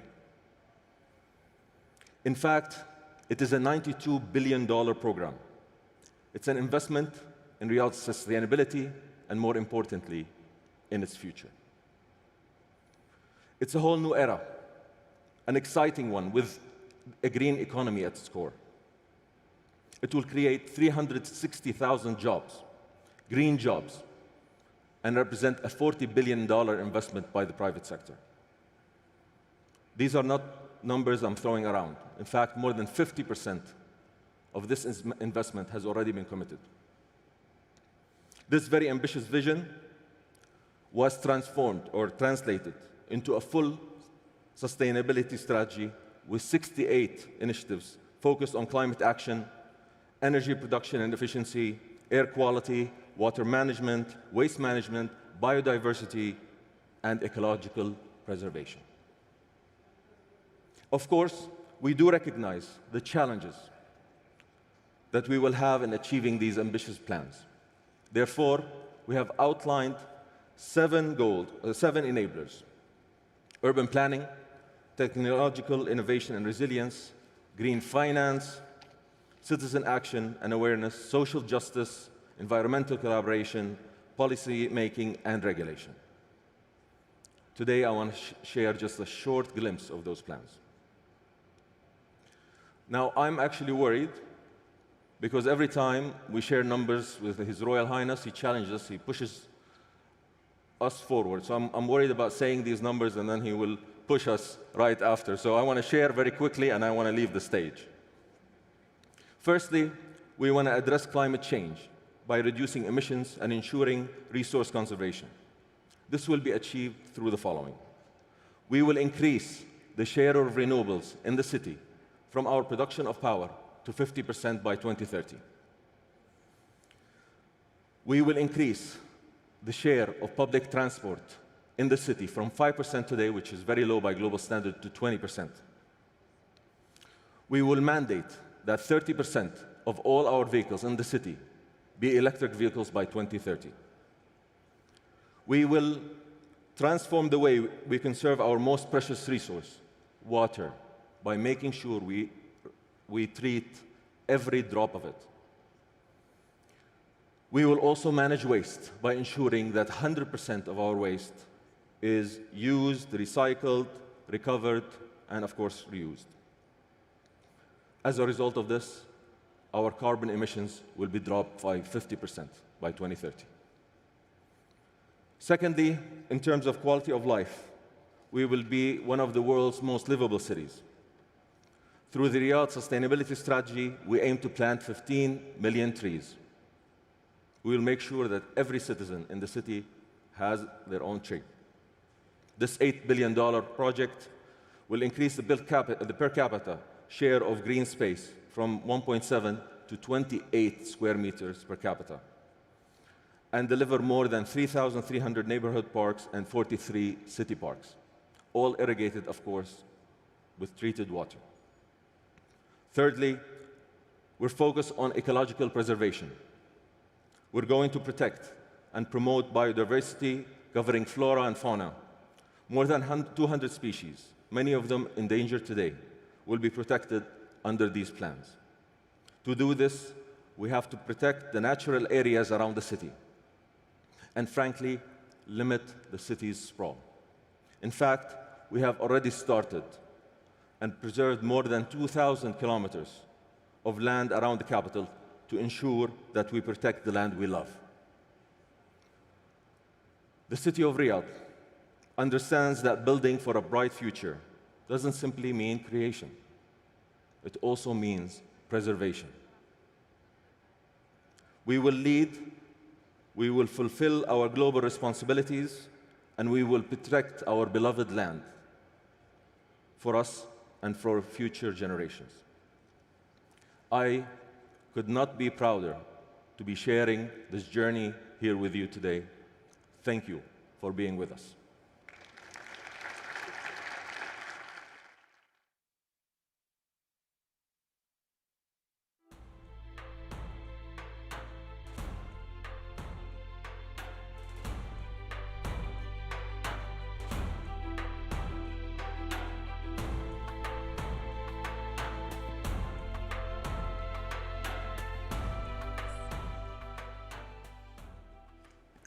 Thank you, Your Excellency, for telling us about your ambitious plans for Riyadh. As someone who lived here as a child, I'm excited to see the future of this wonderful city. My name is Mina Al-Arabi. I'm the editor-in-chief of The National, coming here from Abu Dhabi, and I'm delighted to moderate this conversation with our two distinguished panelists. Maimouna Mohammed Sharif is Executive Director of UN Habitat and Undersecretary General of the UN, and Eric Upton, who is CTO and CSO of Ericsson. Thank you both for being here. So we're talking about sustainable cities. We know that more than half of the world's population live in cities, and that urbanization will only continue to increase. So as we try to plan for a sustainable future, what will it take? And that's what we're here to discuss.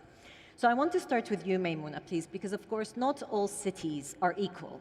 Some are prosperous, some are small, some are big, etc. And some suffer from the problems of having slums. So at UN Habitat and with your experience, how do we approach a more sustainable future for cities? Thank you very much, Mina, and I would also thank you to the government of Saudi Arabia for inviting me for this Saudi Green Initiative. Yes, let me give some statistics. Yeah, I think from what we heard from this morning about the climate change, climate action, climate emergency, all of this will happen in cities, will happen in human settlement, either is it rural or small cities. As we said, there is a different level of cities. And cities now house more than half of the global population. So by 2050, more than 70% of the global population will live in cities. And cities is also known as an engine of growth. Why? Because they also provide more than 70% of GDP. And they also consume 70% of the energy, at the same time, give out 70% of the carbon emission. But not all cities are the same. And why? Because if you see that it's globally, there are, if the cities are well managed and well planned, then it won't happen urban sprawl, poverty, which link to the lack of basic services, such as water, electricity, sanitation, flooding, or poor in terms of the education. And at the same time, it is also due to the opportunity between cities. And this is also important to say that is even now, 800 million of the people still living in slum. Yeah. So what we need to do is that we have to look into the very basic reason why this thing happened. For UN Habitat, we look at that one of the reasons is that poverty. There is a global north and global south. And poverty is one of the problems. And I think all this while, we are trying to solve the symptom of the inequality, but not the problem, the root of the problem. So I think poverty is one of the things that is very, very important. We have to look into the integrated planning, integrated solution to elevate people from the poverty. Once they are out from the poverty, they can have education, basic services, healthy food, and then it can enjoy the culture and the public spaces. So I think this is very, very important for us to have, I would like to say here, to have the integrated approach. We heard about that from the Royal Highness this morning. Integrated approach to link between climate action, climate change, and the sustainable urbanization, sustainable development, implementation of the new urban agenda that was committed by all the member states in 2016 in Ecuador, in Quito, and also to implement and at the same time localization of the Sustainable Development Goal, the 17th Sustainable Goal. So, but cities is the hub of the innovation. So we need to also to look into the positive and the negative. And COVID-19 is already shown to us the weaknesses and also the opportunities of what cities can bring through innovation. Thank you. Thank you. I want to come to what we learned from COVID-19, but before I do, Eric, I wanted you to pick up on this point that there's going to be rapid urbanization. We want a more sustainable future, but at the same time, there is the digitization and digital transformation that we're all living. So how do you bring those together, and what technological opportunities are there to do that? Yeah, thank you, Mina. And also Maimuna here. There's a very clear explanation of why cities are the innovation hub so much of what we're doing. And to your point, Mina, the digital infrastructure is really at the core of that.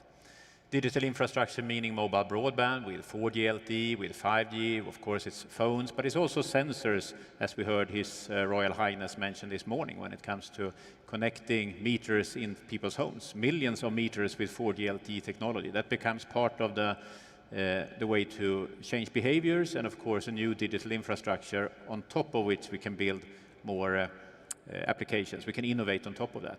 But in fact, if you look at where this is happening around the world now, we have mobile broadband being built out in Northeast Asia, very advanced. We have North America, but then it's the GCC here, where we have the same kind of drive when it comes to adopting the latest technology. And if you adopt the latest technology, 5G in this case, then you have the chance also to innovate when it comes to smart meters, smart transportation, smart logistics, smart education, smart hospitals and so forth, and all of course powered by that digital infrastructure. So I think that's really where we are, that some cities are pushing ahead, investing enough in terms of digital infrastructure, others are perhaps falling behind or not taking these early investments. Digital infrastructure and physical infrastructure, comment on that. Yeah, I would like to comment on the infrastructures. I think by 2050, the infrastructure is needed by 2050. 70% of the infrastructure is needed by 2050 is not built yet. So now we've seen the outside, all the expos, all the exhibit. We have to rethink now when we talk about green building, green energy, green living. We have to rethink what type of infrastructure that we need to build. This is the opportunity now, so that we won't make another, I wouldn't say it's another mistake, in the future. So I think this is the time for us to do the rethinking. And we talk about the innovation, as Eric's mentioned, that is, I would like also to bring here, when I mentioned about 800 million people still living in Islam, and 50%, about 50% of the global population still offline. So where can we put the balance between the vulnerable communities and also the people who are fortunate? So I think we need to look into where we are putting in the resources, and the resources and also the capacity. I used to say that when it comes to the resources and capacity, I used to mention about the software and the hardware. The hardware is that maybe Eric can provide all those systems and all those the tools, but the software is that the capacity, the knowledge, and also the lesson learned from the cities or from the city leaders. Do they have the knowledge to manage and also to use the system or the technologies and innovation that are available? I think this is very, very important for us to be balanced between hardware and software. And to your point about city leaders learning from best practices and knowing what actually works for them. Eric, I want to turn to you about this COVID-19 point, because in some ways this terrible pandemic has pushed and accelerated certain trends. So what lessons can we learn that can help us enforce or enable greater sustainable development, especially the role of cities in that? Well, I think the world has accelerated its understanding of the importance of digital infrastructure when it comes to remote learning, education as one example. But of course, every sector of society has now become aware and taken plans to accelerate their own journey. So I think this goes across sectors. We have probably accelerated by a number of years, 2 to 3 years on a global basis. And in some cases, not the least in cities, this has a potential to accelerate by more than 2 to 3 years. So I think this is really happening. People are changing their behavior, and I think that even though we go back to a hybrid mode in most part of the world very soon, we will take with us this digital behavior, and that has a possibility to change a lot more when it comes to all the sectors, but also sustainability. So I think you're right, Amona, here when it comes to the kind of the physical or the hardware side and the people side. We need to combine the change of behaviors, which now are sort of happening for real through the last 2 years, and the infrastructure. Because if you don't build that infrastructure first, there is no chance to change behaviors, there's no chance to innovate on top of that platform. I think one important fact here is that I keep coming back to mobile broadband. Here in Saudi, in KSA, but also in GCC in general, we will see 5G being rolled out to around 75% of the smartphones, of the endpoints already by 2025. So having the leadership, being early in rolling this out, will of course pave the way for all these other changes in society. Okay, we're about to run out of time, so very quickly I'm going to ask you both one question, which is, what is the one big opportunity you see to elevate the role of cities in sustainable development? We have to make our cities right. Cities for all. When we mention leaving no one and no place behind, we really have to manage. We really have to prepare, as I said, the integrated plan, whether is it vertically or horizontally, and we have to act now. I think this is very important. We have to go beyond dialogue. Then I would like to congratulate the Kingdom of Saudi Arabia. We will be putting in the Saudi Green Initiative with all the indicators, and even mention, please check on us next year. So I think this is very, very important for us to see, to put into policy, into action, into impact, and then see how we can localize whatever at the local action. And we need to include communities. We need to include young people and the children. Because I used to say that it's think local. Meaning that you have to know your local situation. Act global. Maybe you can come to UNBTED for help, because we are also the technical advisors. We have the technical SPs. But when you learn from us, learn global, then you go back to the city and apply local. That's great. And then we share with the best practices among the other countries. So to me, act now. The time is now. Thank you. Thank you. Eric. Yeah, I think that through the work that we've done, for example, in the exponential roadmap, basically, what do we need to do to take us down to halving of the CO2 emissions by 2030 and following that trajectory?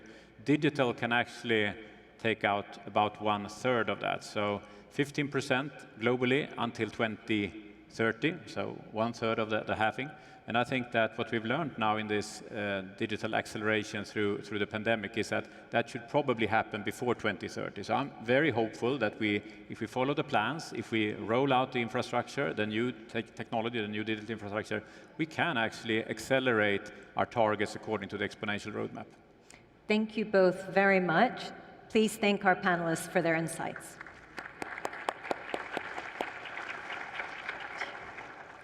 And thank you so much. A great panel there, really looking at the future of cities, looking at smart cities, inclusion for all, and indeed, more importantly, leave nobody behind. Absolutely essential there that we look at this. And once again, a big thanks for our keynote speakers there, also from Fahad Al-Rashid, really passionate in terms of what's going on in Riyadh.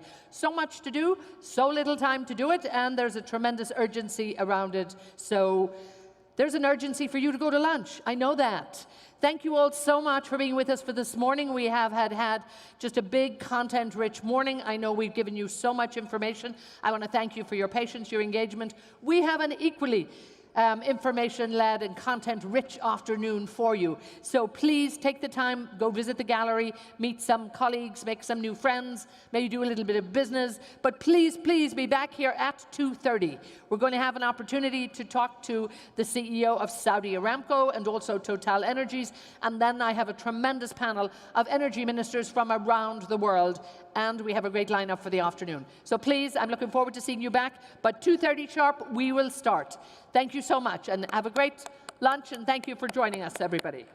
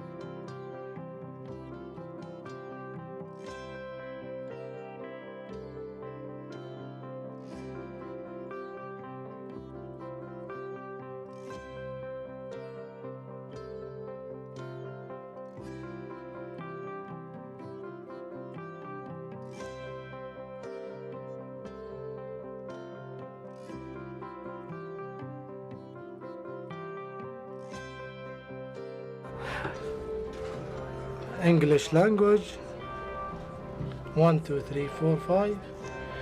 English language, 1, 2, 3, 4, 5.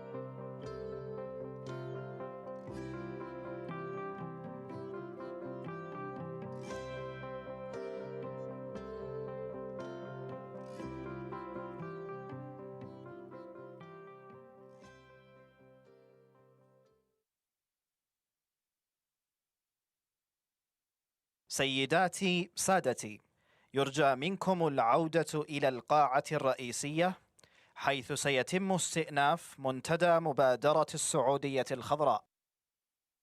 Ladies and gentlemen, please make your way back to the plenary. The Saudi Green Initiative Forum is about to resume.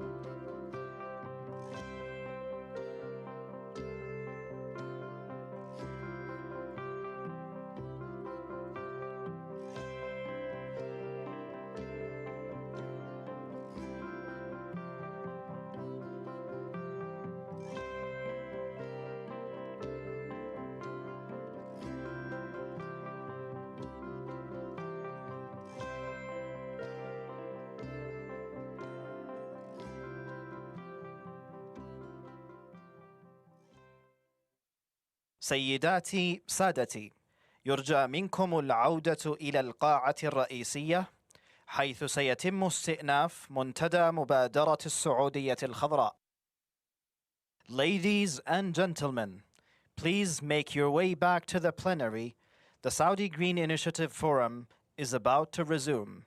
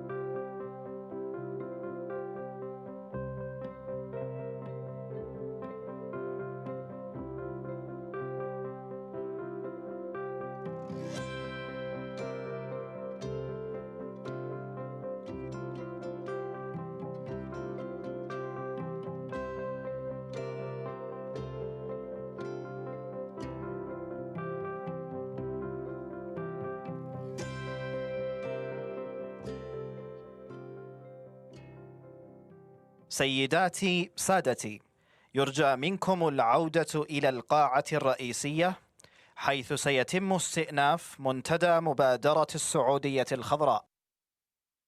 Ladies and gentlemen, please make your way back to the plenary. The Saudi Green Initiative Forum is about to resume.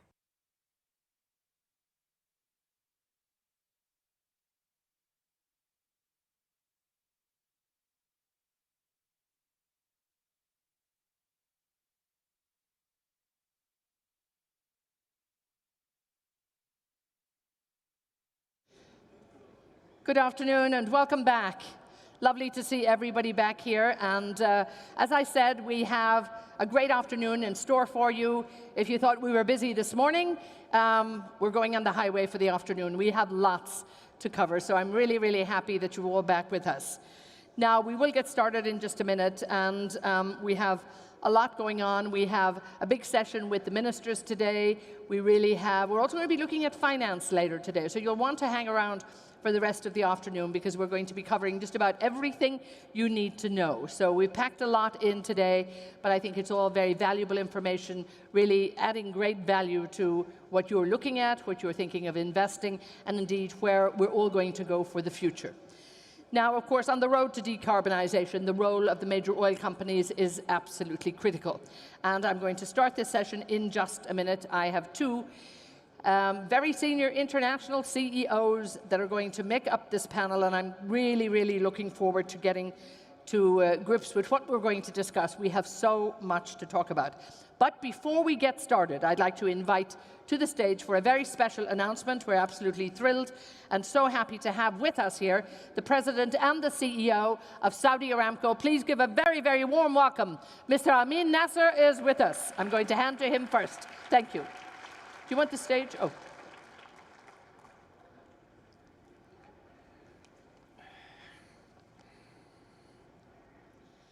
So before we get started, I do want to, keep you on the stage on your own. Tell us what's going on. I believe you have some great news for us. Well, first, thank you, Etna. I am delighted to participate in this session, and we are excited about the historic announcement by His Royal Highness, the Crown Prince, about the kingdom being net zero in terms of emissions by 2060. This is a historical announcement. It means a lot to all of us, and it will create the right platforms for Saudi Aramco and other entities within the kingdom and globally to follow suit. We need to consider that this announcement comes from the biggest hydrocarbon producer in the world. And to make that type of commitment, it's something great, and I'm sure others will follow the leadership suits of the kingdom and the leadership of the kingdom and His Royal Highness, inspirational and historical announcement today. For Saudi Aramco, you mentioned we have also an announcement. I am also excited to announce that Saudi Aramco will achieve an ambition of being also a net zero from our operation by 2050.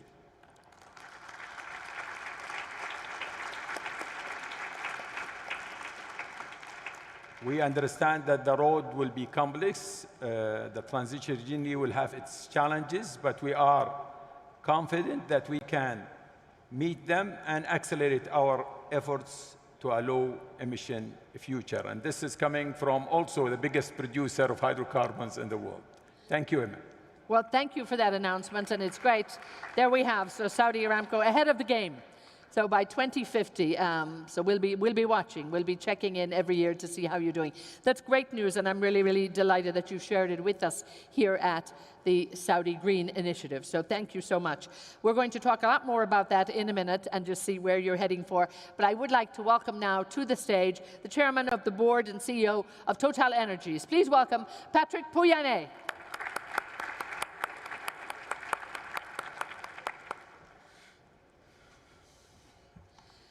Now, as I said, we have a lot to come back to, so I'll let you all digest this exciting news from Saudi Aramco first. But also, actually, I'll stay with you for a minute, because there's a few things I think we need to maybe, get from you. We look at, your company, 2 trillion market cap. I mean, Saudi Aramco it's an international oil company. It's an international hydrocarbon company. In fact, it's probably an international energy company at this point here. And again, this announcement is so important. This transition is going to take a lot of money. It's going to take a lot of effort, a lot of commitment. With a $2 trillion market cap and the biggest company in the world, that should not be a problem to you. So talk to us just a little bit, perhaps in terms of where you're going to start that journey. And I know you've started it, but how are you going to escalate it? Well, I think the company, as you highlighted, has a huge ambition. We are building our capacity in terms of hydrocarbon. We are working in parallel in our existing energy resources, crude and gas at the same time. And we are expanding our maximum sustained capacity to 13 million barrels per day. At the same time, we have a huge ambition in renewables, in blue hydrogen, a lot into crude to chemicals investment. Gas is a major investment for Saudi Aramco. We are looking at it in terms of huge investment in gas, increasing our gas capacity over the next 10 years. It's all also very important and critical because with what was announced by His Royal Highness being net zero by 2060 would require a lot of replacement of the crudes that we have. A lot of these targets, there will be milestones. The investment in gas will allow us to eliminate a lot of the liquid burning that is ongoing currently in the kingdom. And hopefully over the next 10 years, we'll be able to eliminate liquid burning and replacing that with cleaner gas with low methane emission. As His Royal Highness Prince Abdulaziz, we have one of the lowest methane emission in the world at 0.06, replacing the crude burning with the available gas with low emission will definitely be put the kingdom and the company in the right position when it comes to climate change ambition, both by the company and what the kingdom inspired to achieve by 2060. Well, it's an exciting time in the industry. It's a dynamic time. And Patrick, if we look indeed at this time in the industry, we look at the energy sector right now. The World Economic Forum recently wrote a report on the energy transition and actually said that right now there is a global energy crisis going on. Just where do you see that at the moment? Where do you stand? Are we in the middle of a crisis right now, or are we in danger of getting to one? No, I'm not sure it's a crisis. Clearly, we have a strong rebound post-COVID, I would say, from the demand. We have a global system where a lot of manufacturing industries, which are, I would say, in a just-in-time global models, have emptied their inventories. Certainly, we need to rebuild all that. So there's strong demand, in particular in energy, in Asia, China, which created on the gas part, clearly, a lot of hike. We can see a crisis, we can say the word crisis, but probably it's not, I don't think it's sustainable. I think gas price could come back after winter time. Even today, it's historic high prices. On the oil side, I would say, maybe it's more structural, because what we observe as well is that, of course, I would commend, I would say, the monitoring of the market by OPEC Plus and His Royal Highness, which has been, I think, quite good with all his colleagues which are today in the room. As a CEO of an oil and gas company, I can only applaud them. But there is maybe something more structural, which is that for, I think, 6, 7, 8 years, in fact, we have lower our investments since 2015. Of course, we did not observe it because of shale oil hike, which happened in 17, 18. But I think today the reality is that because there is a natural decline of 3 to 4% per year, and the demand for oil continues to increase, we create a gap, and this gap, not enough investments, reflects in the price. And of course, you know, with climate change and the pressure on companies like us to make the transition, we changed the name of our companies. In fact, that means that I think that we can have there a certain support for maintaining a high price for oil because of not enough investment. Now, Mr. Nasser, when we look at the investment that's needed here, right now we need almost a two-track investment because we have to maintain hydrocarbon production. We have to make that cleaner. And I know, talking to many of your colleagues from Saudi Aramco, I see many of them I've had on panels who talk about, you know, the clean barrel that's coming out of Saudi and the emissions that have already been taken out at source almost. How important is it? And is it a dilemma in terms of, you know, keeping that two-tier investment cycle to make sure we keep the lights on today while we move forward to tomorrow? Yeah, I agree with you. Now, what we need to do is to work in parallel. We need to work on our existing sources of energy, and at the same time in new sources of energy like renewables and hydrogen. And this is exactly what we are doing. We are investing to expand our capacity to 13 million barrels, expand our gas processing capacity, eliminate liquid burning in the kingdom, and at the same time, while maintaining our existing resources and growing it over the next 10 years, we will be achieving a net zero by 2050. So we are not abandoning our existing resources of energy.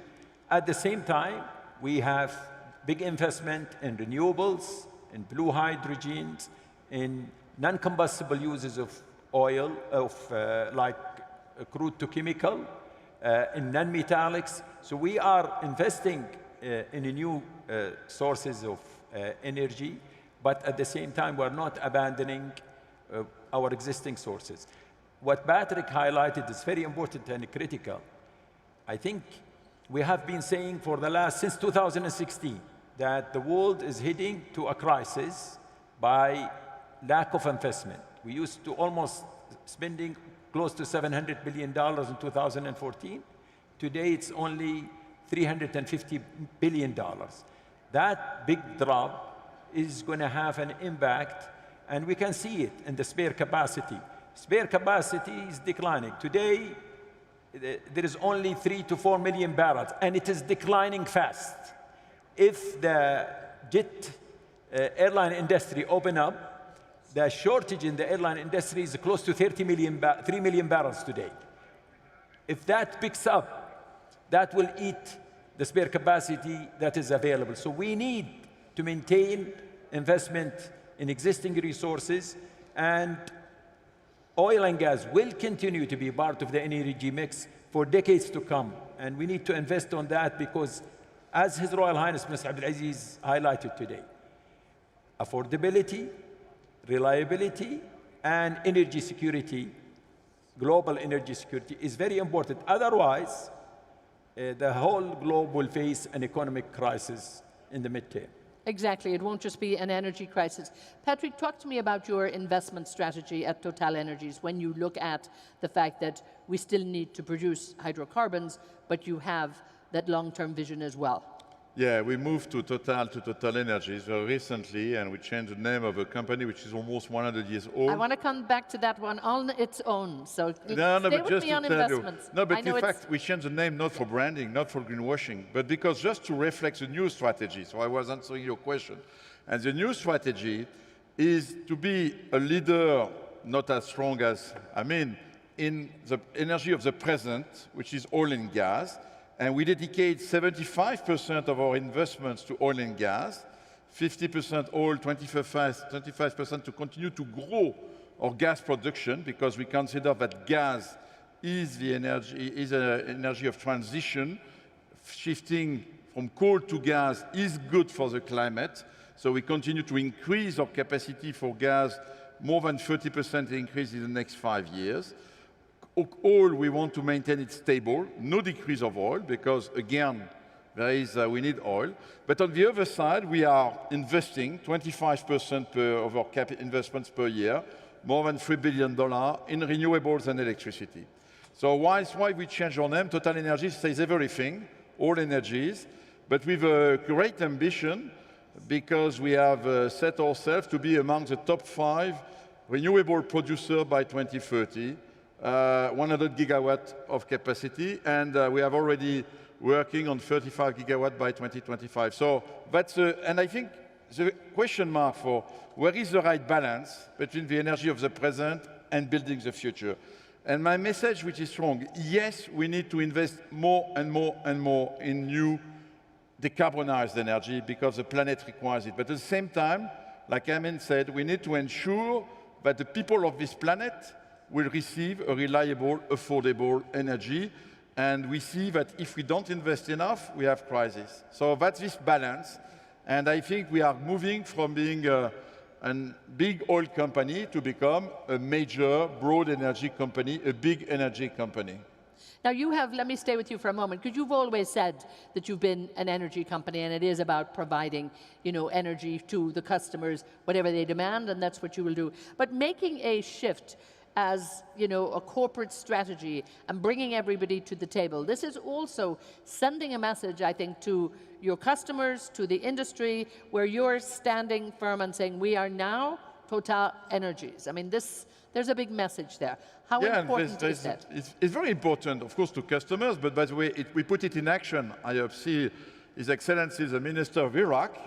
Recently we have announced important major investments in this country, and I'm very proud of it, because the first time I met His Excellency, it was exactly 1 year ago, I think, without a secret. He told me, I need power, I need electricity for these people. You must look at gas. And then we visited together the Basra region, and I saw impressive flared gas. I saw we have resources. Let's collect all that. Let's produce this, let's treat this gas, collect it for gas-fired power plant. And then I told him, by the way, it's a flat land, plenty of sun. Who owns this land? He told me, Basra Oil Company. So let's make 1 gigawatt solar plant. And then we visited an oil field, and he spoke to me, by the way, you need also to take care of water intake because we need water in this country. At the end, I'm contributing. For me, it's the best example today of my new strategy, Total Energies. It's electricity, it's gas, it's oil, and it's even water for the sustainable development of this country. So I'm happy to tell to the Minister that we are proud. And by the way, our shareholders, I've just met roadshows, tell me that if I can find other countries where I can do the same, they would welcome it. So this is the new approach to make this transition in action and pragmatically, not, solar, gas, and oil, and this is what the planet requires. So thank you, Your Excellency, for offering me this opportunity in your country. And you talk about, being sustainable, and Mr. Nasser, when we look at technology and how does that help a company, and the technology has been shifting so much, and at Saudi Aramco you invest a lot in technology. Where do you see the technology of the future that's going to lead you, to a greener, cleaner company and energy producer? We are confident that technology will get us the solution to reduce or eliminate emissions that we have today. And we are investing a lot on these technologies. We do have 12 centers around the globe, 9 centers, R&D centers out of Kingdom, and 3 centers within the Kingdom. The focus of all of these centers is climate change, sustainability, and finding solutions to the emissions. So we strongly believe that we either going to be using CO2 and turning it to useful products, collecting CO2 from air through certain technologies that we are also working on, or reducing emissions significantly on engines, and we're working with the auto manufacturer to reduce engine emissions, or looking at mobile CO2 collections on vehicles. A lot of technologies that we are working on that will hopefully help us to do that. Carbon capture and sequestration, the issue globally with carbon capture and sequestration is the cost. And technology, we believe, will help us to reduce the cost. Similarly, blue hydrogen or green hydrogen. Today, everybody talks about hydrogen, but there is no market at scale. We are looking at expanding in blue hydrogen, big projects, but you are looking, is the market there? Is the market will develop? The cost needs to come down, and the only thing that will bring the cost down is technology. So we're investing in technologies to reduce the cost for blue hydrogen, for green hydrogen. At the same time, we're looking at our crude and seeing, okay, can we look at non-combustible use of our crude, turning that crude to chemical, which no combustible actions here, or looking at non-metallics, using our products in building constructions, in auto manufacturing. There is a lot of uses for oil other than using it in the transport sectors. All of these going to be enabled in the future by technology. That's why a lot of the technology investment that we are capitalizing on and we are investing on had to do with sustainability. Patrick, if I can bring you in the technology question as well in terms of partnerships as well. Technology and how you work together. You talk about the work you're doing in Iraq. You're busy here in Saudi Arabia as well. But how do you work together to make sure that the technology, everybody benefits? I think, you know, it's a question of, for us in the oil and gas industry, by the way, innovation is not coming only from one company. It's a shared innovation. It's an ecosystem that we need to put together. I think today we participate to many ventures. You know, for example, in hydrogen, we just created the largest infrastructure fund to develop hydrogen infrastructure together with Air Liquide, 1.5 billion euro, which is being put together in order to invest. So for me, there is no doubt that it's a question, we must share this technology because, again, the question is to invest more and more, and the planet requires huge amount of investment. So, of course, and again, I'm thinking this energy business is quite common. So we work together with Aramco to see how we could develop, for example, we are working together on biofuels, probably on projects in biofuels to see if we can move forward new technologies. In particular, when you think tomorrow even to e-fuels, sustainable aviation fuel, you know, what is it, e-fuels? It's green hydrogen on one side, CO2 on the other side that we need to capture to combine them. This is something which is quite exciting. So there is a lot of technology to bring the cost down. But again, one of the advantages of the energy business is that there is a lot of passion, a lot of engineers, a lot of people. We speak about trillions of dollars, and this is why for me I'm positive, I'm optimistic. And that's because I know that we are able to bring the technology to the world and to invest in this technology. So let's be confident in our future. Let's not exclude people. On the contrary, let's all engage in a positive way to make this climate change manage it. And we're time challenged at the moment, but before I go, a quick word, hopefully keeping that optimism. I'll stay with you for the moment, Patrick. COP26, what do you expect? What do you want? And as an energy producer, what do you need from it?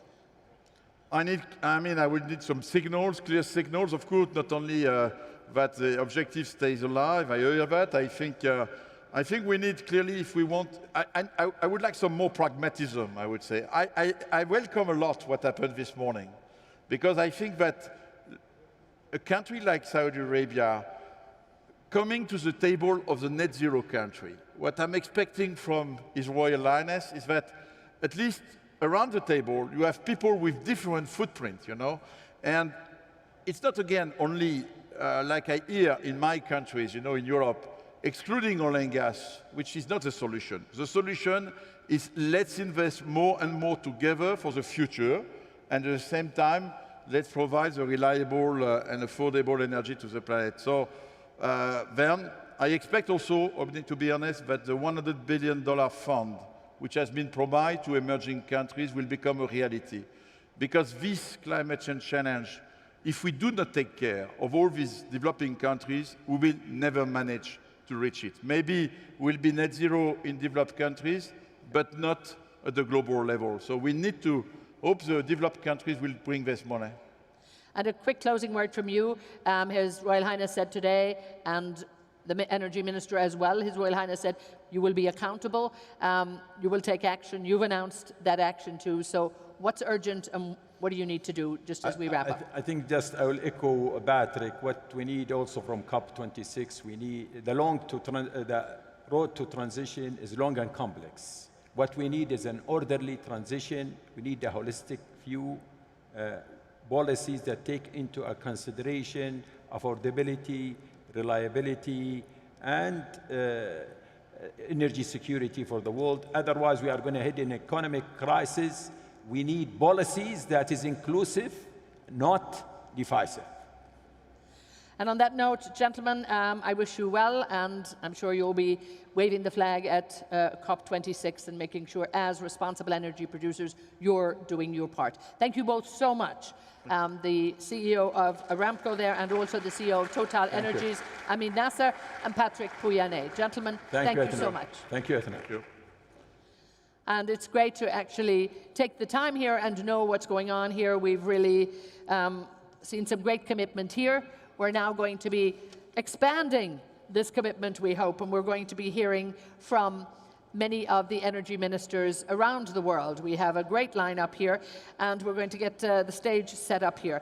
You know, looking at what the international energy players are doing, so very important too, but we're also going to be taking a look at what the national players as we now begin our session. So please, please, I would ask you to, you know, relax and join us here. We're minutes away from starting another big session here, really taking a look. We have 6 countries represented on this panel: Brazil, Kuwait, Egypt, Niger, Azerbaijan, and Nigeria.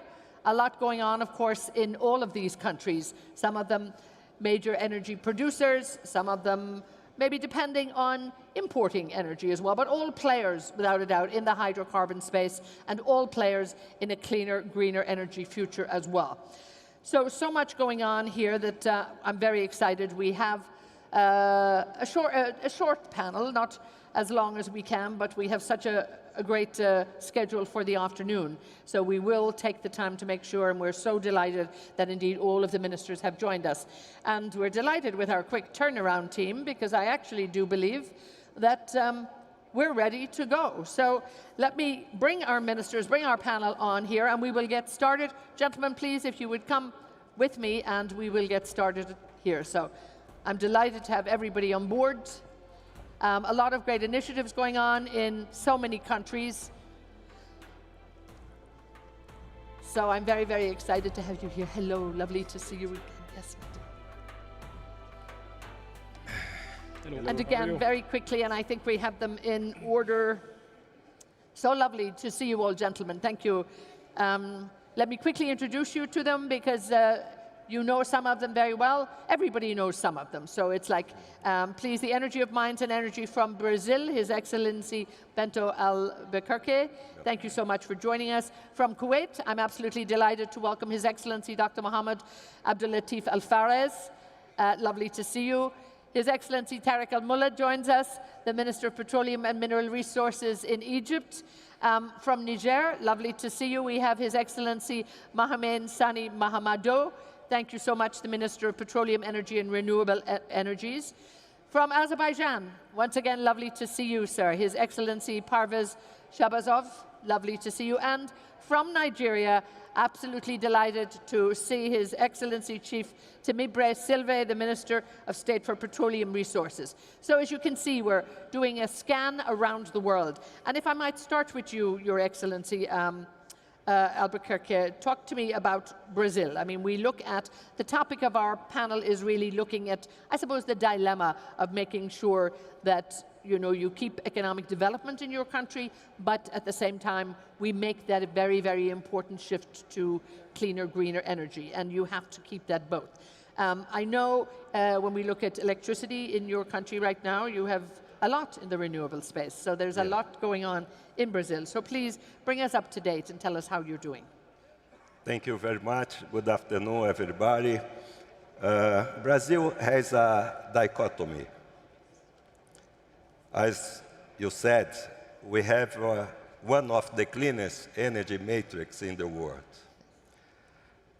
And we are also moving fast to become one of the top 5 producers and exporters of oil and gas by 2030. Currently, we are the 7th.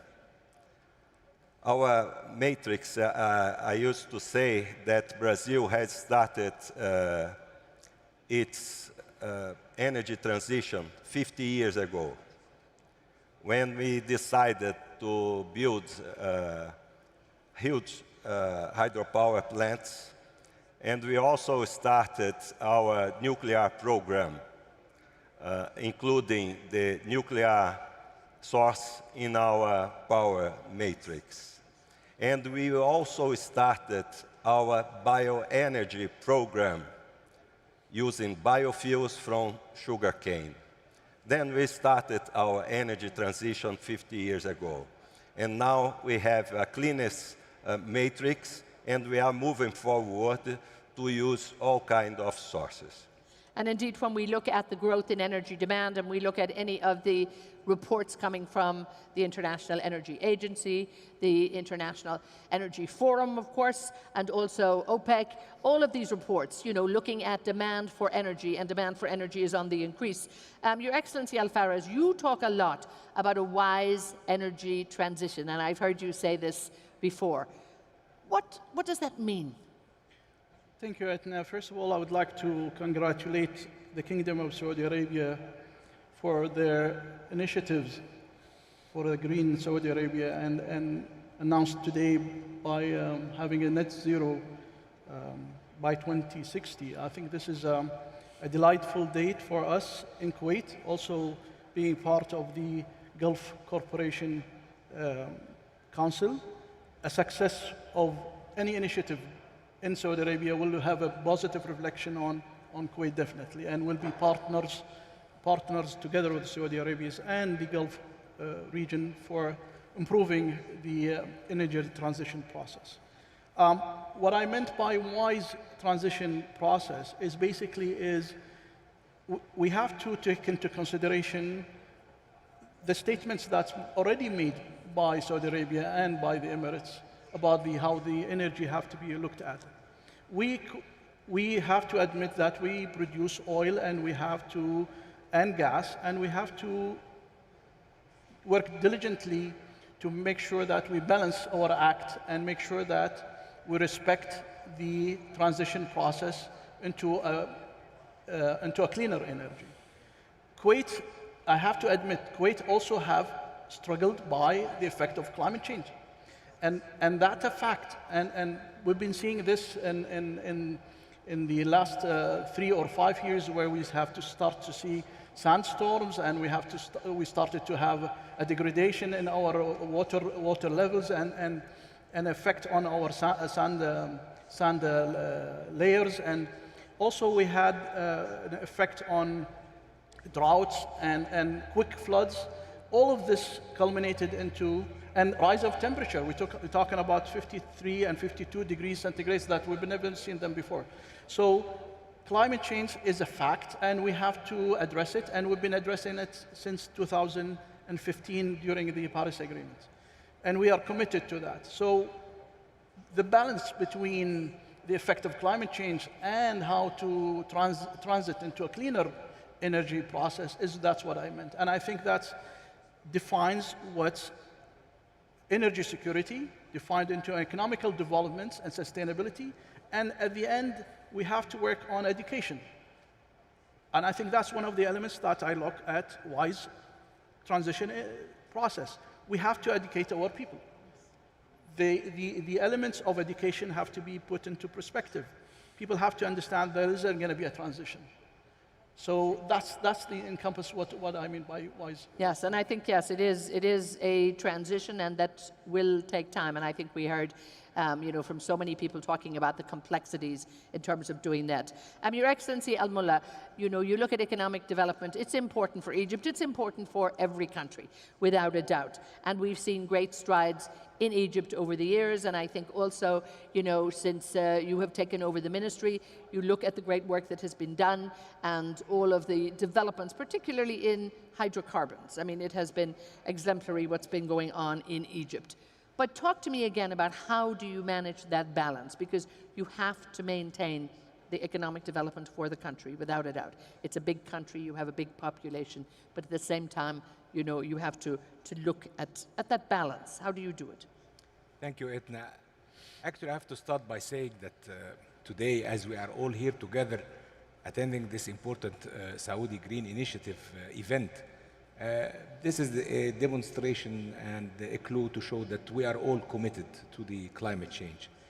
And of course, each country has its different implementation program, but at the end of the day, we are all targeting the same target, which is lessening the carbon emissions and becoming and receiving and neutral climate. So in our case, actually, when we talk about energy strategy, together with the Egypt Vision 2030, we started in 2016 looking at our energy mix and how we would tackle this important topic. And together we were able to identify our energy of choice for transition, which was gas. And since then, we have made a 2035 strategy with a target of arriving to 42% of electricity developed from renewables.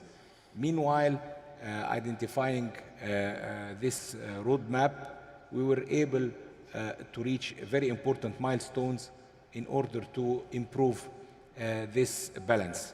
So when I say that Egypt consumes, for example, 75 million tons of hydrocarbons, I have to tell you that 64% out of this 75 million tons per year is natural gas.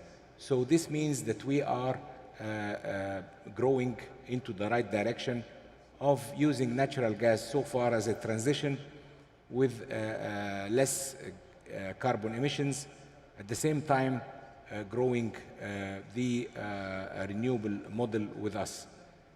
It is very important, of course, for an economy to have this steady growth, at the same time not forgetting, of course, the importance of implementing different projects for the economy, where important hydrocarbons is used, for example, for transportation. So having said that, the government has taken very bold initiatives for transportation while improving public important ways and modes of transportation, like the underground, which is using electricity, which is the monorail now implemented. At the same time,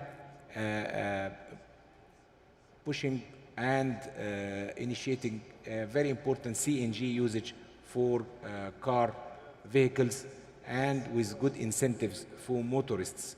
So having said so, connecting as well as much as we can to household gas, natural gas household connections, using them rather than the natural old traditional LPG bottles. So all this together is really helping reaching this kind of balance, at the same time committed to lessening the carbon emissions. Exactly. I mean, I think the process of decarbonisation, it is about starting it. It's about starting it in the big cities. It's also about starting it in industry. All of that has to happen. Now, Your Excellency, Mahamadou, you have been appointed in this role this year, so welcome to the club, so to speak. Congratulations. But also, I mean, you've been working with the President, and you've been in that you know the economies of the country, you know the focus, you know what's so important in your previous role. You are the Minister of Petroleum, Energy and Renewable Energies. So the very fact that it is in the title, I think, is so very important.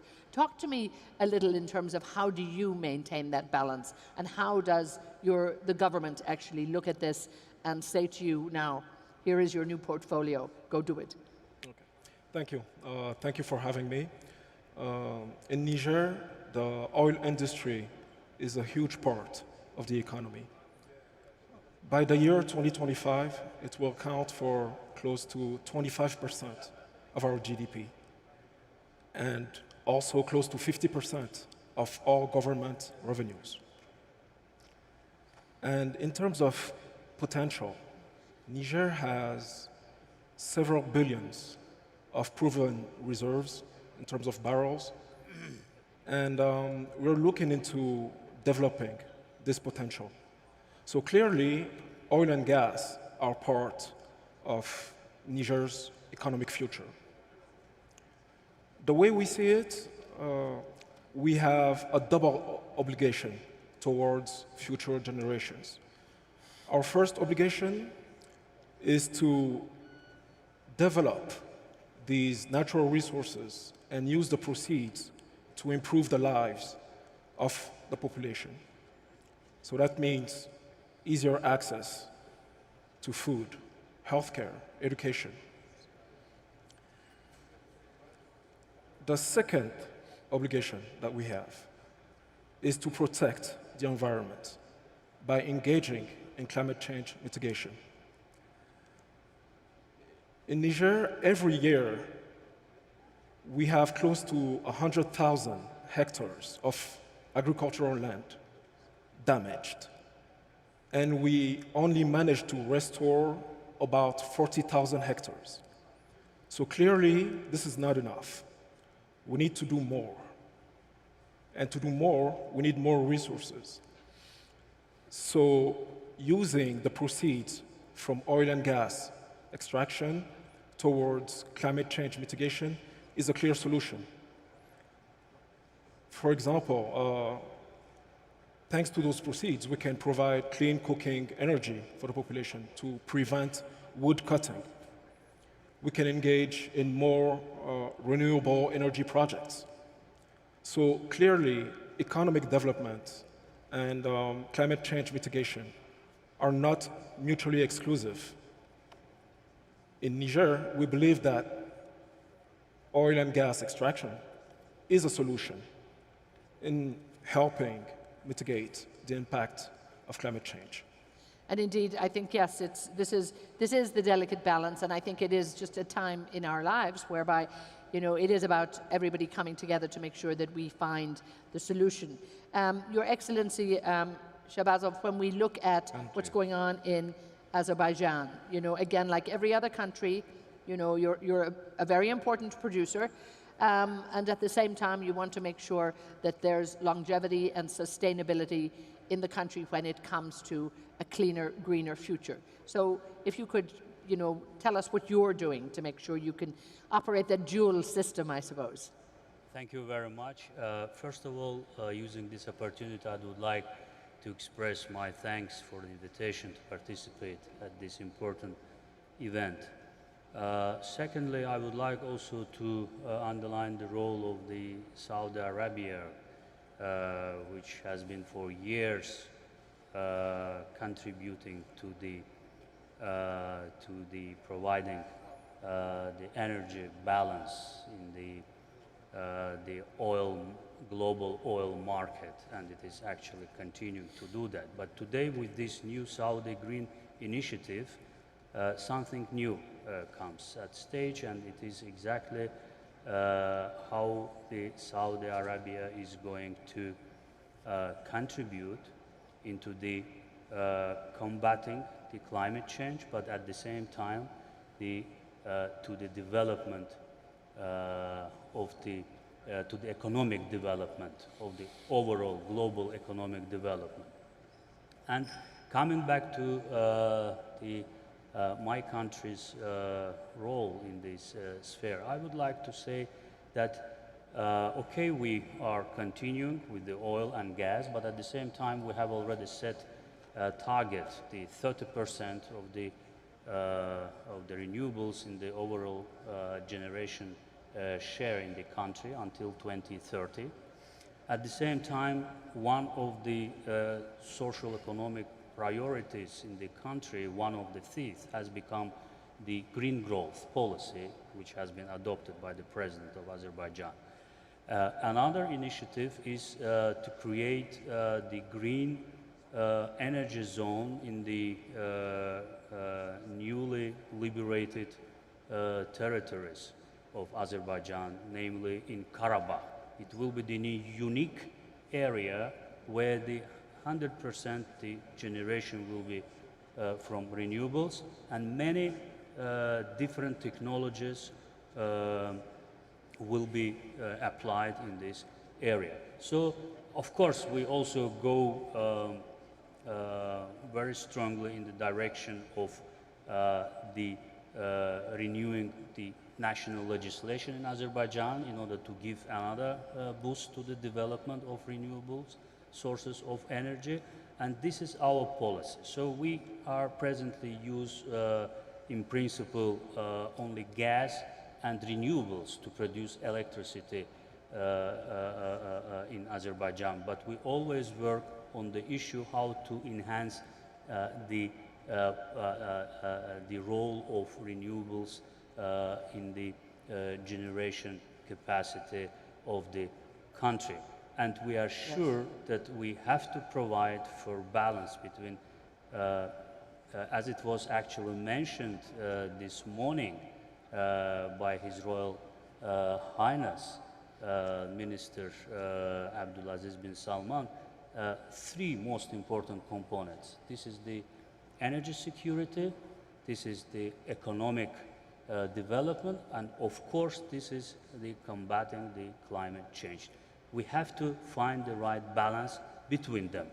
And in order to provide for them, we need renewables, we need energy efficiency, of course, and we have to, of course, be engaged as much as possible in the multilateral international cooperation for that. Without a doubt, I think we're seeing that indeed around the world. And actually, Your Excellency Almul, I want to talk to you about your East Med and multilateral relationships as well in terms of what's going on. You're not just an Egyptian player. But I'm coming to Chief Silva. Congratulations on your petroleum industry bill. This has been around. If anybody's been following Nigeria for a while, you've done it, so well done. Talk to us about the provisions perhaps within that in making sure that you're going to be able to fulfill all of your promises in terms of what the bill will do, but also, you know, clean up energy for the future. Thank you very much. First, let me join the many people who have commended the Kingdom of Saudi Arabia for this very bold and innovative initiative. I believe that this initiative can be adopted by other countries, either wholly or partially. In Nigeria, we will very likely adopt this initiative, but partially. You know exactly that the part that we will not be able to adopt is that part that has to do with self-funding. As you know, we probably will not have all the funds to go about this initiative. But for us, I will say that the whole discussion about climate change presents an existential issue. We must live to enjoy the cleaner environment. And of course, if we live, then we have to have a cleaner environment to enjoy. At this point, you know that in there are a lot of people without electricity in Africa. And that really presents a big problem for us. The challenge is to provide electricity for this number of people versus trying to pursue the issue of renewables. That's why we say that we must have multiple pathways to achieving carbon neutrality. We cannot look at only a single pathway to it. For us, I think the only way we can get there very quickly is also to exploit our abundant oil and gas resources and get there, because at this point, we are not in a position to join the race to renewables. But of course, we believe in this in the global commitment to cleaner energy, and that's why we're actually pursuing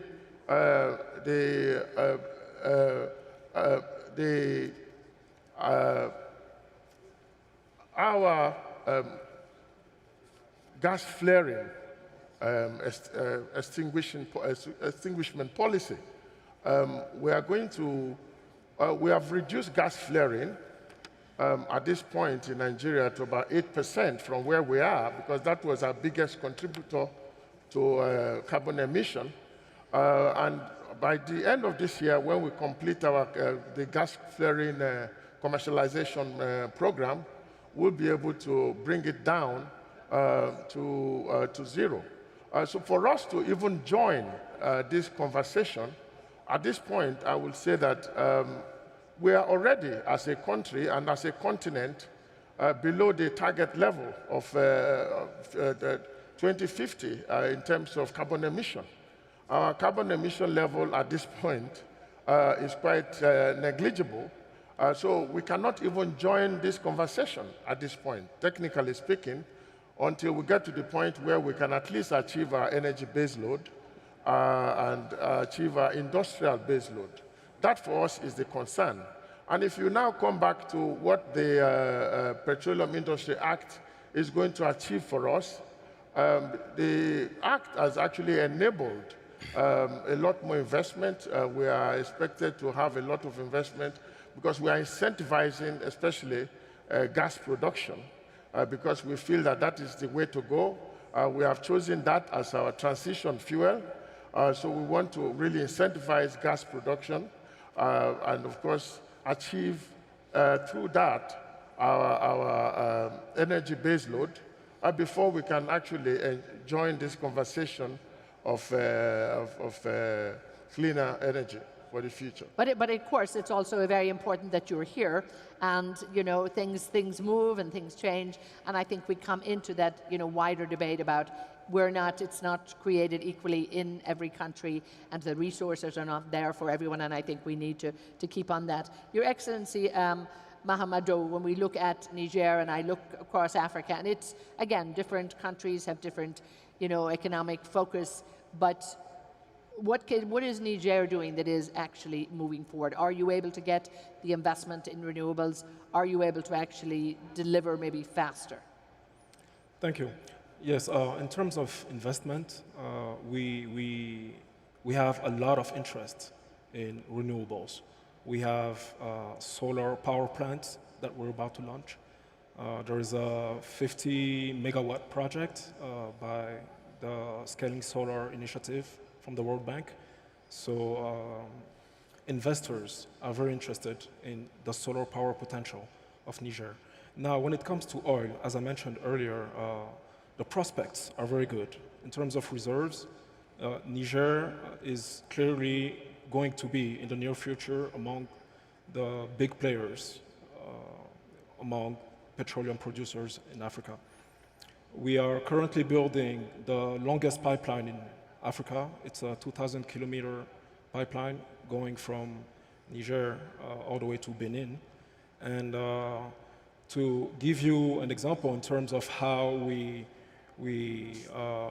manage to integrate renewables and sustainability in our energy projects, this pipeline will be powered with solar energy.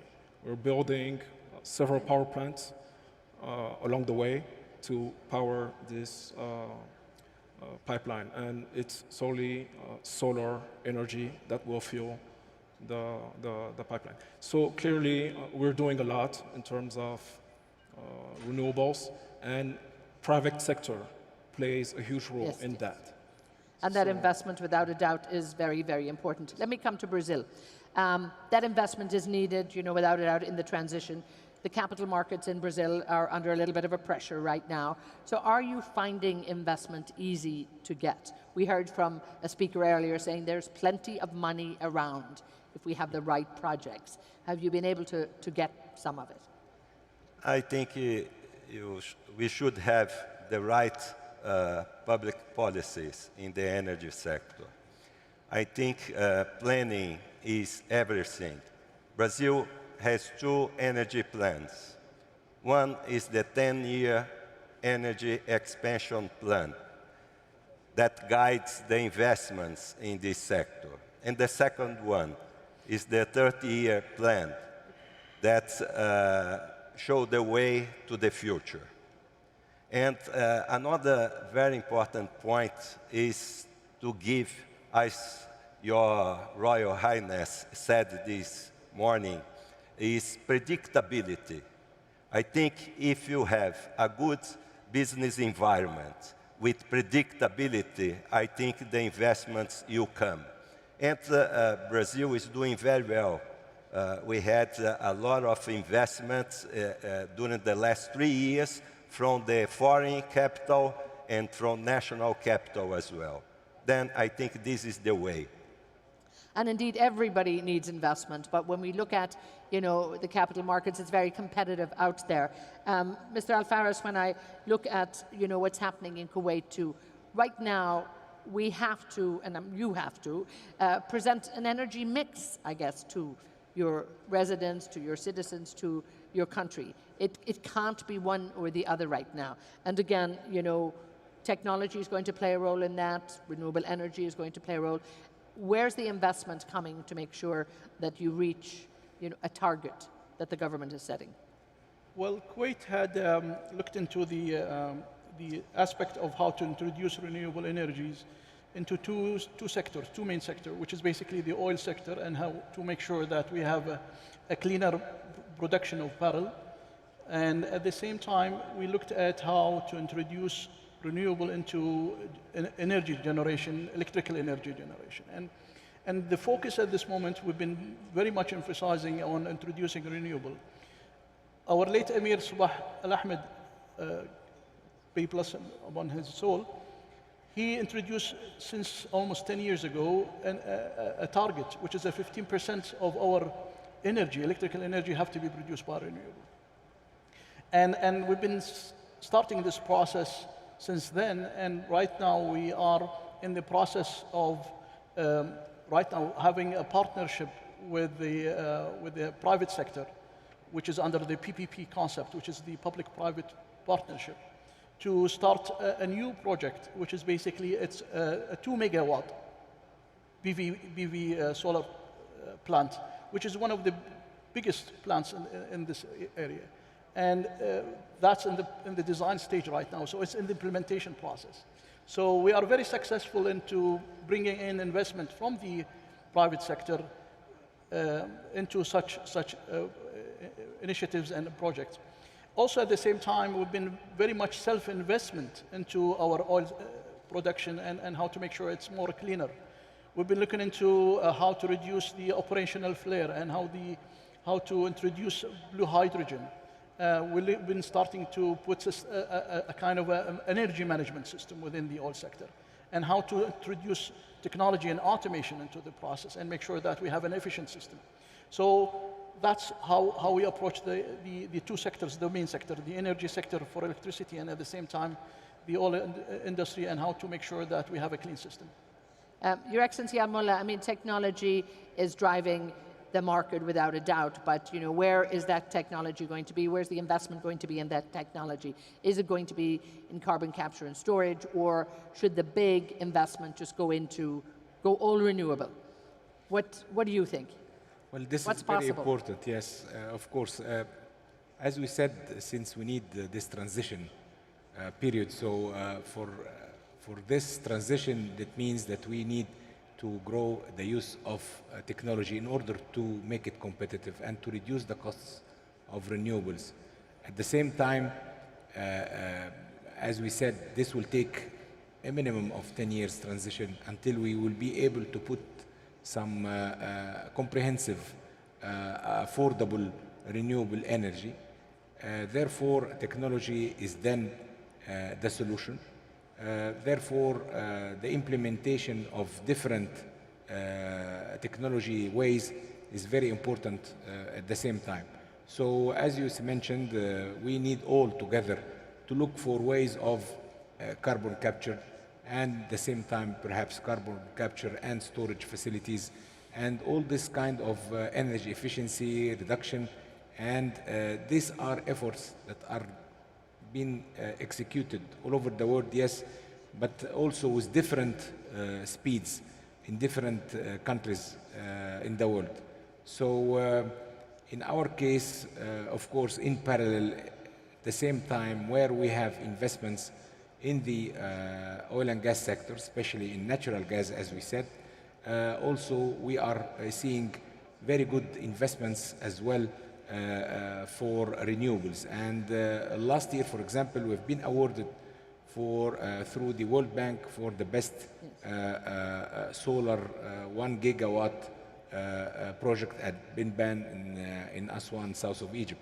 So I want to say that it's a combination of private sector, new investments, technologies at the same time. So you have to give this time frame of transition period so that we can reach all together the carbon neutral and climate neutralization.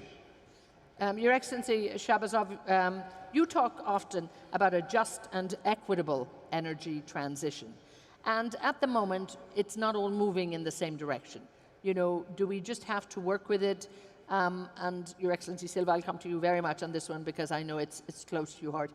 And just do what we can and help other countries along. How do we find that just and equitable transition?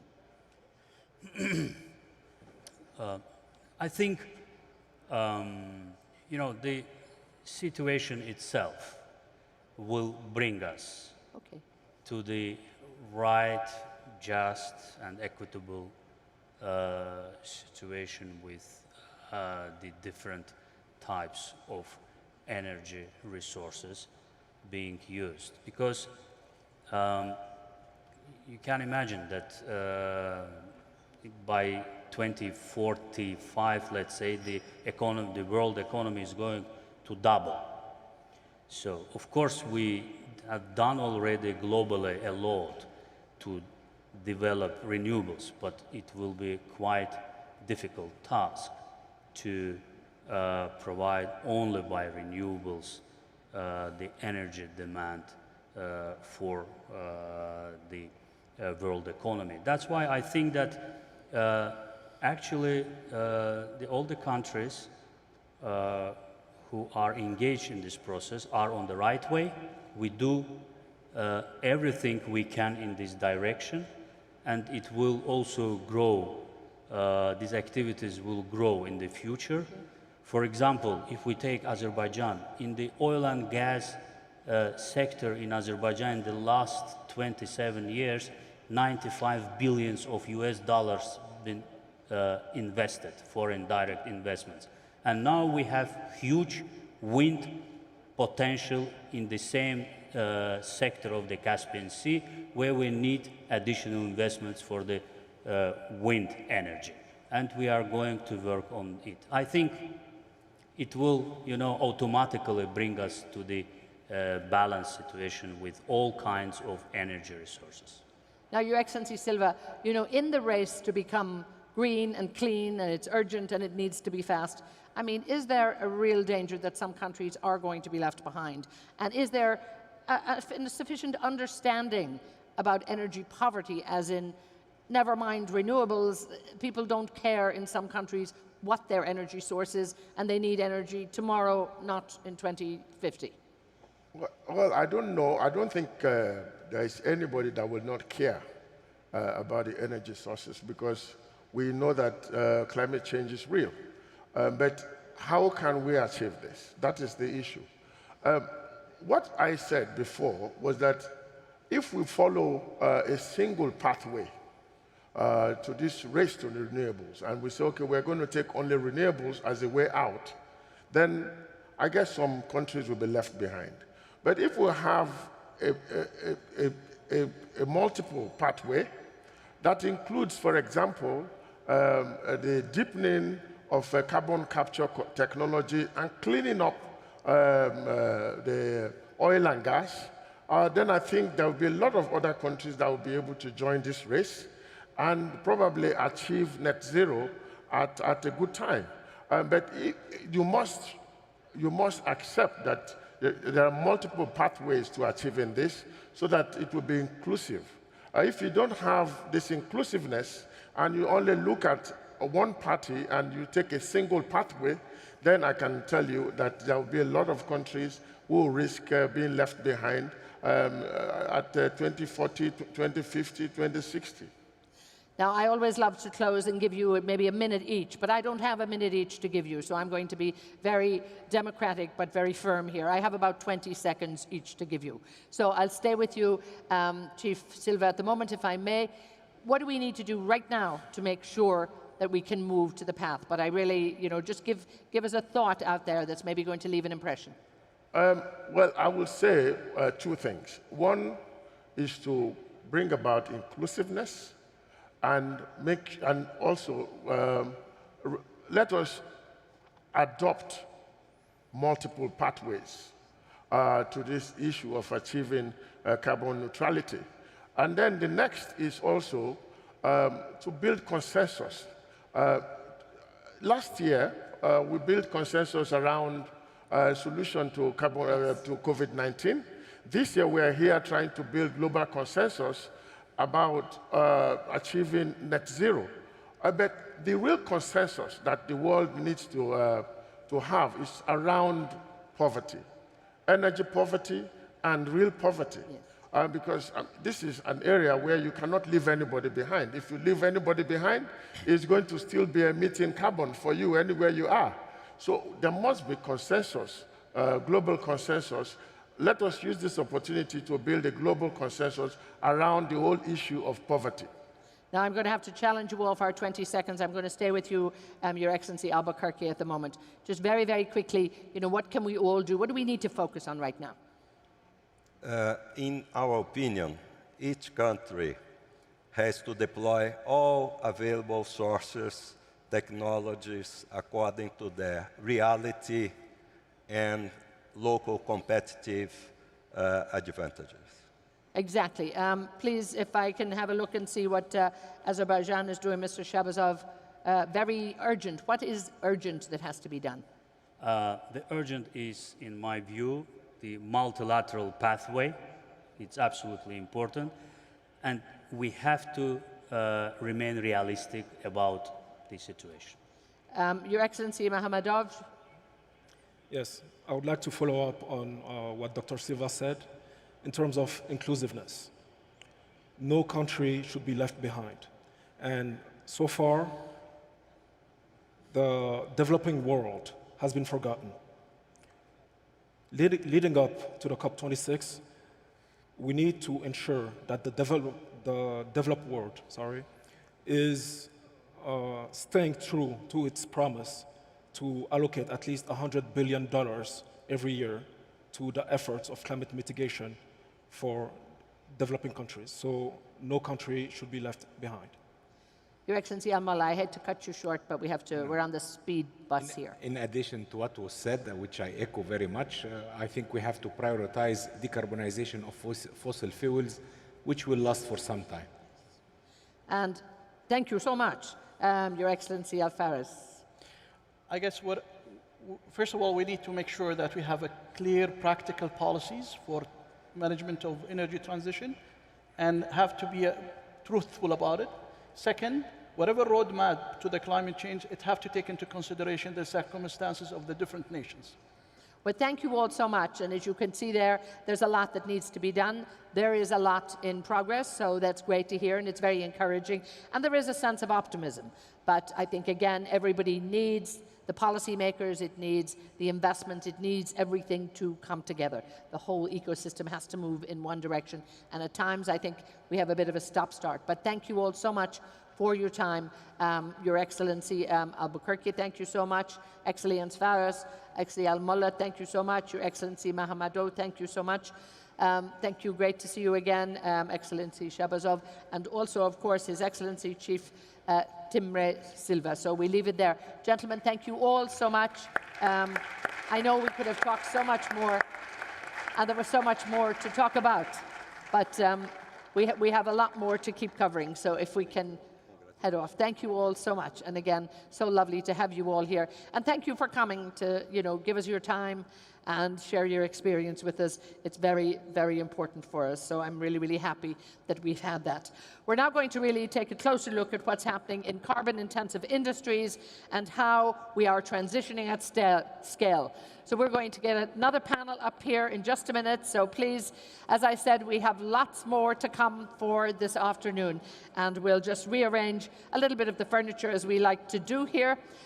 We have the Express team on the stage. And now we're going to really be looking at, how do we talk to the carbon-intensive industry? Yes, the energy industries are very, very important, but also we look at big industry and we look at what they can do and indeed what everybody can do. So I think we're almost ready to go.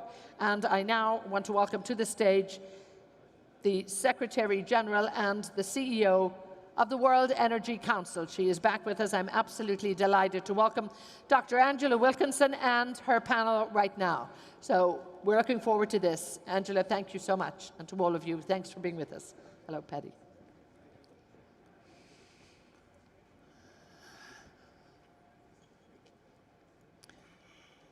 Good afternoon, everybody. Good afternoon. Welcome, panelists, for a grilling or a conversation. We're going to look at carbon-intensive industries. I apologize for my voice. I've been talking too much already. I don't need to do that.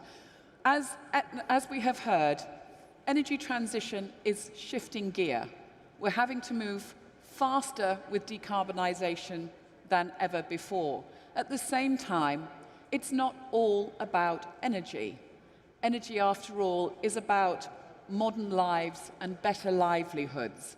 So in this panel, we're going to talk about the implications of the Saudi Green Initiative and the challenges of an exponential energy transition from the perspective of carbon-intensive industries, such as chemicals, steel, and cement, which account for nearly 60% of global energy consumption. So let me just introduce the panelists. We have the Assistant Minister, Mohammed Al-Ibrahim.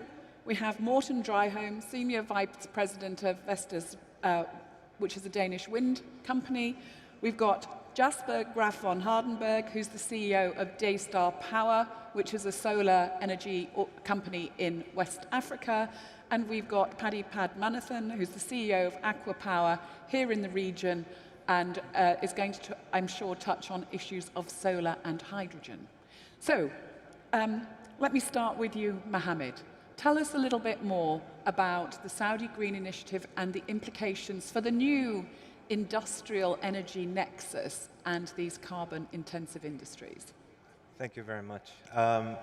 The Saudi Green Initiative, the way we see it, it poses a great opportunity to improve, a great opportunity to create new ways of managing our industries and managing our emissions.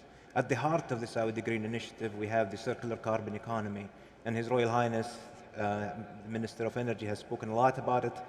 But if you look at it in the context of industry, this framework includes reduce, and reduce, His Royal Highness also talked about the energy efficiency program, which has actually reduced our intensity in the three industries that you've mentioned, the chemicals, the steel, the cement, by 3%, and reduced our emissions by about 4 million tons per annum. When we look at it from the recycle and the reuse perspective, then we find there are opportunities and there are actually ways that we have implemented already. For example, SABIC has already built a plant to capture 500,000 tons per annum of CO2, purify it, and is actually reusing it to produce more chemicals. And this same CO2 can also be used after purification in the food and beverage industry, in refrigeration, and so many other applications in the industry itself. Now, when we talk about the reduce aspect, we can also find that these industries themselves can be used as sinks. For example, we have your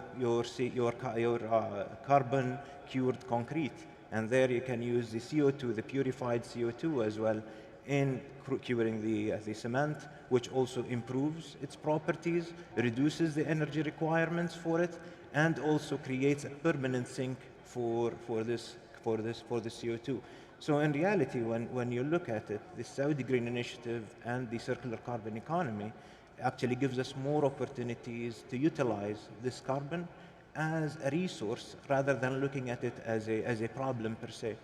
No, as a matter of fact, we look at it in a way that could help us grow our industries themselves, that could also help us in growing our economy and creating these new opportunities. One last thing that I want to mention is that we also have a very ambitious program to displace liquid burning in the industrial sector, as well as desalination and utilities, and by that we will have a much higher demand also for power, because we're connecting some of these facilities that are using their captive plants that are burning liquid fuel. We're connecting them to the network, and by connecting them to the network, we're reducing our emissions as well, because our network, as you've heard, will comprise of about 50% gas and 50% renewables. So much is happening under the Saudi Green Initiative, and it will definitely have a big spillover effect on the industrial sector, which we believe will also benefit from it.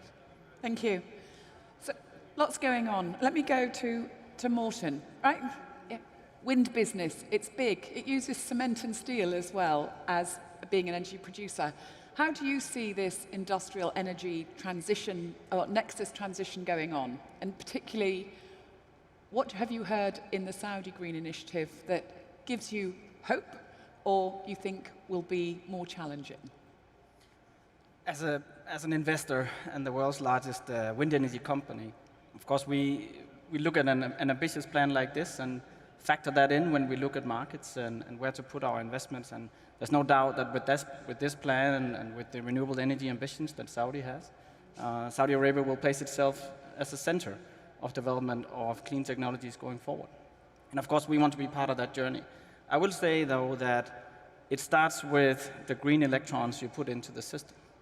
I think it's fine to look at decarbonizing heavy carbon-intensive industries, but you have to do that through electrification, either directly or indirectly using green hydrogen. And you need green electrons for that to be possible. So we have to really make sure we have the right ambitions when it comes to putting renewables into the ground. And with 16 gigawatts of wind ambitions here in Saudi, that's a very, very good start. But in order to accomplish all these fantastic objectives, then you need much more green electrons. And of course, we're looking at that as Vestas and happy to collaborate doing exactly that. Thank you. I mean, the progress in wind energy technologies, cost curves is going faster, but it's been remarkable in the solar area mostly. So let's have a, yeah, I think so. I'm going to come back in a minute to ask you about the materiality of wind turbines, so you can prepare yourself for that one. Let me go to Jasper. Jasper, you're looking at mainly solar and West Africa. What's your perspective around this, the industry energy nexus that's in transition?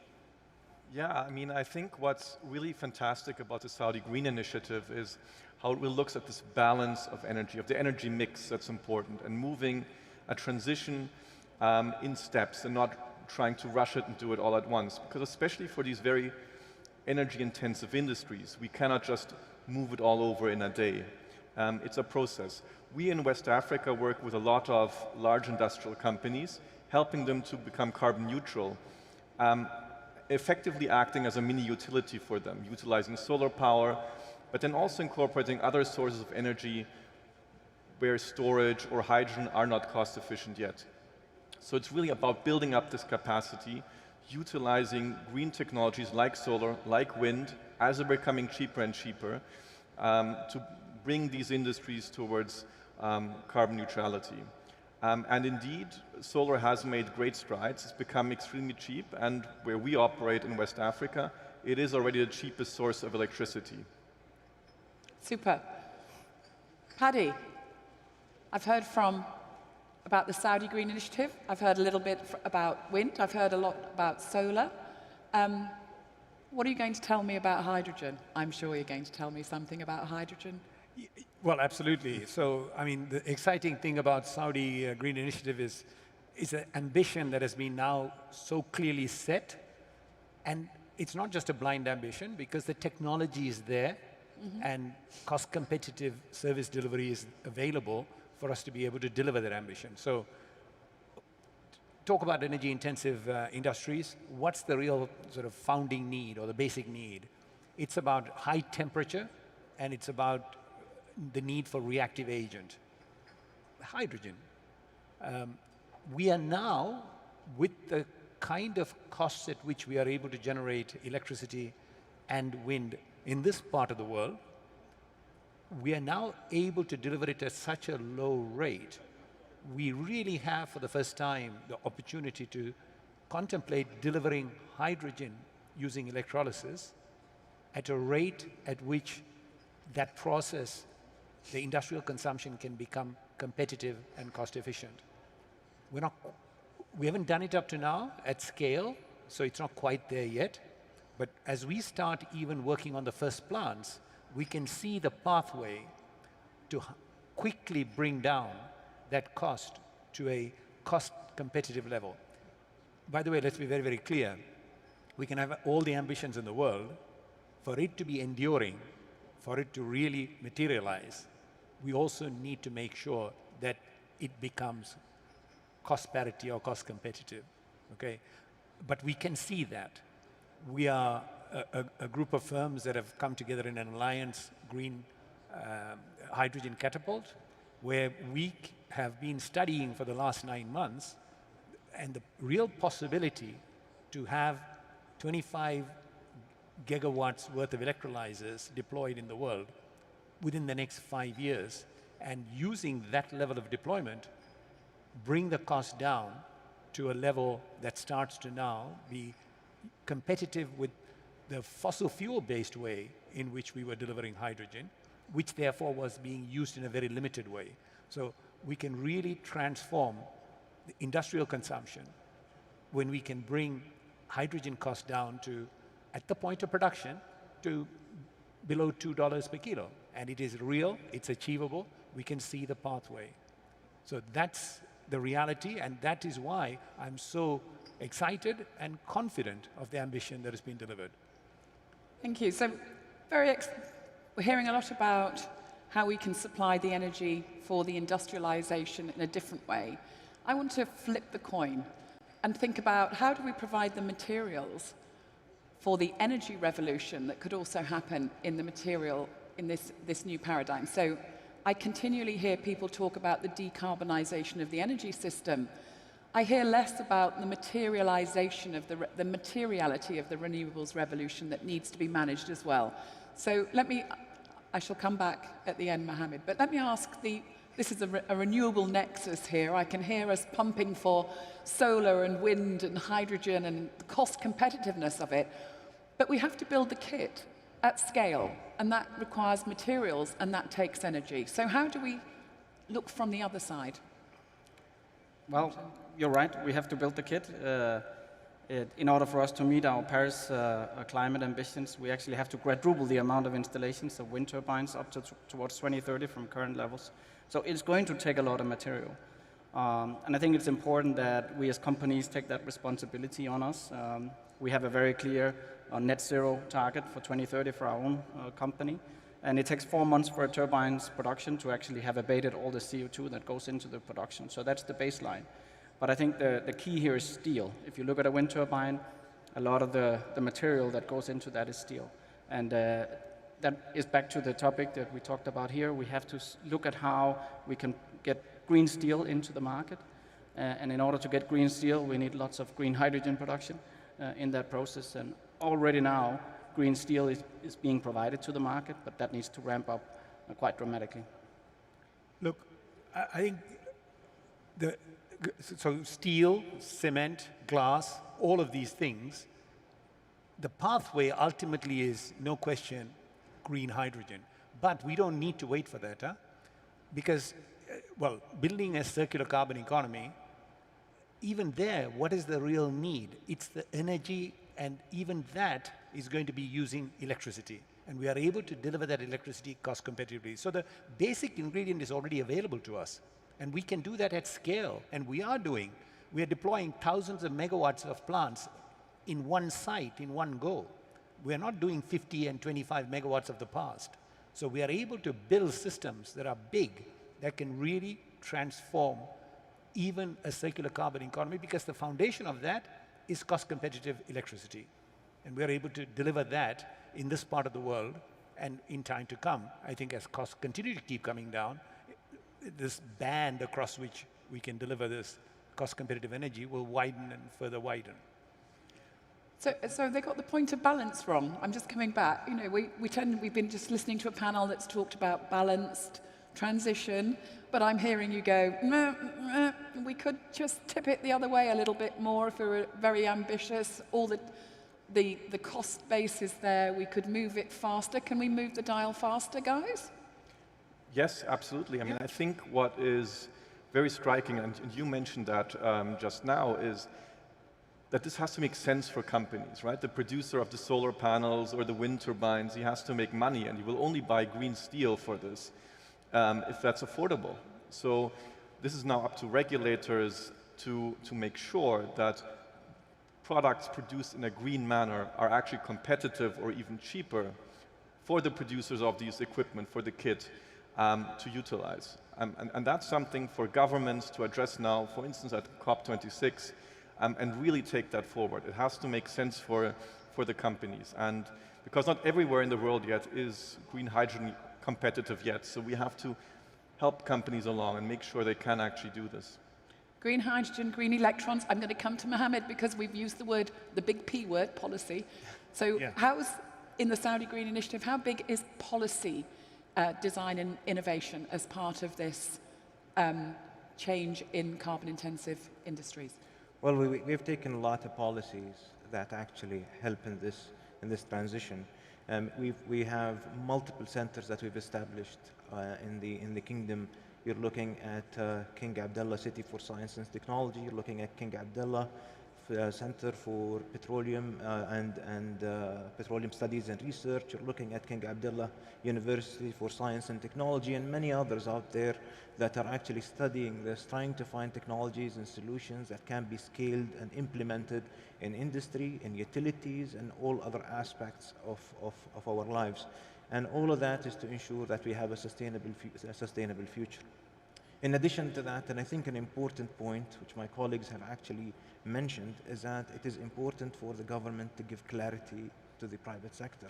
And this is why today, the Saudi Green Initiative, one of its objectives, actually one of its most important objectives, is to give clarity on the targets, where we want to be, what we want to achieve, and that definitely helps the private sector targeting their investments, putting them in the right place. That helps everybody achieve these targets. And in addition to that, the government actually, at least in Saudi, we've taken a lot of policies in regards to energy price reforms, energy efficiency, expanding, for example, our gas network, all of that in order to help improve our energy efficiency, conservation, reducing the emissions from burning liquid fuel to burning gas. And one of the things that we also want to achieve is that we're also pushing towards the production of hydrogen in both of its forms, blue hydrogen and green hydrogen. We have targets to produce green hydrogen from the west coast. We have targets to produce blue hydrogen from the east coast. And also, when producing this blue hydrogen, we also have opportunities to convert it into blue ammonia, ship it, and actually we have done that by shipping our first shipment of blue ammonia to Japan last year, and we have a plan to expand on that. So the government is actually setting these targets, they're acting on them, they're incentivizing the private sector to do them. And I think that the clarity that the government is providing right now and the research that the government is supporting right now will be definitely very instrumental to achieving those targets on the long term. Great. I mean, we're at the beginning, the startup of an exponential energy transition. Yeah. But you three guys, you're operating at scale already. You're not startups. Usually when I'm dealing with startup audiences, I ask them, what's the policy change that would really help them get to scale? You're at scale. What's the policy change? Are you looking for one? Or what's the policy enabler that enables you to play deeper and faster across the whole economy? Look, the policy, there are two sort of streams of policy that is required, right? One is to create the market, and the other one is to support the ecosystem that is going to enable the market to perform. So, well, today we had the first major piece of policy, that net zero 2060 ambition. And not only that, that clear ambition to accelerate reduction in carbon emissions by 2030. So those are all very clear policy objectives that have been set. What now needs to come through is the supporting ecosystem. The supporting ecosystem in the form of, for example, as we now go towards utilizing more and more energy, electricity, the grid systems needs to be expanded, or some policy measures that need to be put in place that is going to allow so that grids don't get left behind. The industrial infrastructure is going to be able to, and those who are already, look, nobody likes change, particularly when you've got a fair amount of investment sitting on your hands, right? So you're going to come up with policies that is going to somehow enable the users, the industries to transform, to support them. So it's not about necessarily supporting the producer, because the producer somehow has now found his way in order to deliver the product at a kind of faster rate competitively. So it's the user now requires quite a bit of policy support in order to create and enable that market. Anything to add? No, but I agree with Paddy completely here. I mean, we have in Saudi Arabia, you know, a fantastic good mix of very ambitious long-term policies, and now with a lot of sub-policies coming that really backs up that overall target. So for us as investors, you know, there's very clear signals that Saudi Arabia is moving in a sustainable direction. So that's all in place. At the top of that, or complementary to that, the wind resources and solar resources are amazing. We can, you know, really expand the footprint of wind in Saudi Arabia. So the missing piece for us, if I had an urge where to put some efforts, is project approvals. You know, that goes for all markets. Project approvals can be slow, and in order for that to really speed up, look at permitting, look at the way the assessments is done, and try and speed up the process so there's a quicker way to markets for renewable projects. That's the key for us. Jasper, is there anything on the policy side that really enables solar to play its part at scale and speed? Well, I mean, I completely agree with my two colleagues here, but I think what we should keep in mind is that Saudi Arabia has a role to play in this that's bigger than just becoming sustainable itself. It's really, it can become the source of the world again for green hydrogen, right? It will become one of the main exporters of green hydrogen for the world. And becoming that doesn't mean just producing enough for itself, but means now investing in developing an infrastructure, systems and standards for exporting green hydrogen, for using green hydrogen globally. And that's a huge task. That's a huge policy task. That's a huge task in research and development. The tools are all there, as Paddy said. It's absolutely achievable, but it will need focused attention of many countries around the world to come together and deliver on that. And then producing this green hydrogen, I think solar has a key role to play, together with wind, definitely. And in doing that, yes, definitely project approvals, quick decisions are key to get there. I hear a solar wind hydrogen consortium building in the ecosystem over here. Let me come back to you, Mohammed. On the last panel, I heard that what we don't have is we don't have a market for hydrogen. We don't have uses for hydrogen. How does that factor into the Saudi Green Initiative? I think there are uses today. I think the market still needs to expand more in the future, and I think these uses that we will find and will be created as we provide more clarity in regards to our targets and what we want to achieve. As I've mentioned, we've already shipped blue ammonia to Japan. We already have plans on expanding our hydrogen. We believe that there is a market, and this market exists locally, and there is a larger market that will exist internationally. And we have plans in order to expand on hydrogen and convert it into blue ammonia and green ammonia and share it with the world. It's just a matter of, like when the LNG business started, there was a limitation on the market out there, but once you have the private sector and the necessary enablers as well from the governments to connect the source with the demand, then all of this will be resolved and you'll see an exponential growth. And we believe that the same thing will happen in hydrogen, and with the development of the technologies that will come in the near future, we believe that this is going to grow on an exponential manner. Thank you. I wouldn't be doing my job if I didn't ask what's going to throw a spanner in the mix. So we heard this morning in the launch of the Saudi Green Initiative that there's a dynamic approach being taken in the strategy with two different scenarios. And obviously, that reflects that the world itself is uncertain and unpredictable, and we have to keep adjusting as we go.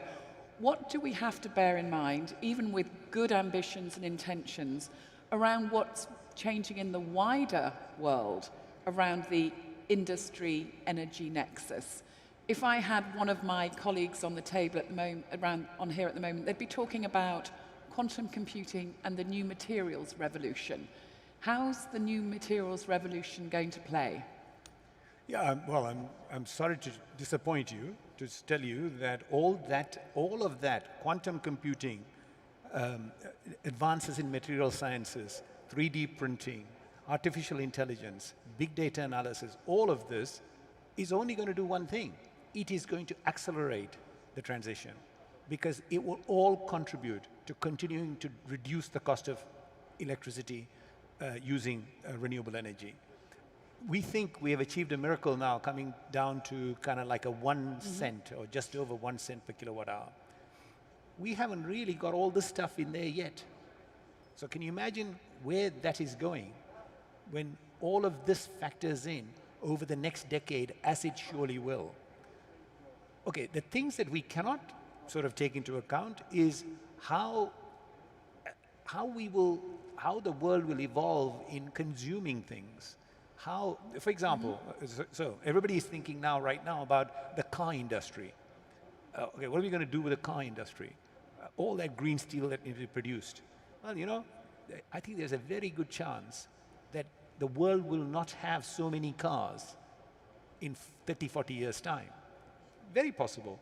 Autonomous cars are, I mean, today the car gets used for like 5% or 3% of the time.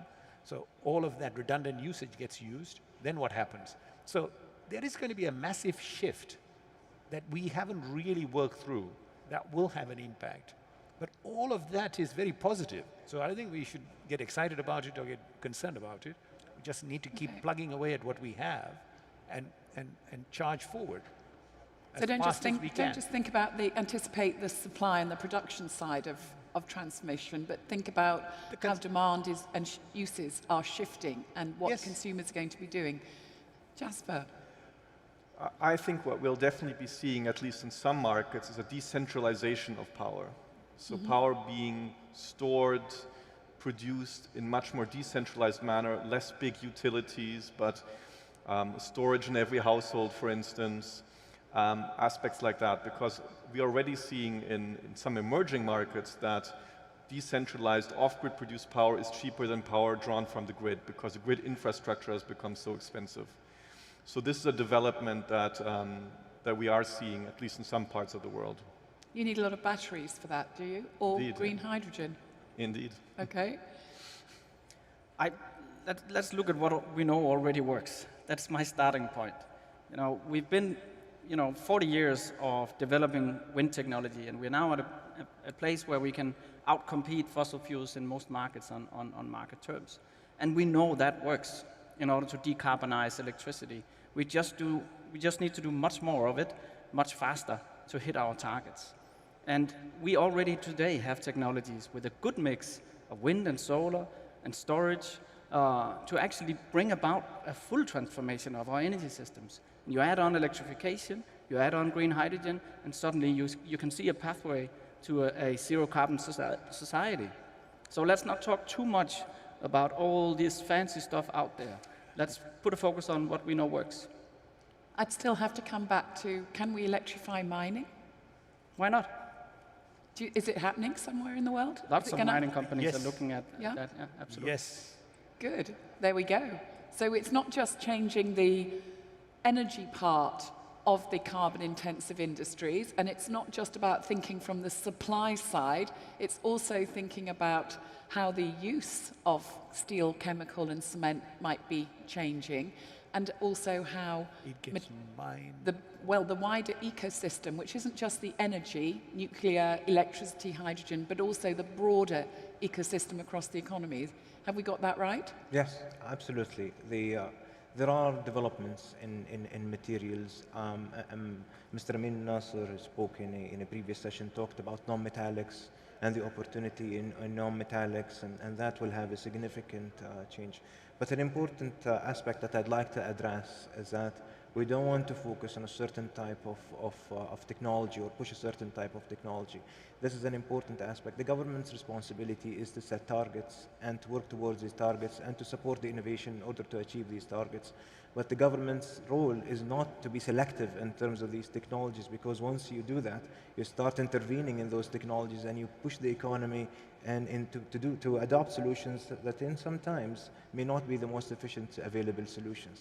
So you're going to, I can hear you creating an enabling framework for an ecosystem where you're going to let these guys compete and cooperate to work out what's going to emerge from the bottom up, rather than determine it from the top down. Is that right? Absolutely. That's our role in the government, is give the private sector the opportunity to compete, and then the users of the energy get the benefits. Thank you, gentlemen. Thank you. Who knew that cement, steel, and chemicals could be so interesting in terms of the changes that are coming? Ladies and gentlemen, please thank our esteemed panel. Thank you. Thank you.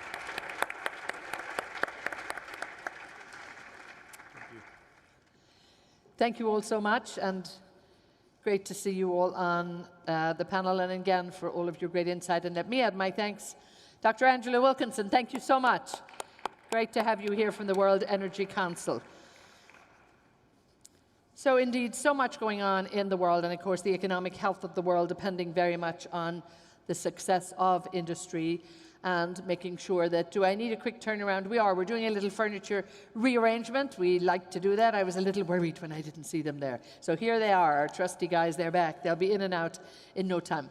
But again, it is about the success and the sustainability of big industry. It has to continue, and these big projects have to continue to fuel our economies, to fuel our lives, to make sure there are jobs out there. So there's so many different avenues we have to go down, so many different dilemmas that we have to look at, and indeed we have to all find solutions for them. I think we've got everybody in place. We're now going to look at another panel talking about carbon capture and storage, all the prospects and the position of hydrogen as well. And I'd really like to welcome Her Highness Prince Noura bint Turki Al Saud, who is going to moderate this panel. She's the co-founder of Aeon Strategy and Aeon Collection here in the in the Kingdom. So I'm going to pass it over to you, Your Highness. Thank you. Thank you, Etna. Good afternoon, everyone. I'm honored to share the stage this afternoon with leaders in their respective fields to discuss the many opportunities and challenges facing two very important technologies in the global energy transition that are key components for decarbonizing economies and reaching our collective climate goals. I'd like to start by introducing Mr. Fahad Al-Ajlan, President of CAPSARC. Welcome. Mr. Al-Banyan, President, CEO of SABIC.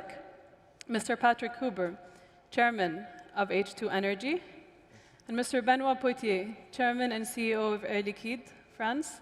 And last but not least, Mr. Girish Saligram, President of Weatherford International. We've heard a lot about hydrogen technologies today and the importance of certain technologies to reach our collective climate goals, and of course, Saudi's new announced net zero targets. Industrial emissions account for almost a quarter of global emissions. Hydrogen and CCUS can be used in industrial activities to produce high-temperature heat and for capturing emissions from industrial processes. Currently, there are very few alternatives to decarbonize this sector. Hydrogen can be used as a fuel or as a feedstock for making synthetic fuels, and as well as other products. And carbon captured from the production of blue hydrogen can also be used to produce other products and end-user products. Both hydrogen and CCUS are necessary for many nations' commitments to net zero targets and have already achieved high levels of technology readiness. For the Kingdom, they are core components of the circular carbon economy framework that aims to avoid and reduce emissions, as well as remove and utilize carbon in order to reach its net zero targets. However, like many issues, deployment faces obstacles as well as opportunities, and will require innovation in operations, business models, and financing. The validity of these technologies as solutions to the global emissions challenge and achieving our climate goals are contingent on their low-carbon life cycle and must be on the top of this discussion today. Ultimately, the extent of deploying low-carbon technologies will depend on the right enablers being present and the decisions and actions that are taken today and the next 5 to 6 years. And so I'd like to start with you, Mr. Al-Banyan. SABIC has played a leading role in the environmental stewardship, both in the Kingdom and globally, and has always been at the forefront of innovation. Could you talk to us about the technologies that you're currently deploying and the strategies that you have and are currently designing that align with the Kingdom's neutrality targets? Well, first of all, thank you very much for having me. I'm very pleased that you give the private sector the opportunity to back first the business community. So that's good news for us.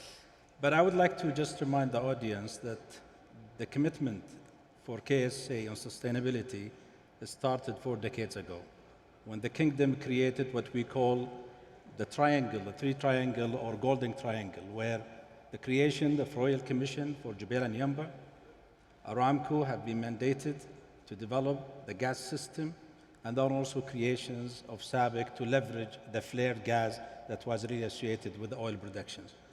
This shows the commitment that the Kingdom has for sustainability and environmental protections long time ago. This initiative has taken us to the new journey.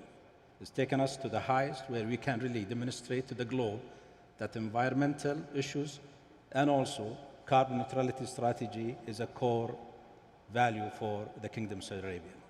Not only that, I think last year the Kingdom has hosted the G20 presidency, and we were able to endorse the circular carbon economy framework. And for SABIC, we have used the circular carbon economy framework as basically the way to formulate SABIC carbon neutrality strategy. And I'm delighted today, Prince Noura, to announce SABIC positions on the carbon neutrality target.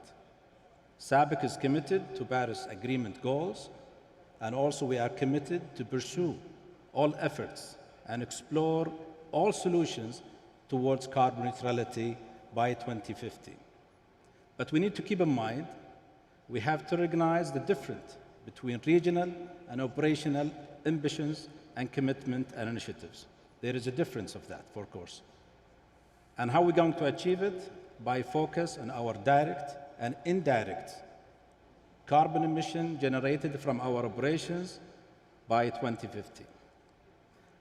Take it further, we have a specific target that we need to announce around our green gas emission, where we will be able, by 2030, reduce it by 20% comparing to 2018. Furthermore, we are going to work collaboratively with our partners towards aspiring initiatives that can really help us in Scope 3 emission along the value chain. Of course, how are we going to enable this strategy to be executed? Just in summary, because Prince Noura have given us mandate to be quick in our remarks, 4 elements. The first one, we need to adapt our processes towards using renewable and recycled feedstock. The second, we need to keep in mind that we need to invest on development of low carbon emitting technology and also electrifications for our assets. Third, blue and green hydrogen as a key component for carbon neutrality strategy.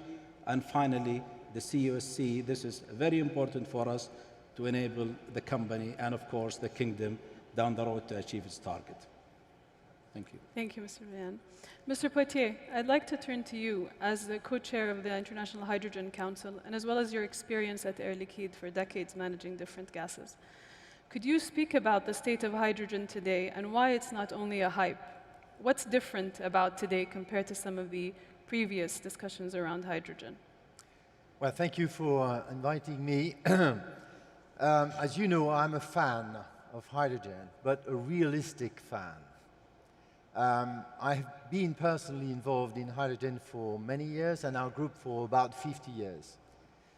What is changing now is the fact that we all recognize that hydrogen has a role to play in the new energy transition phase that we know and will last probably for the next 30 years. Hydrogen is a molecule, but hydrogen is also an energy, and hydrogen can be stored. So we can actually store the renewable power that is produced in excess from time to time under the form of hydrogen. So we have, with the Council, we have identified all the roles that hydrogen can play, and there are many in the, let's say, the new phase of energy transition. Hydrogen today has a political support. We see that today. it has also the industry support. I think that's the main change. We are today 120 worldwide companies from many sectors regrouped under this Hydrogen Council. Just 4 years ago, we were just 13. So we have multiplied by 10 the number of companies in the world that are involved in hydrogen. Hydrogen is not just a product that we can produce, but we also need to organize the supply chain, which we are doing.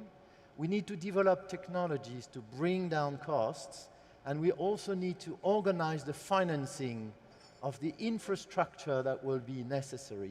We mentioned that this morning, and I think this is very true. And I would like just to reinforce what Patrick Pouyanné said earlier, the fact that we have created the first clean hydrogen fund of 1.5 billion euros together with 5 or 6 companies to invest up to 15 billion euros worth in hydrogen. This is a private initiative. So when I put together number of companies interested, political support, cost bringing down, financing, we have nearly everything we need to really build this hydrogen economy. Thank you, Mr. Poitier. We'll get back to the policy and financing topic very soon. Mr. Hubert, at H2 Energy, your mission is really to combat climate change, and that really frames and guides your services. Could you speak about how H2 Energy is working on deploying green hydrogen from renewables, and how do you see the overarching hydrogen ecosystem, a colorblind hydrogen ecosystem, supporting your work? Thank you very much. Thank you for the invitation. And I first of all want to state that I fully agree with Mr. Poitier just said. H2 Energy does have the ambition to fight climate change, and to tackle such a large goal, you need to have a focus. And our focus is therefore on hydrogen only. But we do provide the full value chain of hydrogen. And I don't only mean upstream, midstream, and downstream, but it also includes the development of the application. Because the way we need to approach the rollout of hydrogen needs to happen in ecosystems. It needs to happen in ecosystems for the timing, because people don't invest in the infrastructure if the application doesn't provide an offtake. But it also needs to be aligned from a technical point of view. How you define the application has an impact on how you need to dispense the hydrogen. How you produce the hydrogen has an impact on how you do the midstream of the hydrogen. So those need to be aligned if you want to optimize the ecosystems. And that's why I'm a strong believer that this is the only way to go.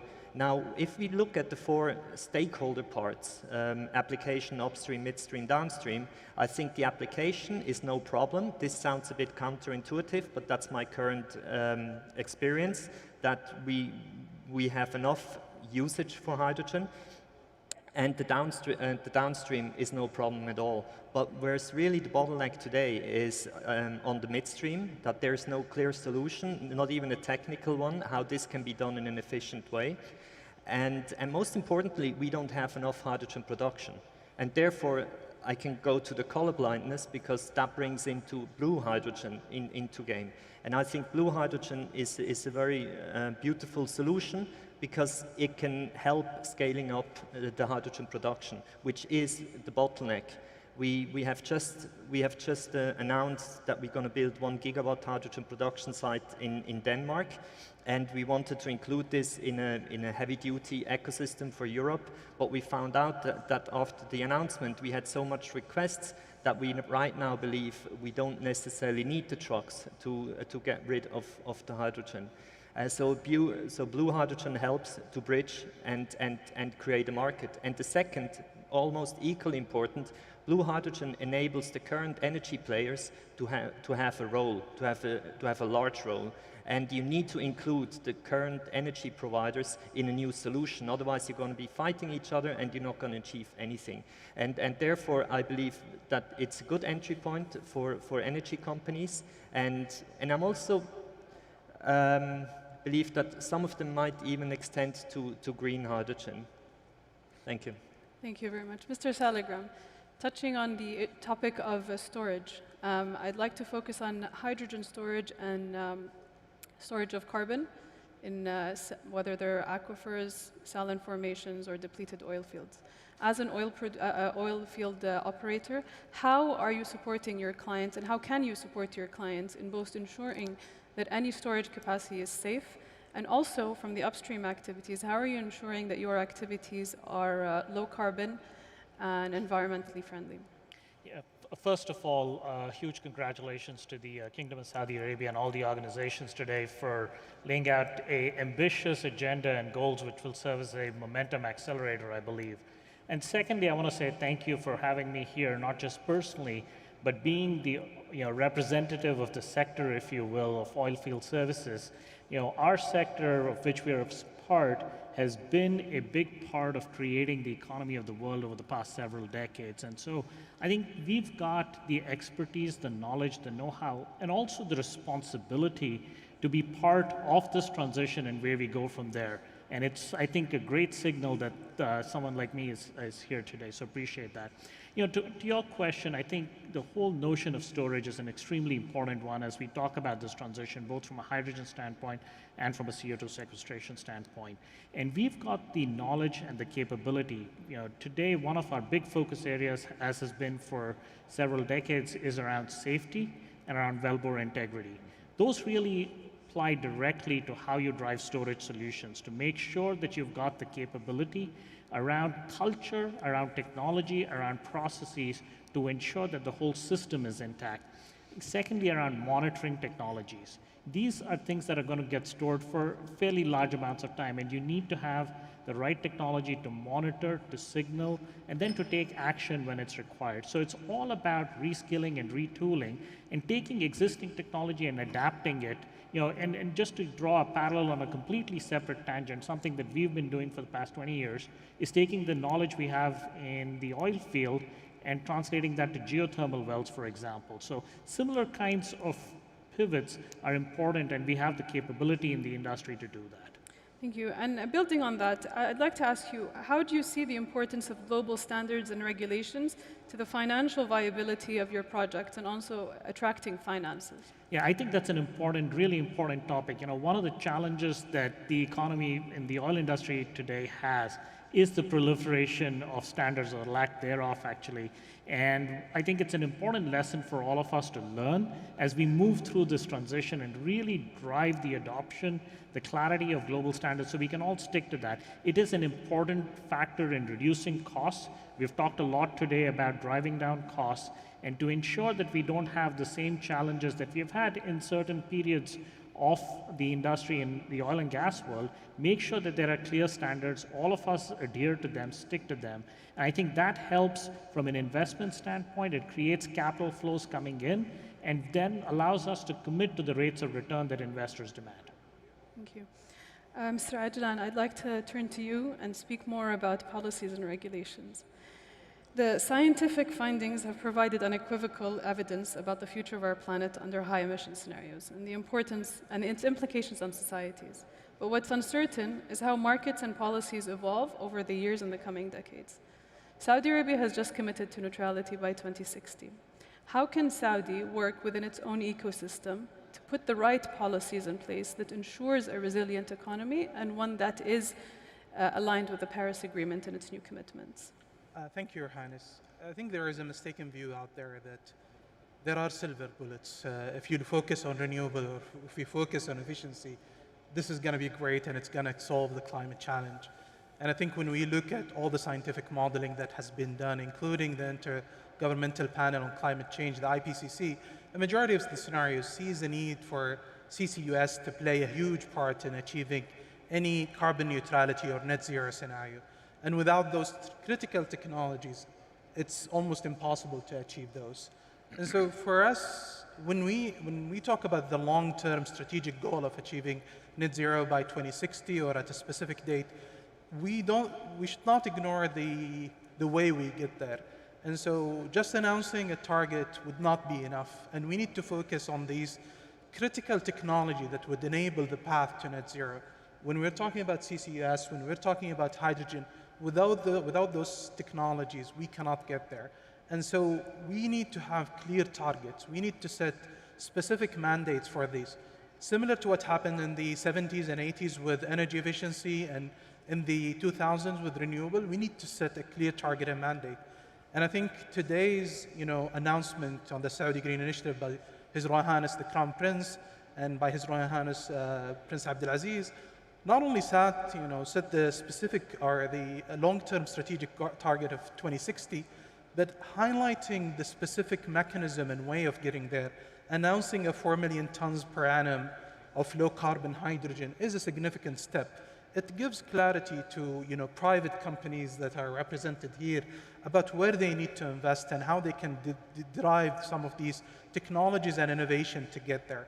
And so today, when His Royal Highness announced a target for CCUS, and the way that we're moving from focusing on it as an individual companies or individual projects and pilots, moving into creating hubs for CCUS, this is the way that policy should work. And I think the policymakers today at Saudi has managed to do very well between setting the long-term vision and strategic goal, but also addressing the short-term clarity that would help investors and companies into how to actually drive their targets and their concrete plan and investment plan to get there. And so I think you need to have that mix of the long-term strategy, but also the practical specific targets that will help investors and company to get there. And so we need to continue doing this. And I think that is something that I think we've seen somewhere in the US with specific applications for enhanced oil recovery to utilizing CCUS.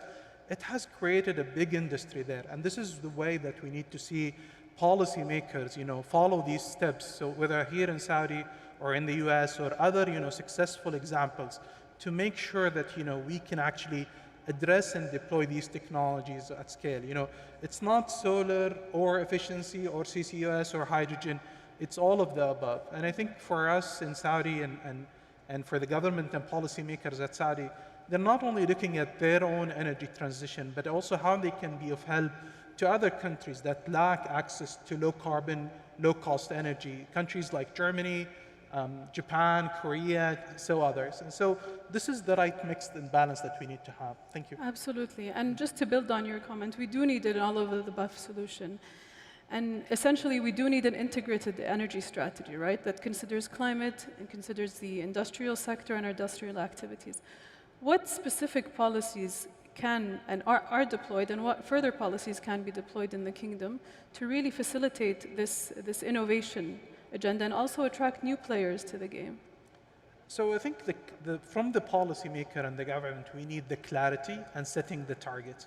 I think then the role on the innovation, because governments, even they can fund some of the research, deploying at a commercial scale, and all of these innovations will need to come from the corporate and private sector, because they will be able to bring in the innovation, drive the cost down to actually move this carbon price or shadow price that we're talking about lower and lower, which would enable then effectively deploying these technologies. And so I think with the policymaker, it's very important that they focus on these long-term clarity, short-term specific targets, and then encourage the private sector to actually go ahead and invest with those specific targets in mind. Thank you. Ustad Youssef, you have just announced to the world SABIC's commitments, and you've clearly articulated your plans to take your operations to the next level. How does the kingdom's current announcement advance your plans? And what innovation policies would you like to see to support SABIC's ambitions and competitiveness, both locally and on the international stage? Well, again, I'm very pleased what my dear friend, Engineer Fad, have highlighted from the government's Saudi Arabia regulatory view. This is very encouraging and inspiring for us as an industry. But also, if I look at your questions in two parts, the first part is internally. We in SABIC, we are clearly recognize the needs for the global for basically carbon neutrality. In the same time, we are committed to make it reality. However, we need to look at it from an external point of view. We need to recognize that this is require international cooperations in addition to very clear, smooth transition period. Take into account the commitment has to be realistic and achievable. This is very important. In the same times, we look at the regulators and governments. They need to create a platform for a market environments where they reward low carbon and circular products. This is very important. In addition, allowing access to fund for technology transformations to allow company to achieve their carbon neutrality targets. And finally, we need to look at how can those investment reaches the right committed investors. Otherwise, we're going to have waste in the system. And that's something it's really required from the external and the government side. And finally, we feel that the regulators has to recognize the transition period is required for all industry to achieve their carbon neutrality target. Thank you. Mr. Potier and Mr. Hubert, I'd like to get your perspectives from the EU's stance and policies, as well as the international arena. In order for these technologies to be deployed and deployed fast, there has to be some sort of policy harmonization across borders. How do you see the EU's policies, whether it's short-term or medium-term strategies under Fit for 55 or its green law, align with different ambitions globally? Okay, thank you. Well, in general, I believe there are three levels that the EU can act on. EU can define norms, which is essential. EU can subsidize, just giving money to support something. And EU can provide incentives for the companies to make those companies do what the EU want them to do. And I believe all three tools are necessary. Most critically, we need to define norms. We need to define what's blue hydrogen. We cannot compensate for blue hydrogen if we don't set clear definitions of that product. If you set clear definitions, you're going to make it bankable. People are going to make a calculation and they can invest or they cannot invest, but they need to have the clarity. On the subsidy, I think it's usually an overrated tool because it often includes a technological decision, and I believe technological decisions should be made by the market, but subsidies can support the ramp up of the production sites of hydrogen, which is very important and time critical today. And the third, the steering taxes, I believe we always talk about costs, but we only talk about the allocated costs. We never talk about the externalities. And I believe it's actually the duty of a government to make the people pay for the externalities that they generate. If you don't do this, decisions will be made which are, from a society point of view, unfavorable for many, and this should be avoided. So I think this is, with those three impacts, we can make a change in Europe. Mr. Potier. Yes, we have been talking already about many points that are important. We actually, at the Hydrogen Council, commissioned a study a week ago, so that's very new, about which are the key points for policies worldwide. And we have already discussed that. Certainty, to be able to bring down costs and invest. That's the first principle. The second principle is because we need to build the offer, the demand, and the infrastructure at the same time. We need a support, financial support, to take off. And this is very specific for hydrogen. That's the second point. The third point is we need to build the ecosystems first, basins, clusters, where you can make all the synergies between the different sectors, and only after care about the trade. So this timing is important. Build the ecosystem first. That's a principle. Then we have a very important point, which is define the industry standards and the hydrogen certification. The certification will open markets. If we are not good in the way we certify hydrogen, there will be many markets closed, and as a consequence, no CO2 abatements, because hydrogen won't be used. Then we have carbon pricing, which needs to be stable. And I know that in the kingdom, there's a view that if carbon pricing can actually be introduced, the fact that it is stable over time will be a great advantage, which I think is very true. And finally, we need to really generate the societal value.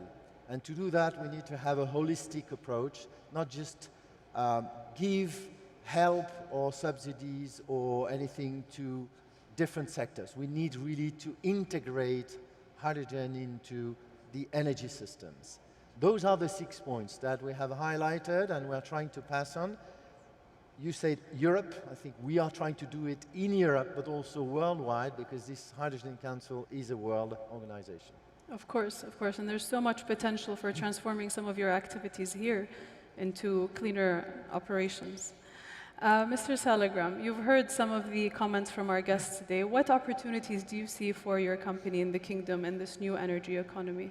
So, this is probably the most exciting region and the most exciting country for us to be in.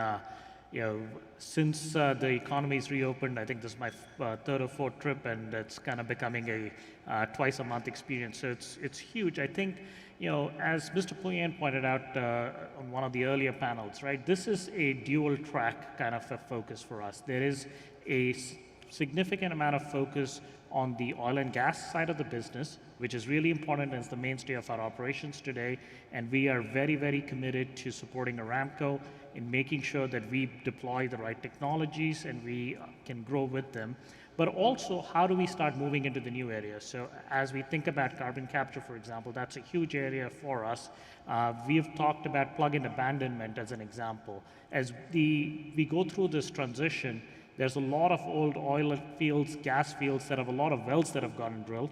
The sustainable, the responsible abandonment of those fields is a critical priority. And again, we've got the right tools and the technology as a sector to really drive and focus on that. So that becomes an important factor for us. And really being a part of this transition and saying, as our customers, the E&P operators, transition to becoming energy companies, how do we transition to becoming energy service companies versus just oil fields? So I think it's an enormous amount of opportunity. I would also just say the degree of partnership that's available in the kingdom is fairly unprecedented, both from an institutional perspective, also from a private perspective. We have a joint venture with the Al Rashid family that's almost as old as I am, and it's a terrific example of the importance of partnerships that's made viable here. Thank you. Mr. Poitier, in your point, you clearly articulated the importance of regulations, the importance of standards. I'd like to turn to Mr. Al-Banyan. How can you, as an industry leader, define these standards at a high level? And then I'd like to turn to you for your closing remarks, Ustad Fahad. How can you increase the value of carbon, or carbon dioxide and greenhouse gases in general, to ensure the deployment of these technologies, particularly CCUS? I think, just in summary, we need to have a collaborative platform between regulators and business community, and we need to make sure also we include, specifically in the business community, small and medium-sized enterprises, because they're going to be big-time contributors and impact by the scope 3. And I think this is very important, and I think that's what we look for. And we are very encouraged by the dialogue that we are seeing. And the kingdom, again, I would like to highlight the circular carbon economy is a very good platform, a framework, and its components to guide the industry to the right target. Thank you. Your last words. Sure. So I think today we're seeing this already happening, And in the UK, shortage of CO2s has, crippled a few industries. Whether we're talking about ice cream, whether we're talking about livestock, whether we're talking about food supply, medical, equipment, and so on. So this is already happening. The question is, how can we do it at scale? Not at 1 or 2% of CO2 emission, but a much larger, scale that would then, move us from being a negative externality to creating a positive value for CO2. And I think the focus that we need to do is, again, look at scale, deploy at scale, look at hubs rather than individual companies or individual projects. Once we build, that scale of CO2 that could be utilized, then the investment would be there in technology and application that would actually realize the value for CO2. And so that's the hope. The hope is moving from, the small-time deployment into a much larger scale deployment that would actually, significantly look at, technologies that would actually utilize CO2 in a much more productive value that would generate, economic value for the country. Thank you. Thank you all for your time, and I believe we've reached our time. It's been a pleasure speaking to you all, and I think we could spend hours talking about this topic. Thank you all, and welcome again. Thank you. Thank you.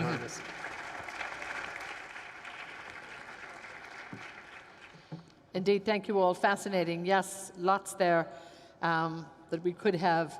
You did indeed spent hours. So a big warm thanks to Her Highness Princess Noura bin Turki Al Saud. Thank you so much, Princess Noura. As always, it was great to have you as part of our panel here. And really, again, looking at what technologies will be favored. And I think we hear time and time again in terms of, hydrogen is definitely there when we look at the energy mix. What color it will be at the end of the day? At the end of the day, it will be green, of course, but in that transition period, it might take a little bit longer. So we heard some discussion there, without a doubt, too, in terms of how all of this is going to be financed. And really, that's what we're going to be looking at in just a few minutes. So we're talking about financing the green transition. And this will, I think we've heard, take creative and strategic thinking, and it'll possibly take a shift in mindset, without a doubt, and perhaps a risk appetite. So we're seeing many exciting initiatives. You've heard so many of them over the last day and the last few hours, and really the momentum is building, without a doubt. So how do we move forward? This is what we need to know. We need to know what is the new perspective, and indeed, are we beginning to see a shift towards financing, green financing as the norm? So we have a variety of speakers in this session. We have a few speakers coming in virtually from around the world, and then we'll follow this by a panel discussion. So I'm really, really happy to be moderating this session for you, looking at the different shift in terms of financing the future. So to open this session and to deliver his keynote address, looking at the next wave, figuring out the nature finance nexus, I'm absolutely delighted to welcome, he's joining us virtually. He is the chair of Finance for Biodiversity. So we will give a virtual welcome, he's out there with us, to Dr. Simon Zadek. So Simon, I'm going to hand it over to you, and there you are. Thank you so much. Thanks very much indeed, and many apologies for the fact that I'm unable to be there with you in person. I've listened in to the last couple of sessions with great interest and can see that there's both ambition and huge practicality in what is being covered. So that's really excellent. What I wanted to do was really to touch on two different things. One is how the finance play comes into this more broadly, and secondly, perhaps linking the nature agenda now to the climate agenda that I think many of your sessions have been principally focused on. When China first took green finance into the G20 finance track during its G20 presidency in 2015-16, it was perhaps a moment for many finance ministers and central bank governors to scratch their heads and wonder really what was going on. And it's extraordinary over such a short period since then how much has really changed. The launch of the Task Force on Climate-Related Financial Disclosure has been one of perhaps hundreds of initiatives that have been advanced to try and push climate risk in many different ways into financial decision-making. But the TCFD perhaps exemplifies a system-wide ambition to ensure that tomorrow's global markets, particularly private finance, but of course also public finance, whether it be subsidies or other forms of sovereign spending, really build climate into their decision-making and ultimately into their risk pricing and asset allocation. And there has been extraordinary progress. We'll see in Glasgow in just a few days the network of financial institutions really coming together and demonstrating what a very large grouping with an extraordinary accumulated balance sheet can spell out in terms of their commitments to net zero and the practical mechanisms and pathways and tools and instruments and often regulations and disclosure requirements that will, if you like, help to ensure that the bulk of private capital assets really become far more climate friendly as we go forward. On the other side, we also see that there's a long way to go. The United Nations Environment Programme just a few days ago published its most recent paper on the extent of fossil fuel investment over recent years and highlighted that just since the beginning of the pandemic, there has been $300 billion invested in fossil fuel extraction and use, actually a number that exceeds global investment in clean energy. You know, that's not a reason for despair, but it's no doubt a reason for concern, that we have a long way to go to shift the needle at scale, given the ambitions that are represented by the Paris Agreement and obviously collectively embraced by those in the room today. And then alongside this story comes nature. And at one level, many in the business and financial community will roll their eyes and go, we're just trying to get our heads around climate. How can we possibly deal with so complex an issue of nature? And the story really goes as follows. Nature is not the new wave, but the old wave. But in many ways, we have to address the nature challenge if we want to address the climate challenge first and foremost. We all know burning forests in the Amazon or elsewhere, acidification of the seas, water problems, potable water problems around the world, all feed into greater and greater challenges in achieving our climate ambitions. Voluntary carbon markets launched through the task force or guided through the task force on scaling voluntary carbon markets, championed by Mark Carney and Withers from Standard Charter and others, you know, are very focused on investing in nature-based solutions in order to, if you like, offset some of those carbon emissions from fossil fuel-intensive companies that are hard immediately to reduce physically towards zero. Nature is a critical part of achieving our climate objectives and needs to be understood first and foremost in that context, but not only in that context. Nature has many other roles beyond being a way in which to mitigate climate. Clearly, it has many other roles beyond helping to establish more climate resilient economies and communities. It underpins our food system. Today, for example, our global food system accounts for 10% almost of our global GDP, so about $8+ trillion a year. The World Bank estimates that negative externalities from the global food system amount to about $12 trillion a year, a significant part of which is accounted for by damage to nature. If our global food system was a single company in a true cost world, it would effectively be insolvent. And clearly that's not a sustainable direction to go. A whole raft of new measures are emerging in the nature space, building on the back of our success, relatively speaking, in advancing climate within private financial decision-making. The recent launch of the Task Force for Nature-Related Financial Disclosure echoes the work of the Task Force on Climate-Related Financial Disclosure. Similarly, the network of central banks on greening the financial system, now 90 central banks around the world and financial regulators are now broadening their lens not only to look at climate-related financial stability issues, but also biodiversity-related financing issues. The challenge, of course, is at the metrics level, at the targets level. There's no equivalent of 1.5 degree target. There's no equivalent of a carbon ton. We have to build tools and instruments that can deal with a far greater diversity that nature represents compared to our relatively simple, if you like, way of thinking about carbon mitigation moving forward. And we have to think differently, echoing the previous discussion, about what the new technologies and investment opportunities will be that will drive a new generation of nature-positive markets. My time is out. Thank you very much for those moments to offer some introductory comments, and I look forward to the panel to come. And Simon, thank you so much. You know, in your role as chair for biodiversity, we're really grateful you could spend the time. So Dr. Simon Zedek, so we should give him a clap. He's listening. He couldn't be with us, but we really, really appreciate your insight.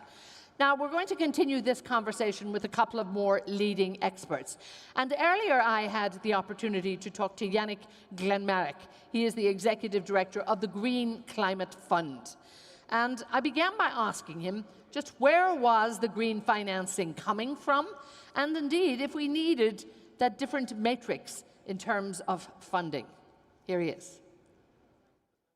Climate finance can take two different meanings, depending on the context. In the context of the UNFCCC negotiation, they refer to the $100 billion that were mentioned in the Cancun Agreement in 2010 and reconfirmed in the Paris Agreement in 2015. The objective of this $100 million is to enable developing countries to scale up climate action. It's recognized that developed countries have a broader means than developed countries in order to take action, and there is a duty of solidarity. And this is captured under Article 9 of the Paris Agreement. And where does it come from? Article 9 mentioned that this can come from a variety of sources and instruments, but recognize also the importance of public funds. Now, climate finance can take a second meaning depending on the context. It can also refer to the total amount of financial resources that will be needed to implement, to meet the goals of the Paris Agreement. And there we are speaking about anywhere between $4 to $7 trillion per year. And so why are these two meanings important is because it's the immediate conclusion is that we need this $100 billion because it's very, very small. It's a small quantity compared to the entire volumes that we need. And we need to use this $100 billion in a catalytic manner to shift $4 to $7 trillion toward sustainable development. So clearly a lot of activity at the moment, but do you think, is there an expectation now that green financing will become mainstream? It will definitely become mainstream. The climate change will oblige financiers to rethink their investment appraisal methodologies. Right now, if you use conventional appraisal methodologies, climate projects are not very attractive because you need a lot of upfront investment. And in exchange of lower operational costs. But it means that you will have to wait much longer to get back your money. And financiers hate having to wait for a long time to get back their money. Now, when you take climate risk into consideration, notably the physical and transition risk, it's a totally different equations because climate projects become much, much more attractive and much less risky. So finance will have to go through a revolution. Finance will have to change its appraisal methodology. And the key question is not whether it's to happen, it is whether it's to happen fast enough to avert catastrophic climate change. And that is a big focus, I think, speed. But talk to me about some of those new financial models when you look at the new metrics, the new ways, and again, collaboration between stakeholders. That also has to happen. But everything is a matter of speed. We know that sooner or later market will regulate, but it might be too late. And therefore, we need to accelerate climate innovation and investment. And that calls for completely new partnership, public-private partnerships. And notably, public money is increasingly used to de-risk, pioneer private investment. Investment that's right now are deemed a little bit too risky, but if there is a little bit of public money to de-risk them, it's past the hurdle rate. And I could give you an example. A project that we approved last year in November 2020 is a $750 million private equity fund for climate investment at the sub-national level. We have 42 countries participating in this program, half of them least developed countries and small island developing states. No, it's next to impossible to get private equity for climate. It's next to impossible to get it at the subnational level for climate or anywhere or anything else. And it's next to impossible to get it in seeds and LDCs. So how did we do to get private equity for climate investment at the subnational level in seeds and LDC? What we did is that we de-risked the investment. Out of the $750 million of private equity fund, we took $150 million of first lost equity. What does it mean? It means that the first to lose their money will be us if something goes wrong. Now, if the project goes right, we can demonstrate that investing in climate change at the subnational level is actually attractive. And we can create what we call a new asset class, a new domain of investment. And for GCF, if the projects meet its objective, we will get back our investment. And therefore, we will have used public money as a true catalyst to accelerate private investment that will most likely have taken place, but too late to advert climate finance. And so like a chemical catalyst, we accelerate it, and at the end, we get back our money that we can reinvest for similar projects. And indeed, there is a lot of motivation, I think, at the moment to make sure that this funding is in place. And perhaps you might share another example with us. I think our audience would be, really interested, because this is the future focus, without a doubt. But it's another project, even if basically when you take one project like that, you establish a commercial track record. You demonstrate that here is a legitimate investment for a pension fund, a sovereign fund, or any other type of institutional financier. But after, you have to move from this commercial track record to widespread diffusion. And for that, you need the entire financial system to come on board. And so one of our key objectives is to develop the capacity of national finance institutions, national development banks, national commercial banks, to be able to adopt this new appraisal methodology and to originate and develop a new climate project, and to access international or domestic capital markets to finance them. Now, most banks, be public or private, do not have the expertise to basically assess different type of possible climate future and where the market will be going, what will be the comparative risk of doing this versus doing that. We're speaking about fairly specialized skill. And one institutional innovation that works well is a green bank. A green bank is basically a specialized bank for, in that case, climate investment. And so we are, for example, we are supporting, we have helped the Development Bank of Southern Africa to establish an internal green bank, an internal climate facility that has the capacity to do this kind of origination, development, and financing. And our hope is that once we have one department that is comfortable, this will be mainstream in the entire institution.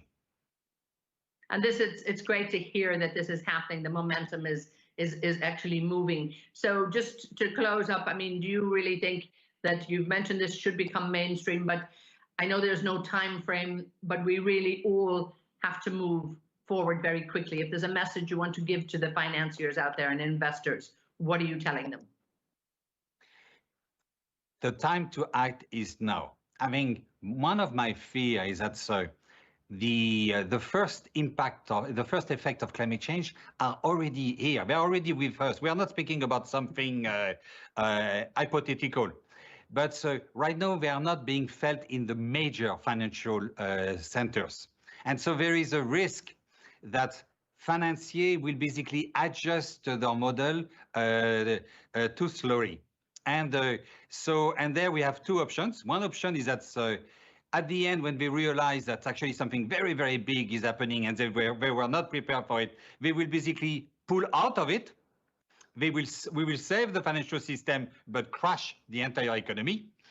Or they will not pull out of it, and we will basically crash the financial system and the economy. So it's extremely important for the financial systems to act today, not to wait for 5 more years, 10 more years, 15 more years. And indeed, Yannick, thank you so much. That was Yannick Lemarek, the Executive Director of the Green Climate Fund. And again, making a big appeal. It's time to act now, as he said. There's no point waiting around. And indeed, yes, he does absolutely deserve his clap too. We have to make sure we keep our virtual people in the fold and show them some love as well. So a tremendous sense of urgency there. So what I'd like to do now is our next speaker from the US is going to join us. Keith Tuffley, he is the Managing Director and the Vice Chairman and Global Co-Head of Sustainability for Corporate Transitions at Citi. And here he is. Keith, how lovely to see you. Thanks for joining us. Thank you, Edna. It's wonderful to be with you all. Now, Keith, you might have heard Yannick there just talk about the fact that perhaps conventional banks maybe can't do this, but I know you're very, very busy at Citi, but one way or another, the time to act is right now. Can you just tell us, what have you done differently at Citi, perhaps in the last year, to really move this momentum? Well, Edna, there's a lot of things we were doing differently, and this is now extending across the whole industry. I mean, it's a very exciting period for the world, but also for the financial sector, and particularly for banks. I'll give you one example of what we're doing differently, and this is all about working with each other, in a collaborative sense. So a good example is the GFANZ grouping and the Net Zero Banking Alliance. So this is the Glasgow Financial Alliance for Net Zero, and the various other components of that. Now, why this is so compelling is because we've now got in the order of $88 trillion of capital under management that really is committing to not just net zero 2050 in our scope 3, i.e. it's our financing, our lending, our investing, but it's actually committing that we're all going to be putting in place appropriate 2030 targets in relation to that financing, meaning that we're committing to basically measuring the carbon intensity and footprint of all our lending and investing activities, and then putting in place appropriate decarbonisation targets by 2030 to be aligned with a 1.5 or well under 2 degree world. Now, what that means is that the finance, all this capital, becomes very intentional. It has a purpose behind it, and that is to reduce emissions embedded in those activities. Now, that means for companies who are the recipients of that financing and lending and investing, unless they actually get themselves on that decarbonisation curve by 2030, they will incur a higher cost of capital or even a lack of access to capital over time. So really what it means is that finance becomes a real forcing agent, it becomes a leader, it becomes a real enabler for decarbonisation in the real economy. Now, what we have to do, though, is get many more banks, many more investors across the full spectrum to be part of this. And then it becomes very powerful. I'm expecting in the next 24 months or so for this to really accelerate and for this to become, as I say, a real forcing agent to enable companies to decarbonise in an appropriate way at the right pace, which needs to be seriously accelerated. But that is a key development for the world and for the financial sector. Coming up to COP26, the GFANZ members will be getting together to help accelerate all this action. But now it's the keys to measure these emissions in the financing activities and to help their clients to actually decarbonise through appropriate collaborative efforts. And that's so important. I mean, you talk about that intentional investment there, and it is when people realize, I think, the money is available for the projects that fit that category, then a lot more people are going to possibly start to do that. How do you see transitional capital as, I suppose, a new asset class? Do you actually see it as a new asset class? Yeah, absolutely, Edna. It's a really great question around what's emerging here. It's a different skill for companies. You know, we're talking about global transformation across multiple sectors, all in the next 10, 15 years. You know, we really have to accelerate this globally. So it's a different skill for companies to transition and to transform their businesses, recognizing that the goal, at least on a climate perspective, is net zero. And as we say, it's not just climate, it's also nature and biodiversity. We also have to recognize that there has to be a clear goal or clear goals around nature and biodiversity preservation and restoration. But it becomes very, very powerful when you're enabling to shift this capital in that right direction. So capital becomes very intentional. We do have to ensure that the appropriate pricing and measurement systems are put in place because ultimately we have to ensure that you know, with all the intentionality, you need to measure it. You need to be able to measure that performance and that decarbonisation and the improvement in also in nature and biodiversity performance. And that also comes down to the timing for returns. Now, there are some speakers today who have indicated this, that's challenging for many investors and banks because some of the investments required have a long tail. So, for example, direct air capture is a key solution provider, but it's got a long tail. It's a long-term investment. So that increasingly the transition funds are being created with a different metric and a different intention, a different horizon. And it's a really key point that the skills that companies need to transition are changing, right? So transforming, transitioning a company over a 10, 15-year period is very different to traditional thinking and management skills. But it needs to be matched by investors and banks who support those transition efforts. No one wants to pull the plug on major companies in their transition efforts. We want to support them. But the way to support them is to understand the skills needed, the time horizon needed, but also the measurement about how they are performing on that transition journey. Hence, we need more funds being created with a clear transition purpose behind them. And we've seen that with a number of new funds just in the last 6 months. And we need that with lending as well to ensure that the appropriate metrics be used, take into account the performance of companies to decarbonise, to transition and to transform. Those transition skills, but also transition funds and transition capital has to match. So Edna, your question about is it a new asset class? Absolutely it is, but it's also a new skill that companies across multiple sectors from energy, power, through to transportation, obviously shipping, automotive, aviation, steel making, cement production, and also the food and agriculture sector. Yes, because indeed. that's producing about 30% you're right. of We have to really look. We have to look right across the entire sectors. I think is so important. We have to wrap this up. I'm going to give you a final question here as we look to, because we've less than 2 minutes left, the changing role of private equity and private capital. Yeah, so this is also a really fascinating area of development. So firstly on private equity, very quickly, more and more private equity firms are realising not only there's an importance of mission, a purpose behind where they're investing, but secondly, what I've already mentioned, the metrics they're using in the performance. And private capital is also becoming more important. In many instances, many of our clients, especially emerging companies across multiple sectors, as we've just spoken about, Etna, they may not be quite ready for IPO. They may not be ready for a de-SPAC process. And hence private capital is an important part of them to be able to access the capital at the right stage of their development and set them up themselves in future, potentially for public capital or through going public through a de-SPAC process. So this is, again, there's a lot of capital now shifting to the private capital arena. And it's particularly important for emerging technologies, emerging innovations across all these sectors that we're talking about, from food production through to energy, power, transportation, etc. So both of those components are evolving very quickly and importantly. Thank you so much, Keith. Really, we have so much there in a few minutes. I know the time flies, so I'm really, really grateful for you to take the time, and we'll talk again a lot more on this. You know, it's an issue, I think, that has everybody very excited, and the opportunities there are tremendous. Keith Tuffley from Citibank. Keith, thank you so much. We were all delighted that you were here. And so let me add my thanks, of course, to Keith, Giannick, and Simon, really setting the scene and looking at what is the future of green financing.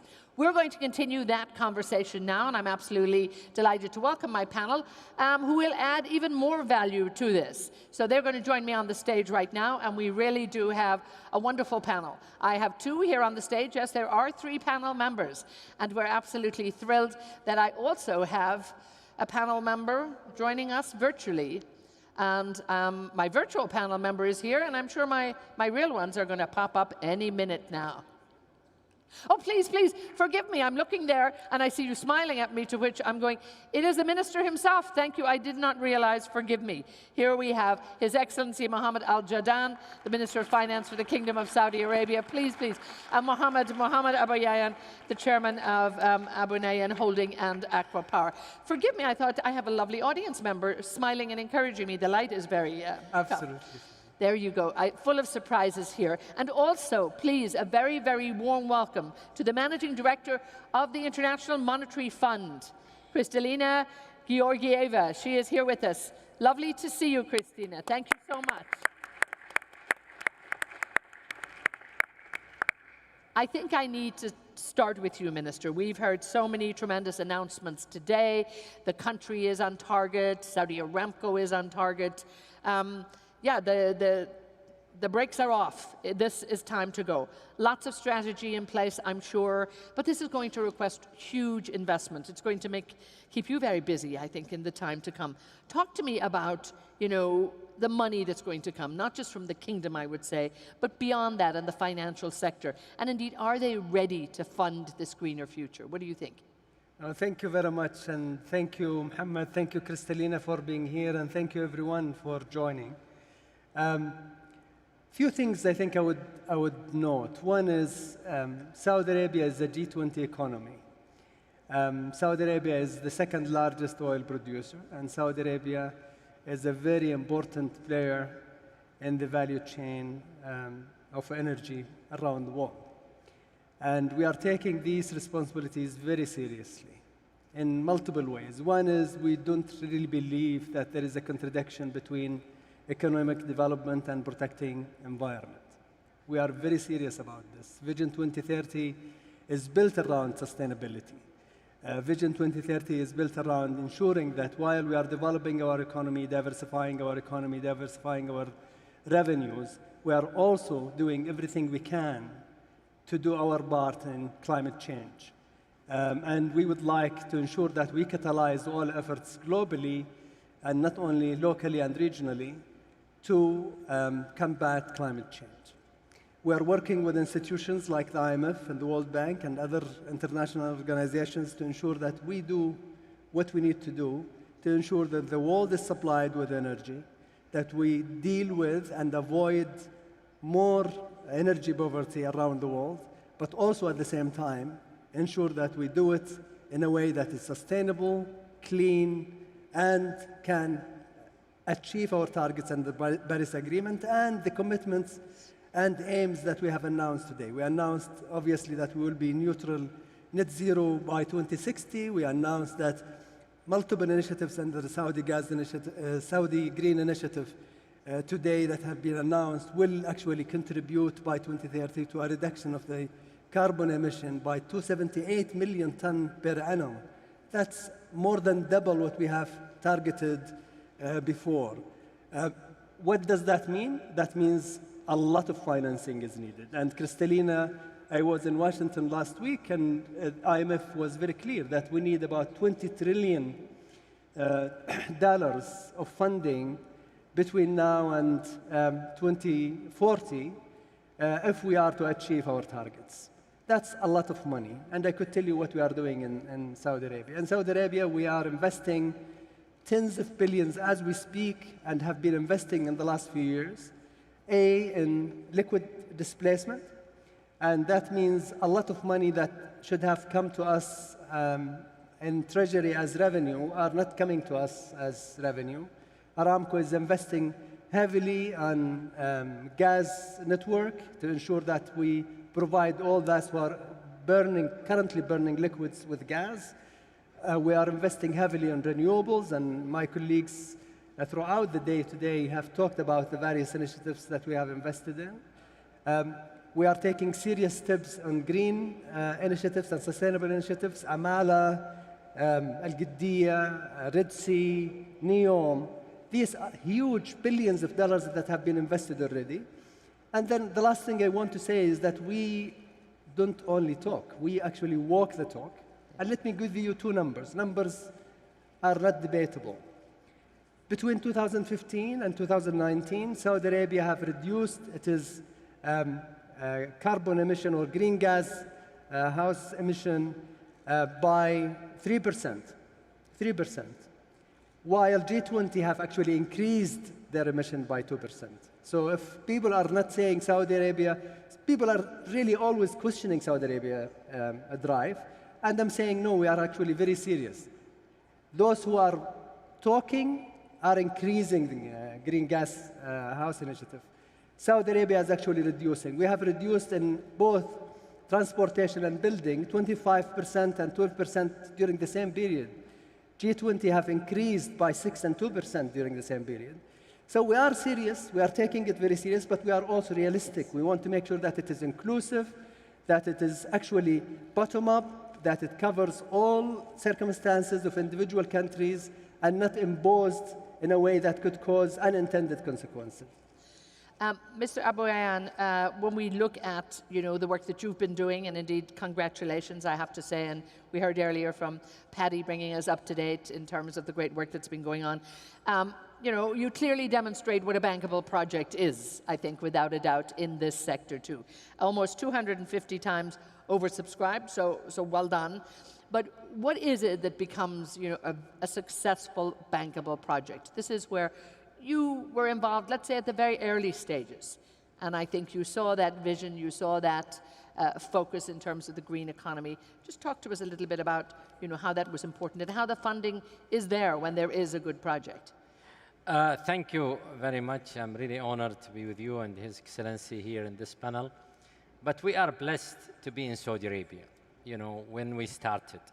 And this is really something that very, very relevant, because from day one, when Saudi Arabia have launched the PP program, they have really figured out very clearly how these projects has to be bankable. And the structure, the framework, all the arrangement has been done really in consideration that bankability is there. I think we have been very blessed, for the first transaction you could imagine in this country started in 2004, where it was a project of $2.5 billion, where it is, desalination and power. And you could imagine at that early stage, we have been oversubscribed on the lending from the international market. It's not only Saudi banks. Saudi bank, they have participated less than 30%, but 70% was international. And you could imagine how things is happening now. In reality, if we see the desalination of the IWP or the renewable program, it's all focused at really bankability again. If we talk about the Giga mega project, I will tell you, we just going to announce, 2 days or 3 days from now, 27th of this month, the financial closure of the biggest project has been done in Saudi Arabia. It is, the gasification of Giza. It's a $12 billion. You could imagine how much is that one single project. And I have to tell you, we have been so surprised in a positive manner in how we have to scale international banks for 40%, 50%, and local banks, they have participated, but mostly international, to be able to make everybody happy, because we have been oversubscribed. And, in reality, in this time, we have been able to demonstrate this, and it will be announced in 27th. The financial closure, and the wet financial closure is not the dry financial closure. But it shows you that the appetite is there. It's all about the quality of the projects, the structure, who is behind it, how it is done. And I have to tell you, in the 13 countries Aquapower is involved today, we are blessed to explain to them when we all go and enter these countries. The latest was Uzbekistan, how it was done in Saudi Arabia, how that structure has been done, how this regulation has been done, how the PPA has been done. And I have to say that Saudi Arabia, it has been for us as a great starting point, but it's a great demonstration to the world how they could make projects bankable. Because there is a will, but it has to be, there is a way and means to make it happen. And we'll be expecting to hear lots more of great projects coming from you all as well. Kristalina, you know, with your background as a climate economist, it must be a wonderful time for you to be heading up the IMF and looking at where you bring it in the future. I want to give you an opportunity, of course, to talk about what's been happening here in Saudi Arabia today, the announcements for the targets for the country and indeed also for Saudi Aramco. And then maybe you can also talk to us a little about how the IMF can actually help its members really, you know, with financing for green transition or ensuring that they're ready. Wonderful to be with you virtually, although I would have much preferred to be there in person. Congratulations for the Green Initiative. It is comprehensive, and most importantly, ambition is connected to action. Listening to the very exciting speakers before me, I want to pick up one point. It is appetite for green action, that there is search for opportunities from everywhere, and rightly so. As the minister said, over the next 20 years, we need 20 trillion to go in that direction. But most importantly, we need more than half of it to happen in this decade. It is so critical that action is taken now. Where we are, we do see an increase in green financing by 50%. Green funds stepped up since last year, but this is still only 130 billion out of 49 trillion. And that is 1/4%. So to achieve the objective we are aiming for, two things need to happen. One, the conventional funds need to embrace positive action. And in Saudi Arabia, we just heard that this is happening. And two, the green funds need to step up much faster. What does it mean for the work we do at the IMF? Well, we have embraced the climate objective, both a low carbon economy in the future, but also climate resilient economy. For Saudi Arabia, that also matters tremendously. Just think of the significance of water for the country. And how do we do that? We bring climate issues in our annual assessments of policy directions of countries. We focus on what matters for any country. In some cases, it is the transition to a low carbon future. In some cases, it is how to be more efficient in mitigation. In climate vulnerable countries, it is mostly about adaptation. Two, and that is very important for the conversation today, in our financial sector stability work, we have stepped up our role in providing high quality data. So financial decisions would be made on objective and well coordinated, harmonized information. We have increased our focus on stress testing for climate-related financial stability risks. I heard the previous speakers talking about it. If we have a disorderly transition that can create massive problems for financial stability, that cannot happen. Therefore, there has to be clear forward guidance. So investment decisions, financial decisions are made on that basis in a prudent manner. And three, we seek ways in which we can contribute to the financing that is necessary. I want to thank Saudi Arabia for being one of the big supporters for a new and very exciting initiative we got political blessing at our annual meetings for.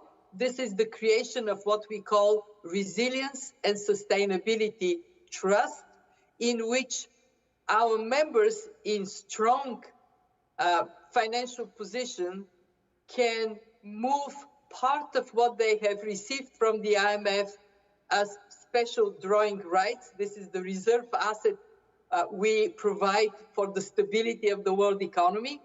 We just issued $650 billion equivalent. Some countries need that very badly, but other countries can spare part of this capacity and bring it into this resilience and sustainability trust, so we can offer longer maturity, better concessionality financing to our more vulnerable members, for the objective of taking this transition to an economy that is vibrant, dynamic, and at the same time, low carbon and climate resilient. So much to be done. Let me bring in our colleagues here, because we don't have a whole lot of time left, and you know there's so much there, and I know it's so exciting at the minute. I love what you talked about: resilience, sustainability, trust, but also, if I might, Your Excellency, consistency is probably needed here.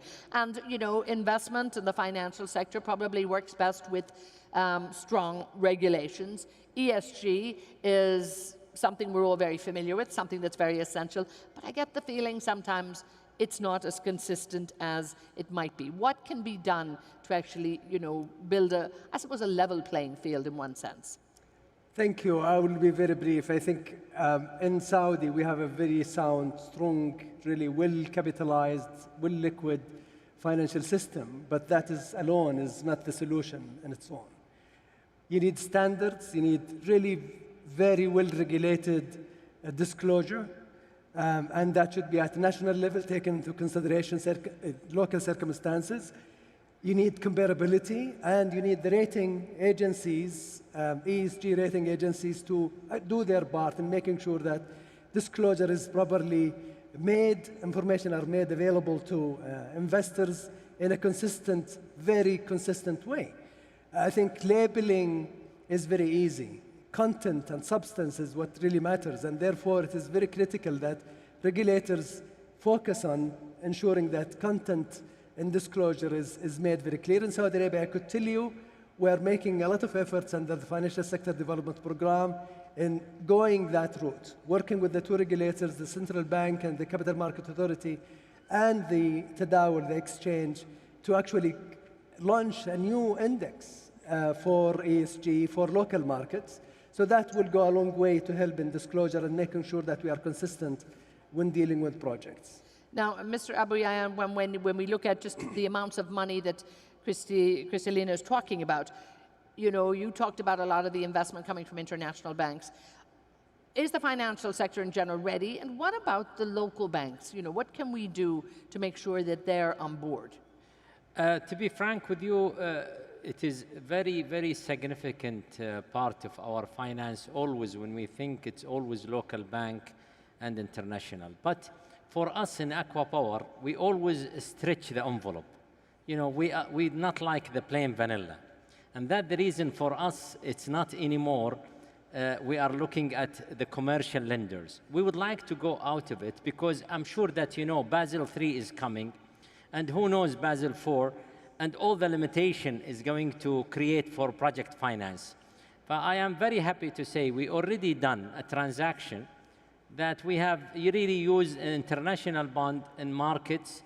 And in reality today, the green, as you know, our colleagues talking about it, you know, over 1 trillion last year for green available, and it has been used. We are going for green bonds, and we are going to go really to more, you know, stretch, I have to say, debt, but also more tools to optimize our finance. Aqua Power is very well known in delivering the most competitive value to their partners. And that's the reason we need to think and act out of the box, not to go and compete with our colleagues in the local banks, because we need the local banks to use it for something else. We would like Aqua Power and similar to Aqua Power to go to more a debt market.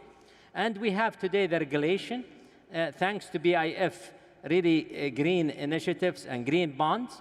And the CMA and other regulators here, they are really working very seamlessly to put structure for the bonds market, to expand the bonds market. And we have been very delighted when we launched the bond of Aqua Power just recently, how it was successful, how it was competitive. But we are going for green. In Jizan, the one I told you, in 12 billion, we are going to go in the green bonds. We are going to issue. When we are talking about new, we are going to go. And this Giga mega project, we will go not to the conventional lending market. We will go to the real debt market, and we will go for it very aggressively.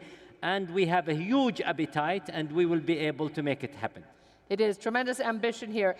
Kristalina, we have less than a minute that I need to get a closing word from all of you. So when we look at, what would make financing, become mainstream, green financing, is there a hope for it?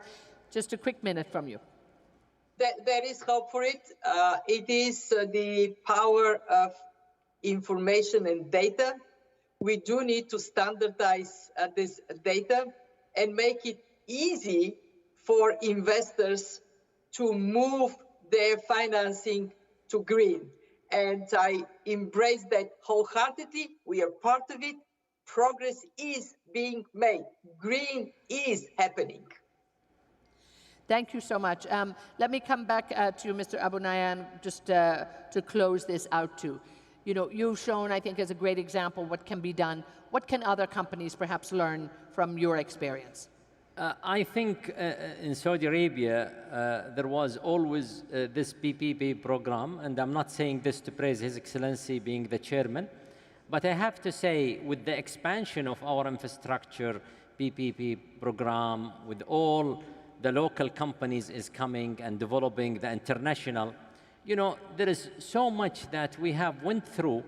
I'm sure that, my colleagues and other players, they will be there to develop more ways and means to really come up with something better and new. And we have to innovate always to deliver more value to our partners locally in Saudi Arabia and internationally. And I have to say, the competition and opening the competition, and as he said, His Excellency, the regulation is in place. It will encourage people always to do something beyond the norms. Indeed. And when we look, would you say, I suppose, that the political will is in place to head in this, for the most part? In some places, the political will is there. But we heard today, non-stop, a call for urgency. You have to act now. We have to move on. What needs to be done in the short term to meet the bigger long-term challenge? So a quick closing word from you. Very, very quickly, I would say that, A, we need to define transition. We are transitioning into green. So let us just make sure that we define transition. Because shifting very quickly to what we wanted to reach in 2050 will leave us very vulnerable and will cause more energy crisis, as we are seeing actually today. And that does not actually conflict with going green. I think going green requires a very sensible way of thinking about how we are going to reach to 2040, 50, and 60 objectives. We need power now, and the economy needs power now, people need power now, and we need to make sure that we invest in technologies. I could tell you our focus is investing in technologies to use whatever power or energy source in a cleaner way. Thank you so much, and I do have to wrap it up there. Kristalina Georgieva, thank you so much for joining us from the US. We're so happy. The Managing Director of the International Monetary Fund, delighted to have you here. The Chairman also of Abou-Nahyan Holding and Aqua Power. Mohammed, thank you so much for being with us. And Your Excellency, the Minister of Finance. I am not anymore the Chairman of Abou-Nahyan Holding. I'm only the Chairman of Aqua Power.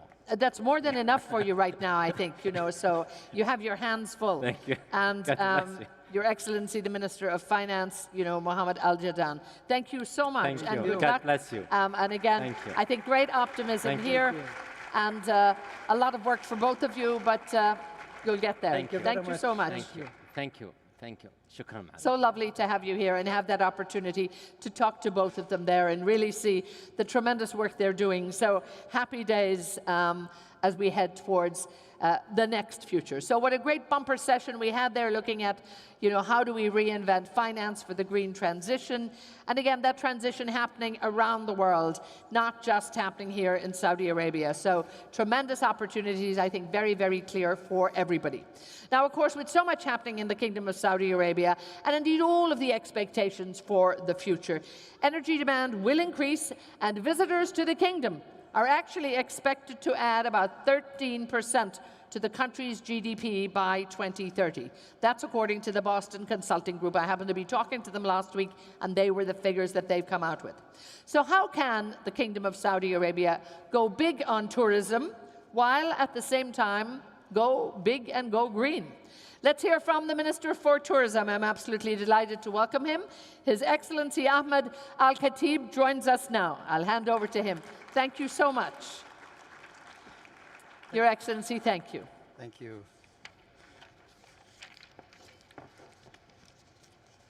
Thank you, Itna. Assalamu alaikum wa rahmatullahi wa barakatuh. Your Excellencies, distinguished guests, ladies and gentlemen, it is a pleasure and privilege to speak to you today at the first Saudi Green Initiative. This initiative is the result of the bold and visionary leadership shown by His Royal Highness, the Crown Prince. He has recognized that whilst economic growth and prosperity are vital, we need to develop and grow in balance with our planet. We cannot afford to sit still and watch as our climate changes. The 2021 IPCC report found that whilst it is still possible to limit climate change to just 1.5 degrees Celsius, doing so would require unprecedented action. The consensus is clear that this action is necessary. Temperatures are rising 100 times faster than in previous natural increases. Between 1997 and 2015, our oceans absorbed as much heat as they did during the previous 130 years. As a result of climate change, more than 20% of species are at risk of extinctions, and hundreds of thousands of square kilometers of forest are being lost annually. The challenge is clear. The challenge is urgent. And this is a challenge that we cannot afford to fail. The Paris Accord recognizes the importance of balancing economic and social development with meeting ambitious common goals on climate change. Tourism is a vital sector. Globally, it supports more than 330 million people. And before the coronavirus pandemic, tourism was responsible for creating 1 in 4 new jobs anywhere in the world. In fact, it was one of the world's fastest growing sectors. But we cannot escape that reality, the reality that tourism has an impact on our environment. The sector is responsible for 8% of global greenhouse gas emissions. And this figure is expected to grow as the tourism sector recovers and the number of people traveling continues to grow, whilst other sectors like power generation and road transport decarbonize. Tourism has other effects on the natural environment too. According to the UN Environment Programme, in a business-as-usual scenario, by 2050, tourism will be responsible for a 150% increase in energy consumption, a 131% increase in greenhouse gas emission, a 152% increase in water consumption, and a 251% in solid waste disposal. It is absolutely clear we cannot go on like this. Tourism must be part of the solution. We have to play our full part, and we have to help the global tourism sector to make this transition. This will not be easy. The tourism industry is complex and diverse. It is a horizontal sector which cuts across many other parts of our economies and societies. aiding poverty reduction, creating opportunities, especially for women and youth. It is also a highly fragmented sector. 80% of business in tourism, more than 40 million globally, are small and medium-sized enterprises. The companies do not know where to start. They have no sustainability department, no research development budget, and no management consultants. But we can enable them to act in this urgent agenda to achieve our ambitions, climate goals. We must give them help. We must give them advice and guidance. We must give them the tools so that can do the job. I am proud to say that Saudi Arabia answering this vital call, working with partners that prioritize tourism and climate to create a multi-country, multi-stakeholders coalition. Early today, His Royal Highness the Crown Prince reinforced this steadfast commitment, announcing the launch of the Sustainability Tourism Global Center. Through his vision, this center will bring everyone together and work with international experts to lead, accelerate, and track the tourism sector's transition to a net zero emissions, as well as drive action to protect nature and support communities. The center will enable the transition whilst continuing to provide the job and growth we need by delivering knowledge, tools, financing mechanism, and innovation stimulation into the tourism sector. It will support all stakeholders across the tourism industry in developed and developing countries. It will be good for communities, good for nature, and good for the climate. And this will mean that tourism is part of the solution to climate change, allowing us to enjoy our environment for generations to come. Tourism is vital globally, and it is central to the success and prosperity of the kingdom. We are grateful for this wise leadership of His Royal Highness the Crown Prince, for driving the global sustainability agenda forward, as seen here today. And I'm proud of the role that Saudi Arabia is playing in leading the way to a more sustainable global tourism sector. This is the start of an important journey, and we do not have a moment to lose. Thank you.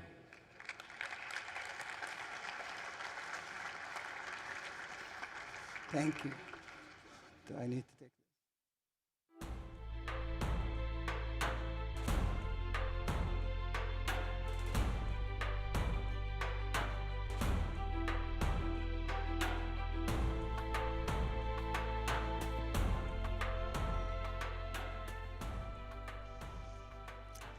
Well, a huge thank you to His Excellency there for that essential backdrop that leads us very nicely into our next panel discussion on going green by going big, and some of the Giga projects that are spearheading the Kingdom of Saudi Arabia's sustainable transition. And it's a great pleasure to introduce you to our panel.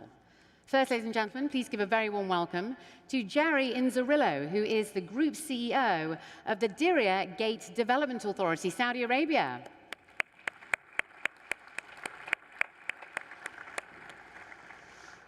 Wonderful to have you here. Thank you so much for joining us.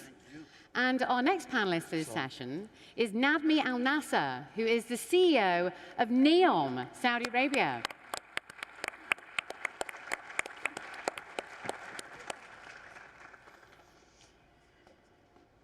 Gentlemen, thank you so much for joining us. A great topic, this one. Going green by going big. So let's dive straight in. Jerry, I wanted to start with you, if I may. Tell us a little bit more about what exactly is going on within Diriyah right now, and also as the custodian of such a huge project as well. Tell us about the responsibilities that you feel for developing something that's so amazing on the one hand, but also sustainable on the other. Yes, thank you, Laura. Assalamu alaikum. Good evening, everyone. Thank you so much for taking the time to come out. It's a great honor for us to follow His Excellency Ahmed Al-Khatib and his leadership in tourism. I have the great honor of leading an amazing group of people at the birthplace of the Kingdom of Saudi Arabia, the birthplace of the Arabian Peninsula, and the ancestral home of Al Saud. So Diriyah is very special because there's only one Diriyah. So we have to be particularly careful because it has a legacy. It's a UNESCO World Heritage Site in the middle of what is well becoming one of the global G20 cities in our G20 status. So we have preservation of culture, heritage, national identity that we have to be careful with. But thanks to the enormous vision of the Crown Prince, we're building a 10-kilometer city to attract people from all over the world, not just the residents of Diriyah, the Kingdom of Saudi Arabia, but to make it one of the great gathering places in the world. But we're doing it every single day with the highest levels of technology on sustainability. So we love the Diriyah team, DGDA, love Saudi Green Initiative because we've been practicing it every day because the Crown Prince said 3 years ago, 4 years ago, this is something that is not even a goal. We're going to practice it every single day. So even as we speak now, we have huge deliverables on the green initiatives that we can talk about. But Diriyah is a concentric master plan of residences, learning, university, prayer, mosques, hotels, restaurants, souks. It will be the great cultural heritage city in the world. Absolutely incredible. Nadmi, over to you. Tell us a little bit more about what's going on in NEOM as well. And also, you really are setting new standards in terms of sustainability as well. So tell us also, as well as what's going on with NEOM, but how these Giga projects really are expected to contribute to this Vision 2030 then. Before I start talking about NEOM, I have to say I was enjoying every moment listening to his story. Because his story about this history, bringing it back and doing it and redoing it is just a great thing for me as a citizen of Saudi Arabia. I'm doing almost the opposite of what he's doing. My job and the vision and the mission of NEOM is to build the future. Build the future meaning you have to think of the future, you have to dream of the future, and then you have to start putting the plans to make it happen. So what could a normal day look like for us in NEOM? We will be busy in the morning, we'll fine-tuning the strategies of our 16 sectors that are going to make up the economy of NEOM. Because after all, NEOM is meant to be an independent economy built based on 16 sectors that are going to drive that economy. And maybe by lunchtime, we will be busy with the planning for the regional plan. NEOM is a huge country, if I were to say. It is the size of Belgium, and we have to develop different pieces of this all over that land. Mountains at 2,600 meter high, snowing in wintertime, islands, and we have 17 islands to develop, the shoreline of 450 kilometers of line that we have to invest and develop, and in the middle of that, nice, beautiful desert that we have to develop it into a different thing. With all of this, I haven't get into the real challenge. the line. The line is basically the new discovery and the revolution of urban planning that the world has never seen. And when we launch it, I think it will be a beautiful surprise. We are busy between all of this, but that's not over yet. Parallel to this, we are drafting up the founding law of NEOM, the law that's going to govern this region. And by night, we'll be drafting the regulations. This daily story tells you the whole thing about NEOM. That's it. Absolutely fascinating, out of this world amazing, and two very different projects, but both very, very exciting to see as they go along.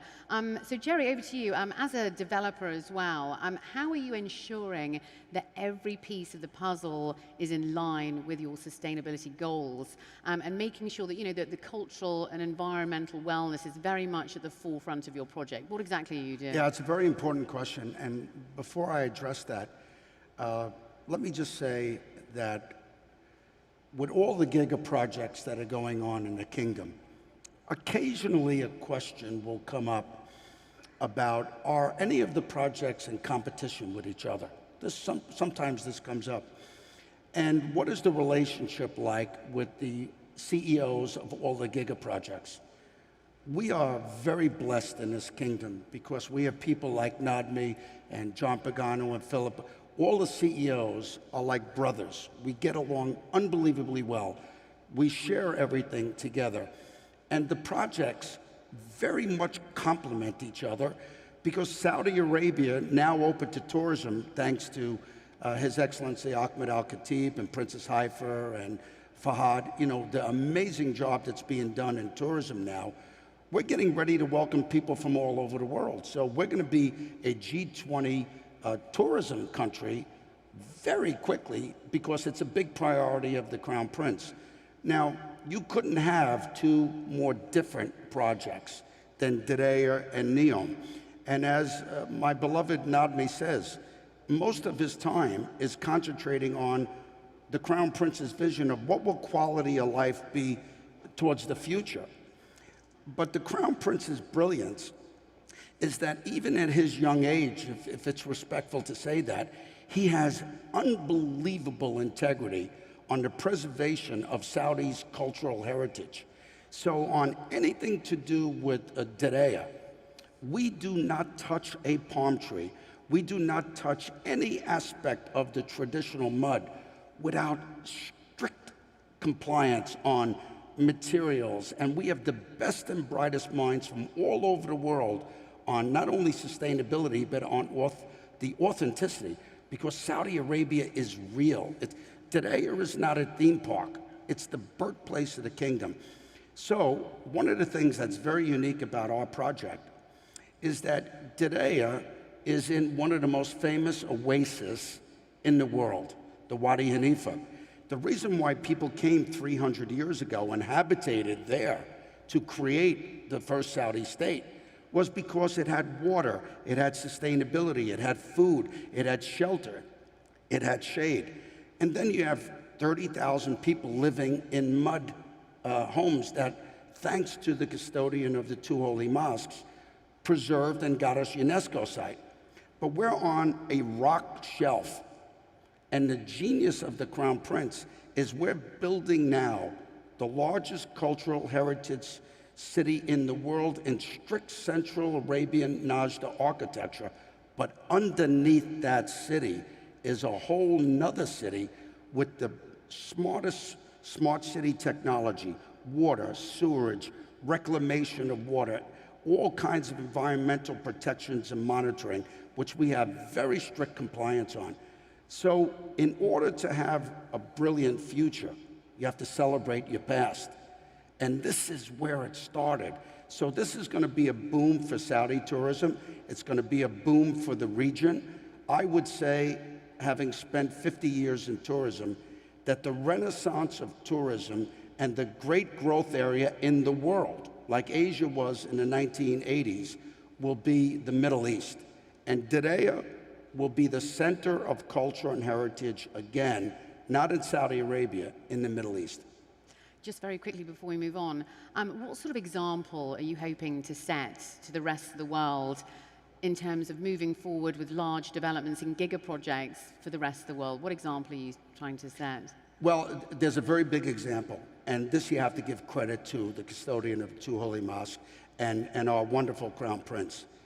What His Excellency Jardin said earlier, they are not conflicting to be green, sustainable, and cultural, and have a celebration of your past or a brilliant vision to the future. They are compatible. The Crown Prince is one of the most strict people I've ever met on cultural heritage compliance, environmental compliance. I have to leave here to have a meeting with him to report on this tonight. But he knows anything to do with trees or mud, air quality. He said to me recently, "Oh, you're causing a lot of dust." I said to him, "That's progress." He said, "But I want it the right way." "Yes, sir." You know, so he's on top of all these details. So for us, the same way you wake up in the morning and take a shower, it's normal. Sustainability for us is normal. And all the CEOs, none of us feel an obligation to this. We all believe it. So there's a big lesson from the world that these things are compatible. And there's a moral imperative to address quality of life, climate change. And the Crown Prince he doesn't even see it as an initiative. He sees it as, this is imperative to quality of life. We all agree. Sadly, we are running out of time, so I do want to very quickly move over to Nadmi. Tell us about what you're doing over at NEOM in order to preserve environmental wellness as well as, what are the key elements then when looking to develop a sustainable, responsible, and regenerative project as well? Well, I would say first, we've inherited NEOM, the land, and the land was never touched. It's so pristine. That by itself puts a big responsibility on us to first protect what we inherited and improve. That's the only way forward. So the islands I mentioned, the land, the mountains, we have established very strict rules and regulations on how we're going to manage them during the development and during construction. On the other hand, we're setting the rules and regulations on how we're going to manage and operate NEOM the day after. And these are not exactly the same. And I have to tell you, during this phase, if Jerry is talking about how he's being looked after by his boss every day, it's only 10 times on my side. And that's a challenge. It's a beautiful challenge, I have to say.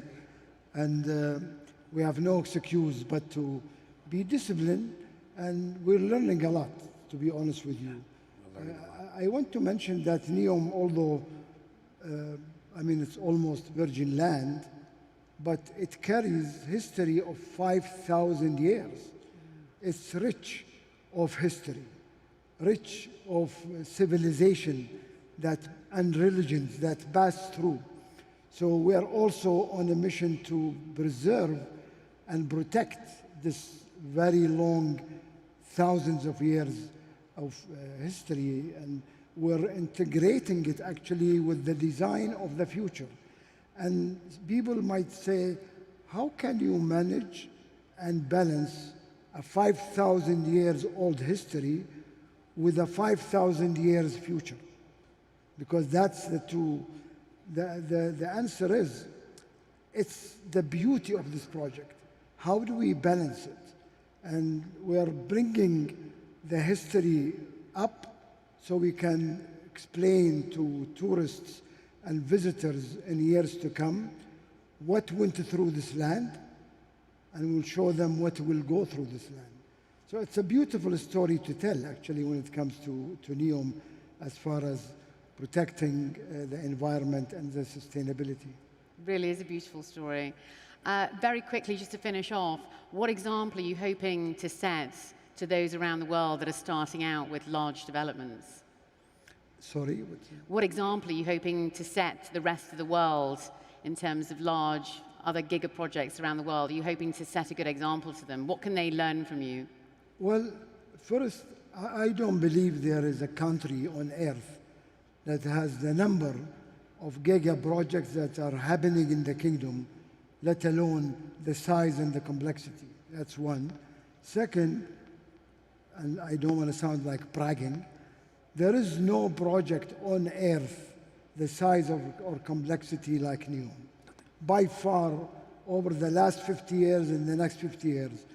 And the kingdom, surely with confidence of our chairman, our board, our leadership, and everybody in NEOM, just like other projects, we are clear and adamant, like those Giga projects will be designed, planned, and executed the dates we had for ourselves.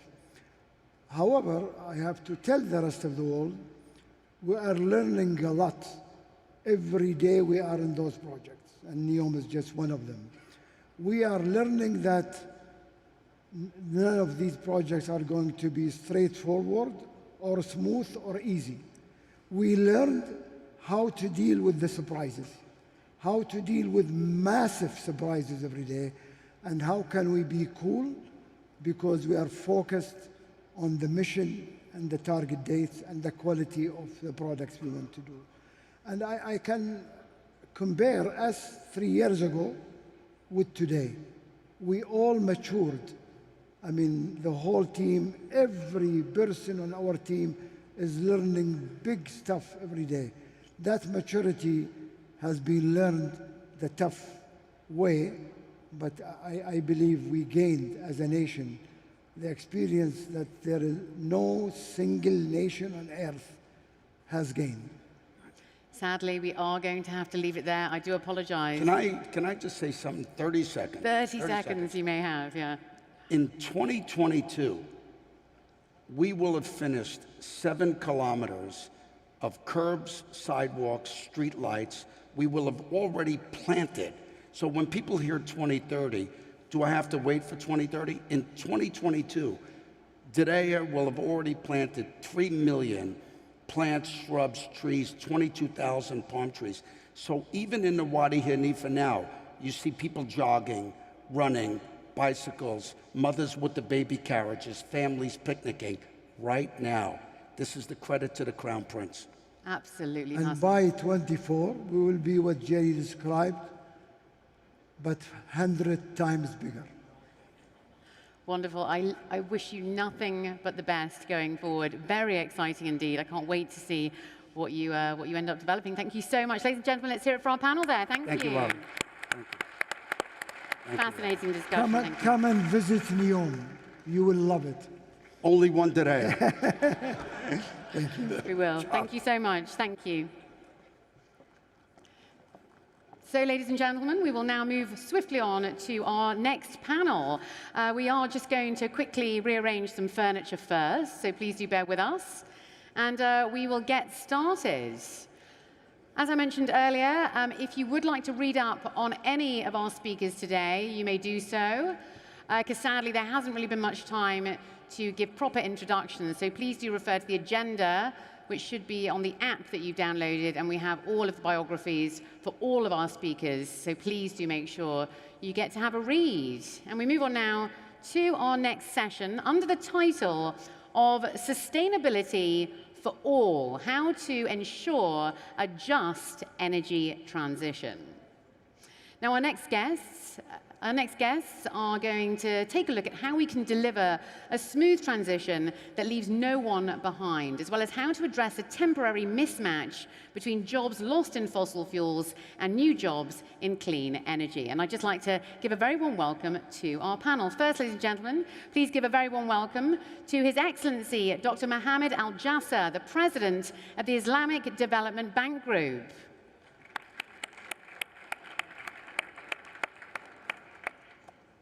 Next up, we have His Excellency Pernell Charles Jr., Minister of Housing, Urban Renewal, Environment and Climate Change for Jamaica, who joins us virtually. Next, we have His Excellency Bruno Jean-Richard Utua. He is the Minister of Hydrocarbons for the Republic of Congo. Next, we have Dr. Naif Al-Musahel. He is the Deputy Minister for Policies and Strategic Planning at the Ministry of Energy for the Kingdom of Saudi Arabia. And next, we have Dr. Abdul Hamid Al Khalifa. He is the Director General and CEO of the OPEC Fund for International Development, Austria. And our final panelist, ladies and gentlemen, is Professor Malaga Peru Macgoba. He is the Interim Chairman of ESCOM, South Africa.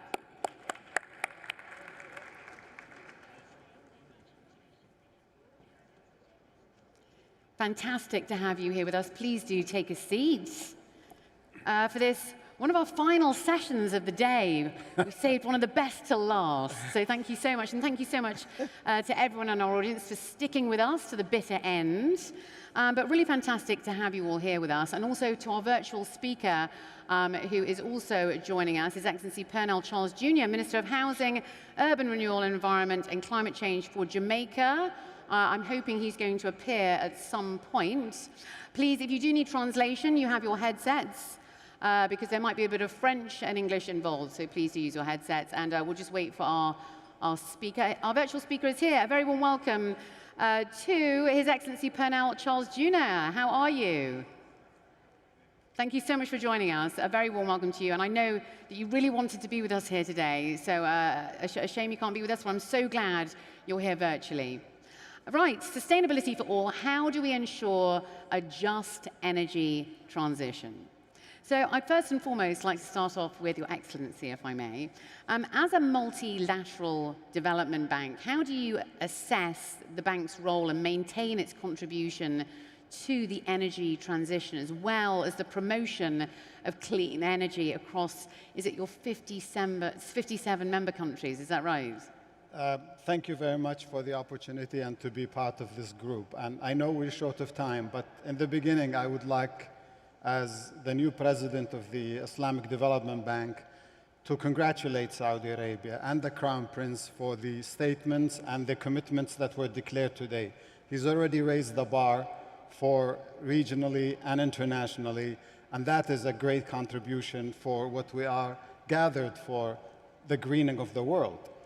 Second, the Islamic Development Bank is the only South-South multilateral development institution, and therefore, with its 57 members, is very concerned about the development of our countries. Half of them actually are least developed countries. So from the outset, we were very concerned about their energy development. Some of them didn't have access to electricity or even to clean cooking. So we embarked on programs to help these countries develop their energy sectors, and we have provided about $63 billion of financing since the inception of the bank 46 years ago.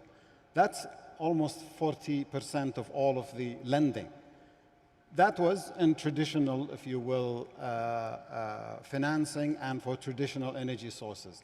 But 5 years ago, the shift with the world started. And now we have already provided about $3 billion of financing for renewable energy. We have already started giving technical assistance to our member countries to develop their own strategic plans for transition to green energy.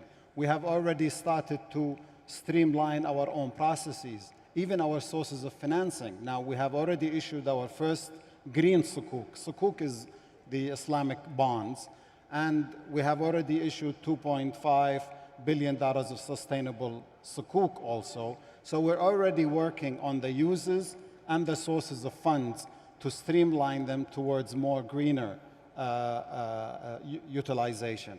So we are very busy with our members to try to help them pass these hurdles of becoming more green.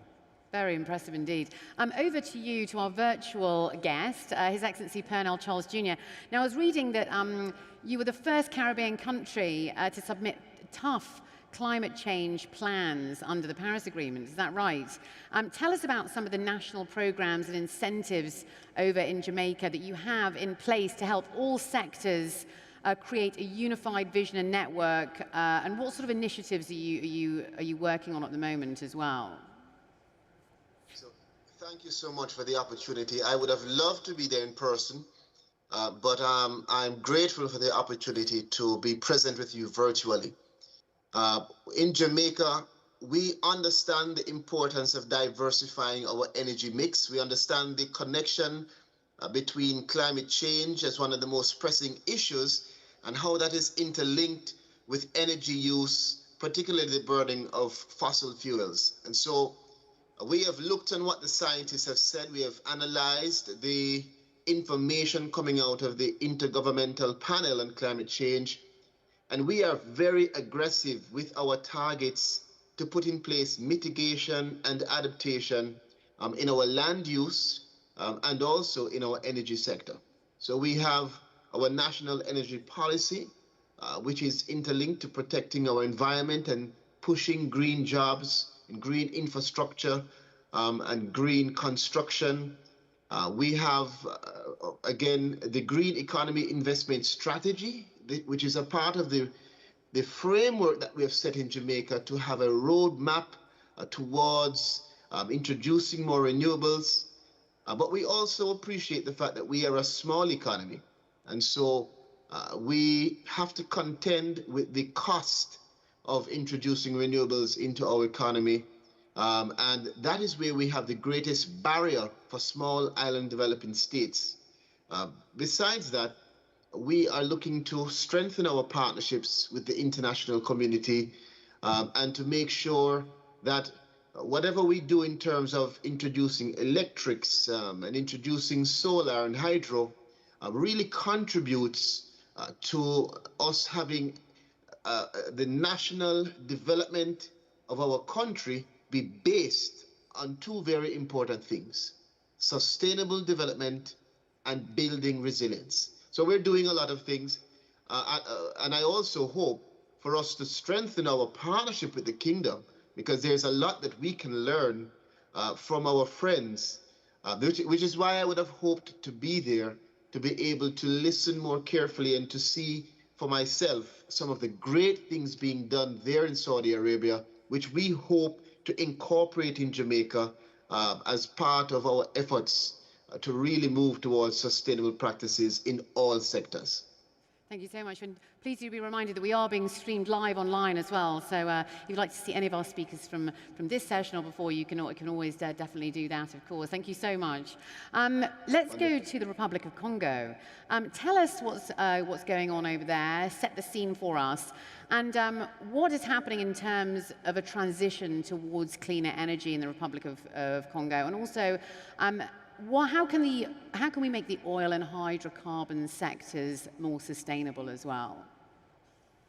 Thank you for this opportunity you're giving to us to speak not only on behalf of Congo Brazzaville, but if you don't mind, I will give a message also on behalf of Central Africa, and why not for Africa, and also for OPEC, because I'm the incoming president of OPEC for the next year. And I will take this opportunity of taking the floor for the first time since this morning to really give a big, sincere, warm thank to His Royal Highness, the Minister of Energy of Saudi Arabia, for inviting us, and also for the warm condition given to my delegation myself since we arrived in the country. And really, especially, I would like to express really my congratulations to the country, to himself, for this very strong demonstration, showing that you can be like Saudi Arabia, an oil and gas big player, but in the same time, you can take the lead for this climate change issue through this big initiative with a very high level ambition of net zero by 2060. This is really a very strong message we will bring to Glasgow in a couple of days.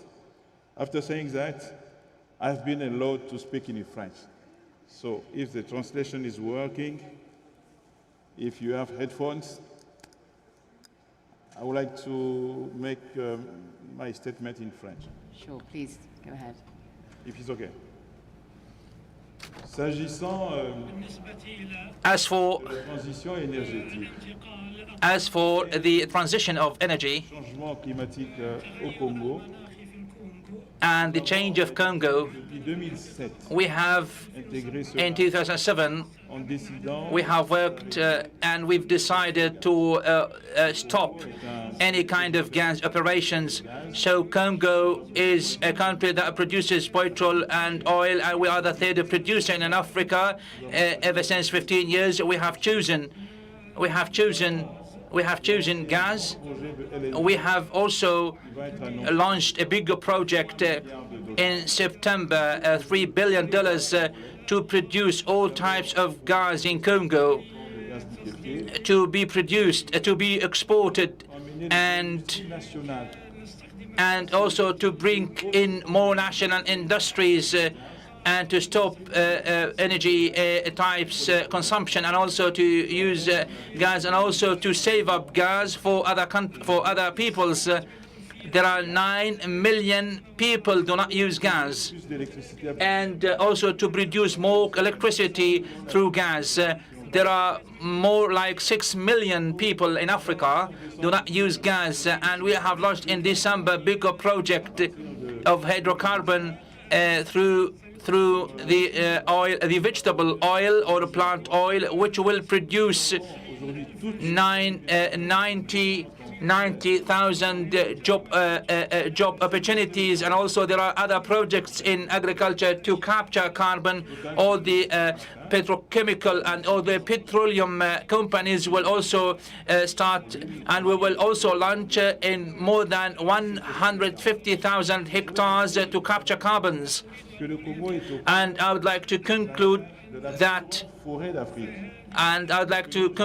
this is the biggest forest in Africa, where we try to capture carbon in such a sustainable way without being saturated. In Congo, we also have the biggest stream in terms of the carbon capture in the vegetable form-like or plant-like forms, where carbon is captured, and we will work by ourselves without aided or supported or even assisted. So we decided to launch a company in a form of an initiative where we will be able to capture carbons to help more in the climatic change. I do support and agree with the fact that the climate change, it has not only to do with one thing or two things. Over the upcoming 20 years, of course, we will not be able to work in silos. We need to diversify the different energies, the different energy forms, so that peoples can be further developed. And also we need more and more types of energies in OPEC, so that there will be diverse energy forms, so will be holistic work. Great news, and great to hear that you're making great strides in this area. Over to you, Dr. Naif. Essentially, how do you feel then we can make this energy transition and not leave anyone behind, where energy is affordable and also accessible for all? What's your take on that? Well, let me start by congratulating the Kingdom, of course, and the Crown Prince. I echo what His Excellency mentioned at the beginning, and it's such a treat to be part of this panel, so thank you for the invite. In discussing energy transitions, I'd like to pause a moment and reflect on the word transition itself. If you're pragmatic, if you are logical, if you are a realist, then you, like the Kingdom, would subscribe to a definition of transition of being or having the ability to adapt innovation and technology into achieving these different targets, and to be more environmentally conscious of how we're consuming energy. Transitions does not necessarily reflect a single solution.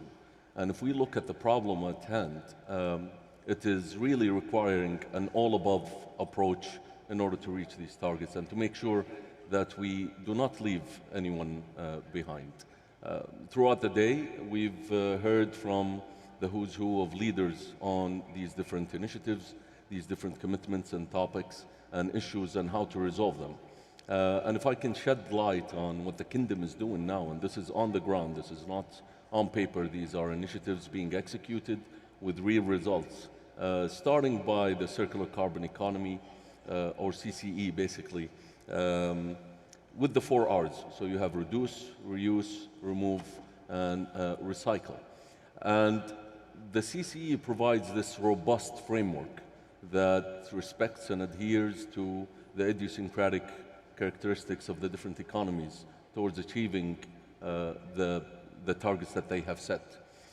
In such, for example, the Kingdom started with the most critical sector, if you will, that's the power generation sector, to optimize its energy mix by displacing hundreds of thousands of liquids by 2030 and replacing that with natural gas and with renewables to reach up to 50% of our energy mix. Another key point or key initiative is with regards to energy efficiency, which goes hand in hand with behavioral change, with nudging, with understanding how can individuals contribute to achieving these different targets. And since 2012, our colleagues at the Saudi Energy Efficiency Center have been spearheading multiple initiatives across different sectors, whether it's transportation, lighting, air conditioning, and so on, to ensure that this environmental stewardship is reflected. An addition that I can mention is the Hydrocarbon Sustainability Program, which focuses on how do we utilize hydrocarbons in a cleaner way and contribute to being a global citizen. And one of those initiatives is delivering clean cooking fuels to the millions of people in developing economies. And so the approach to achieve a just energy transition is really rooted in a framework that pushes or proposes equity rather than equality. In other words, it does respect the idiosyncratic attributes, the different capabilities of these economies, and offers multiple solutions to explore an all-above approach to reach these targets going forward. Moving over to Dr. Abdul Hamid, what is your take? How, in your mind, do you see this just transition of energy across the board? And does one size fit all, do you think, as well? And tell us a little bit more about the role of the OPEC Fund for Development as well. Well, Laura, thank you for, first of all, for inviting OPEC Fund for this event. This comes in very important time as the world is recovering from COVID-19. It is very important not to lose track of more important issues. And thanks for the government of Saudi Arabia by inviting everybody to this event. It is reminding the world of the more challenging issues, namely sustainable development and the development in general and sustaining our planet. Also, it's happy to see Saudi Arabia in front lines when it comes to climate change. As you know, Middle East is one of the most affected countries by climate change, and Saudi Arabia's leadership in this front assures us and assures the whole world about the ability of this region to catch up with the rest of the world. Having said that, and coming to your question, achieving energy transition is a very challenging objective. And to add to that, this has to be just, and minimizing the negative impact, the picture will be very much complicated. And as we heard today, and as Dr. Al-Jasser has mentioned, there is some countries lacks basic needs, and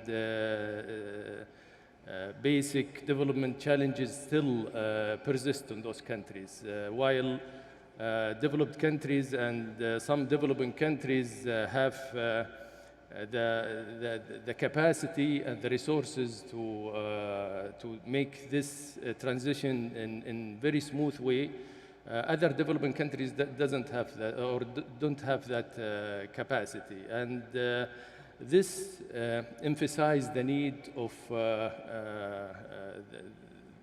to differentiate in our approach. Differentiate between those countries, between the groups, between regions, according to their capacity and resources.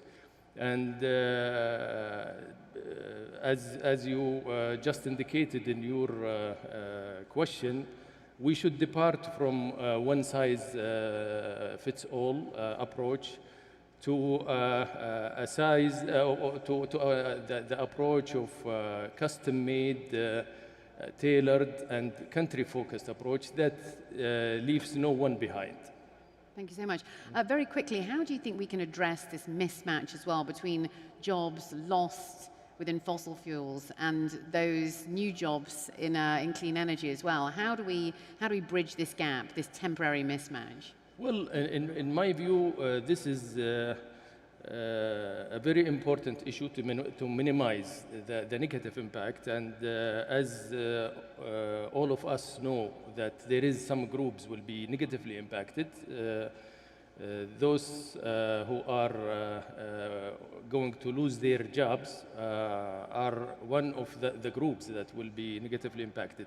In my view, a few things, training for the existing workforce who are working on sectors that are going to be vanished as we go. Second, maybe educational output has to be done in a way that take into account the new transition to new technologies and the new sectors.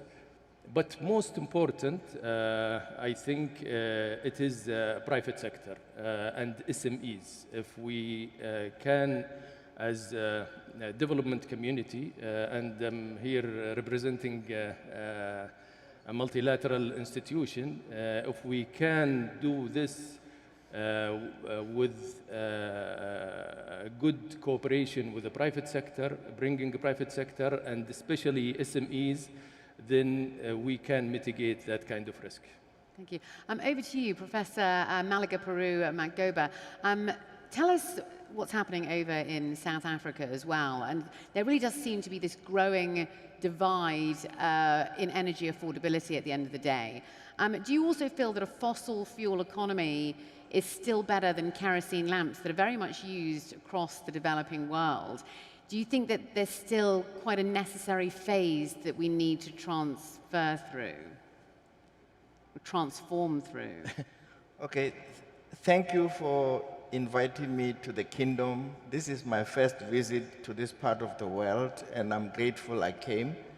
But more importantly, I think I want to thank the Kingdom of Saudi Arabia for putting such a good panel of people and experts, I think, to discuss this very critical issue. Having said that, I come from a country that is characterized by the worst inequality in the world. I think we have a Gini coefficient of 0.68, which is the worst, I think, that you have in the world. A country characterized by unemployment and a country characterized by poverty. However, in trying to address these three issues, the country constituted a national planning commission that developed a national planning program. That program identified climate change as an important component of development. So climate change in South Africa has never been seen to be separate or isolated from the rest of the socio-economic development and the social cohesion that is necessary in the people. However, we recognize that the world over, the world has never been equal, either in wealth, politically, or in development. So we will always have these inequalities.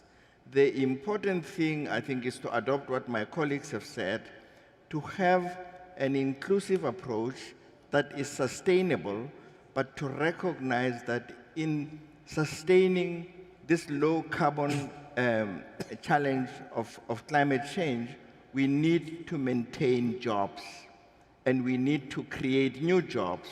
We need to retrain people. We need to re-educate people. However, we need to consult with the people to understand what their dreams and what their future needs are, so that I think you can have a match between what people want and what people aspire and what people see as development. It is clear that in most developing countries, fossil fuel is still important, and it will remain an important component for a few years to come. However, in South Africa in particular, the President has established a Presidential Commission on Climate Change, and that is obviously taking the process.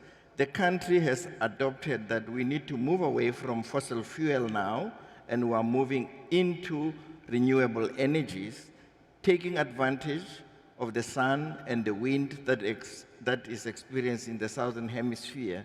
And we are making use of that, I think, as a way of integrating the whole process of climate change. It must be integrated into the socio-economic development of the country. One does not exist against the other. And I think it emphasized that in dealing with climate change, you are going to have to be flexible, to be adaptable, but also to realize that there is no single size that fits everybody. I think I'll leave it there at the moment. And many, many people have said that today. One size does not fit all, of course. I'm very, very conscious of the time. Yeah. However, I do want each of you to leave us with your final remarks. 20 seconds. I think you guys have got 20 seconds each. So please do tell us your key message for our audience today. Your Excellency, Dr. Mohammed Al-Jasser, what's your key message? I think the most important is that all of us, the community of financiers, especially multilateral institutions, and there are 12 of us, including the World Bank, the African Development Bank, the Asian Development Bank, to go with one view that we need to help those that are less able to cope with financing, with advice, and to help them get over this difficulty of transition to a more green, a more sustainable system of energy. We should not allow the poorer members of our community to fall behind just because the financing is not there. They have enough suffering as is without imposing them with this new one. Exactly, well said. Your Excellency, Pernell Charles Jr., your final key message for our audience in 20 seconds, please. I want to echo the sentiments of my friend.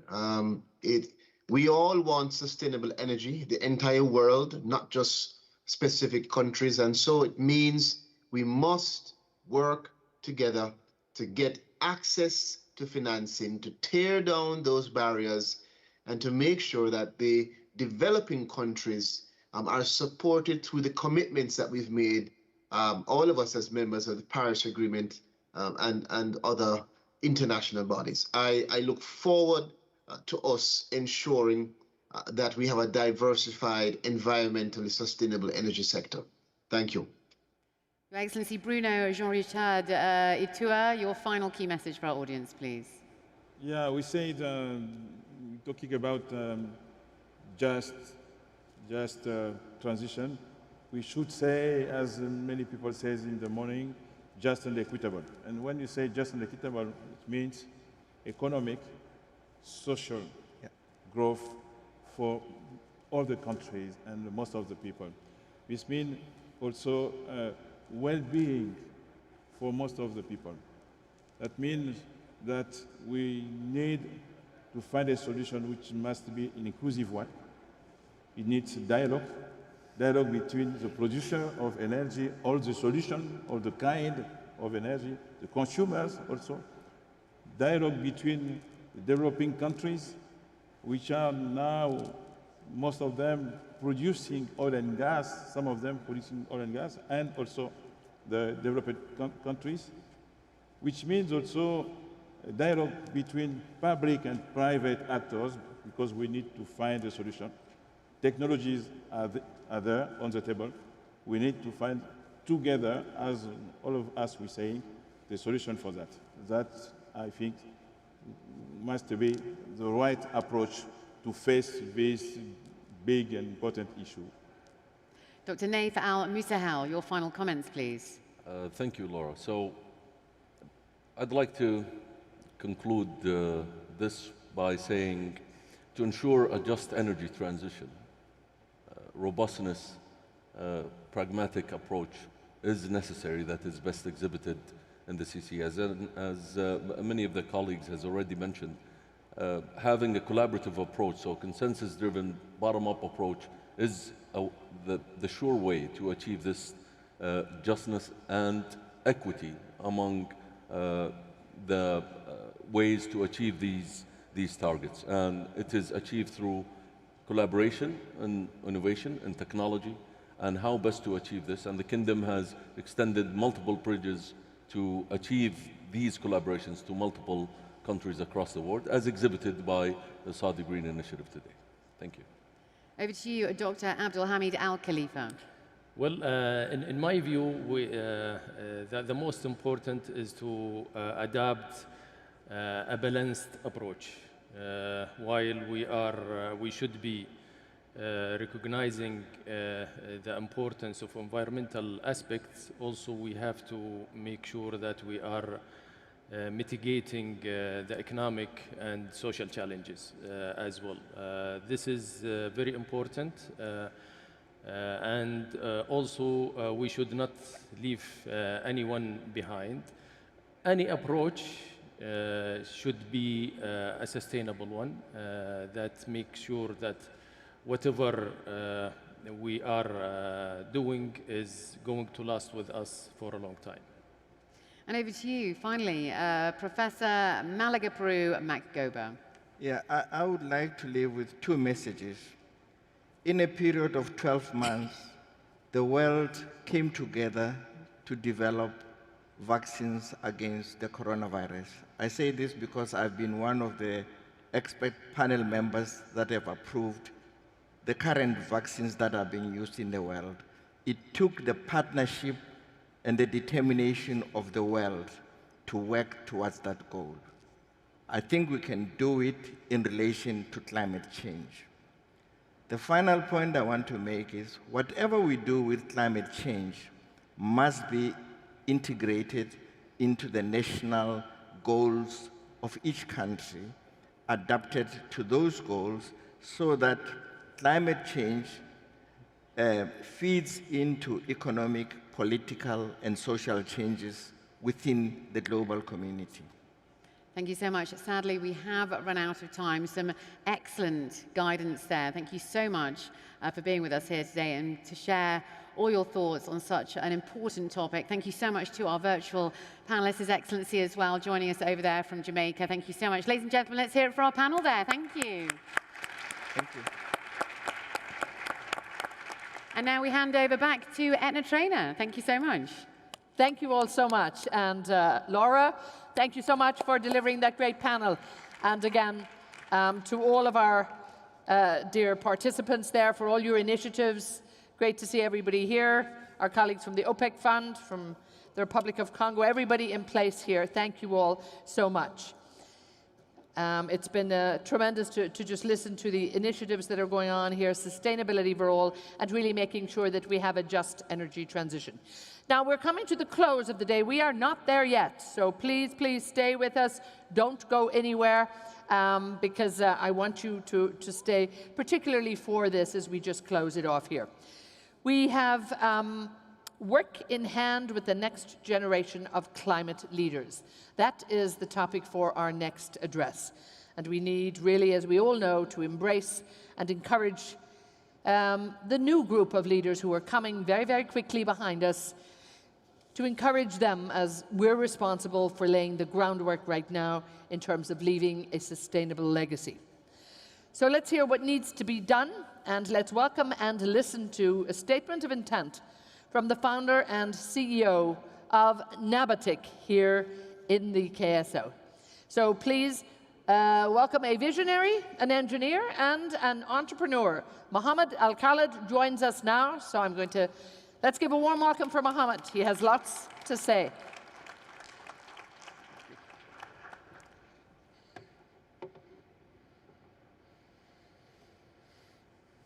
Your Excellency, honorable guests, ladies and gentlemen, good evening. I am immensely privileged to be standing of such distinguished crowd of world leaders, change makers, and youth. I'm standing here in front of you because of a seed that was planted 20 years ago. Let me tell you of a story of a day that changed my life. When I was 7 years old, my father used to take me for long walks around our neighborhood, almost every day, to do some exercise. And I remember one day in particular, and I remember it clearly because it was hot that day. And I remember wondering, why are we walking in such a hot day?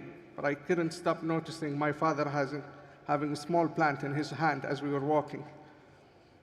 So as we walked, we stumbled upon an empty plot of land, lifeless, no life in it, no plant, no animal. So we decided to go inside and walked towards the middle of that land until we found a small pond of water. Kind of looks like a small oasis in the middle of a desert. So we kneeled beside it and we dug a hole on the ground and we put the seedlings, we tucked it in, and we took a few steps back, feeling proud of what we accomplished. And me, being a naive 7 years old, I thought that once you put the seedling on the ground, it will grow quickly into a tree. And my father saw that, and he patted on my shoulder and said, "Be patient and do good and forget about it." And I did forget about this plant. I continued living my life with all its sweet victories and bitter defeats. I studied, I graduated, I bought my first car, I got a job, I got married, and I grew.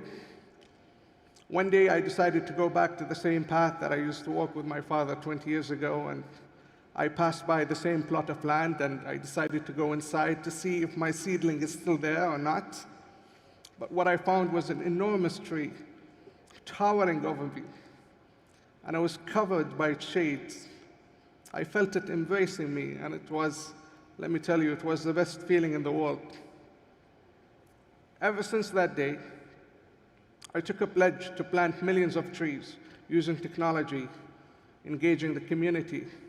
So I started constructing this crazy, optimistic plan, and I started rushing to people to get feedback from, and I was faced with doubts.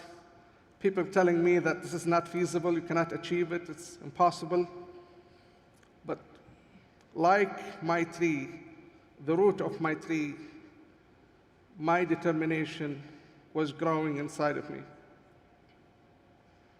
So I never gave up. One day I met my partner, Dr. Mohammed Sheikh, and he's sitting with you here. He's the first one who believed in me, and we both worked together, and we became two naives that are planning to change the face of the countries and plant millions of trees. Until one day, we saw the announcement of the Saudi Green Initiative, and our dream became more real. You see, we have a visionary leader whose ambitions far exceeds mine. I mean, we are a country that are building futuristic cities from the depth of our sands. We're conjuring water from air. We're growing crops on desert. And in just a few years, we became one of the most technologically advanced nations in the world. And then I realized that I should not limit myself with possibility, because with the leadership of His Royal Highness Prince Mohammed bin Salman bin Abdulaziz, to us, the youth, the sky is not even the limit. The ambitious, yet achievable initiative of the Saudi Green Initiative makes it clear that this nation would definitely be the leader of the next green chapter. And now I am more optimistic as a young individual about the future, not only of the Kingdom of Saudi Arabia or the Middle East, but the future of this planet. I made a pledge to plant millions of trees, and I'm sure with no doubt that with hard work and the support of our leadership, we will bear its fruits. I'm standing here in front of you because of a seed that was planted 20 years ago. So let us work today to plant the seeds with the youth of our nation. And the conversation will continue tomorrow. Thank you all for coming. Thank you for attending, and have a wonderful evening. Thank you very much.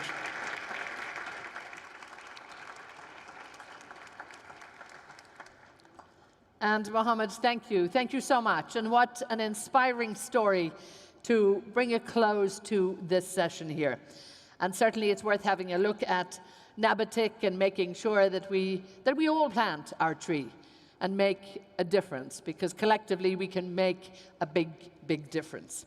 Again, an easy but a very, very meaningful way to actually do something, to take action and to begin to make a difference. And I certainly hope that this day has made a difference to all of you.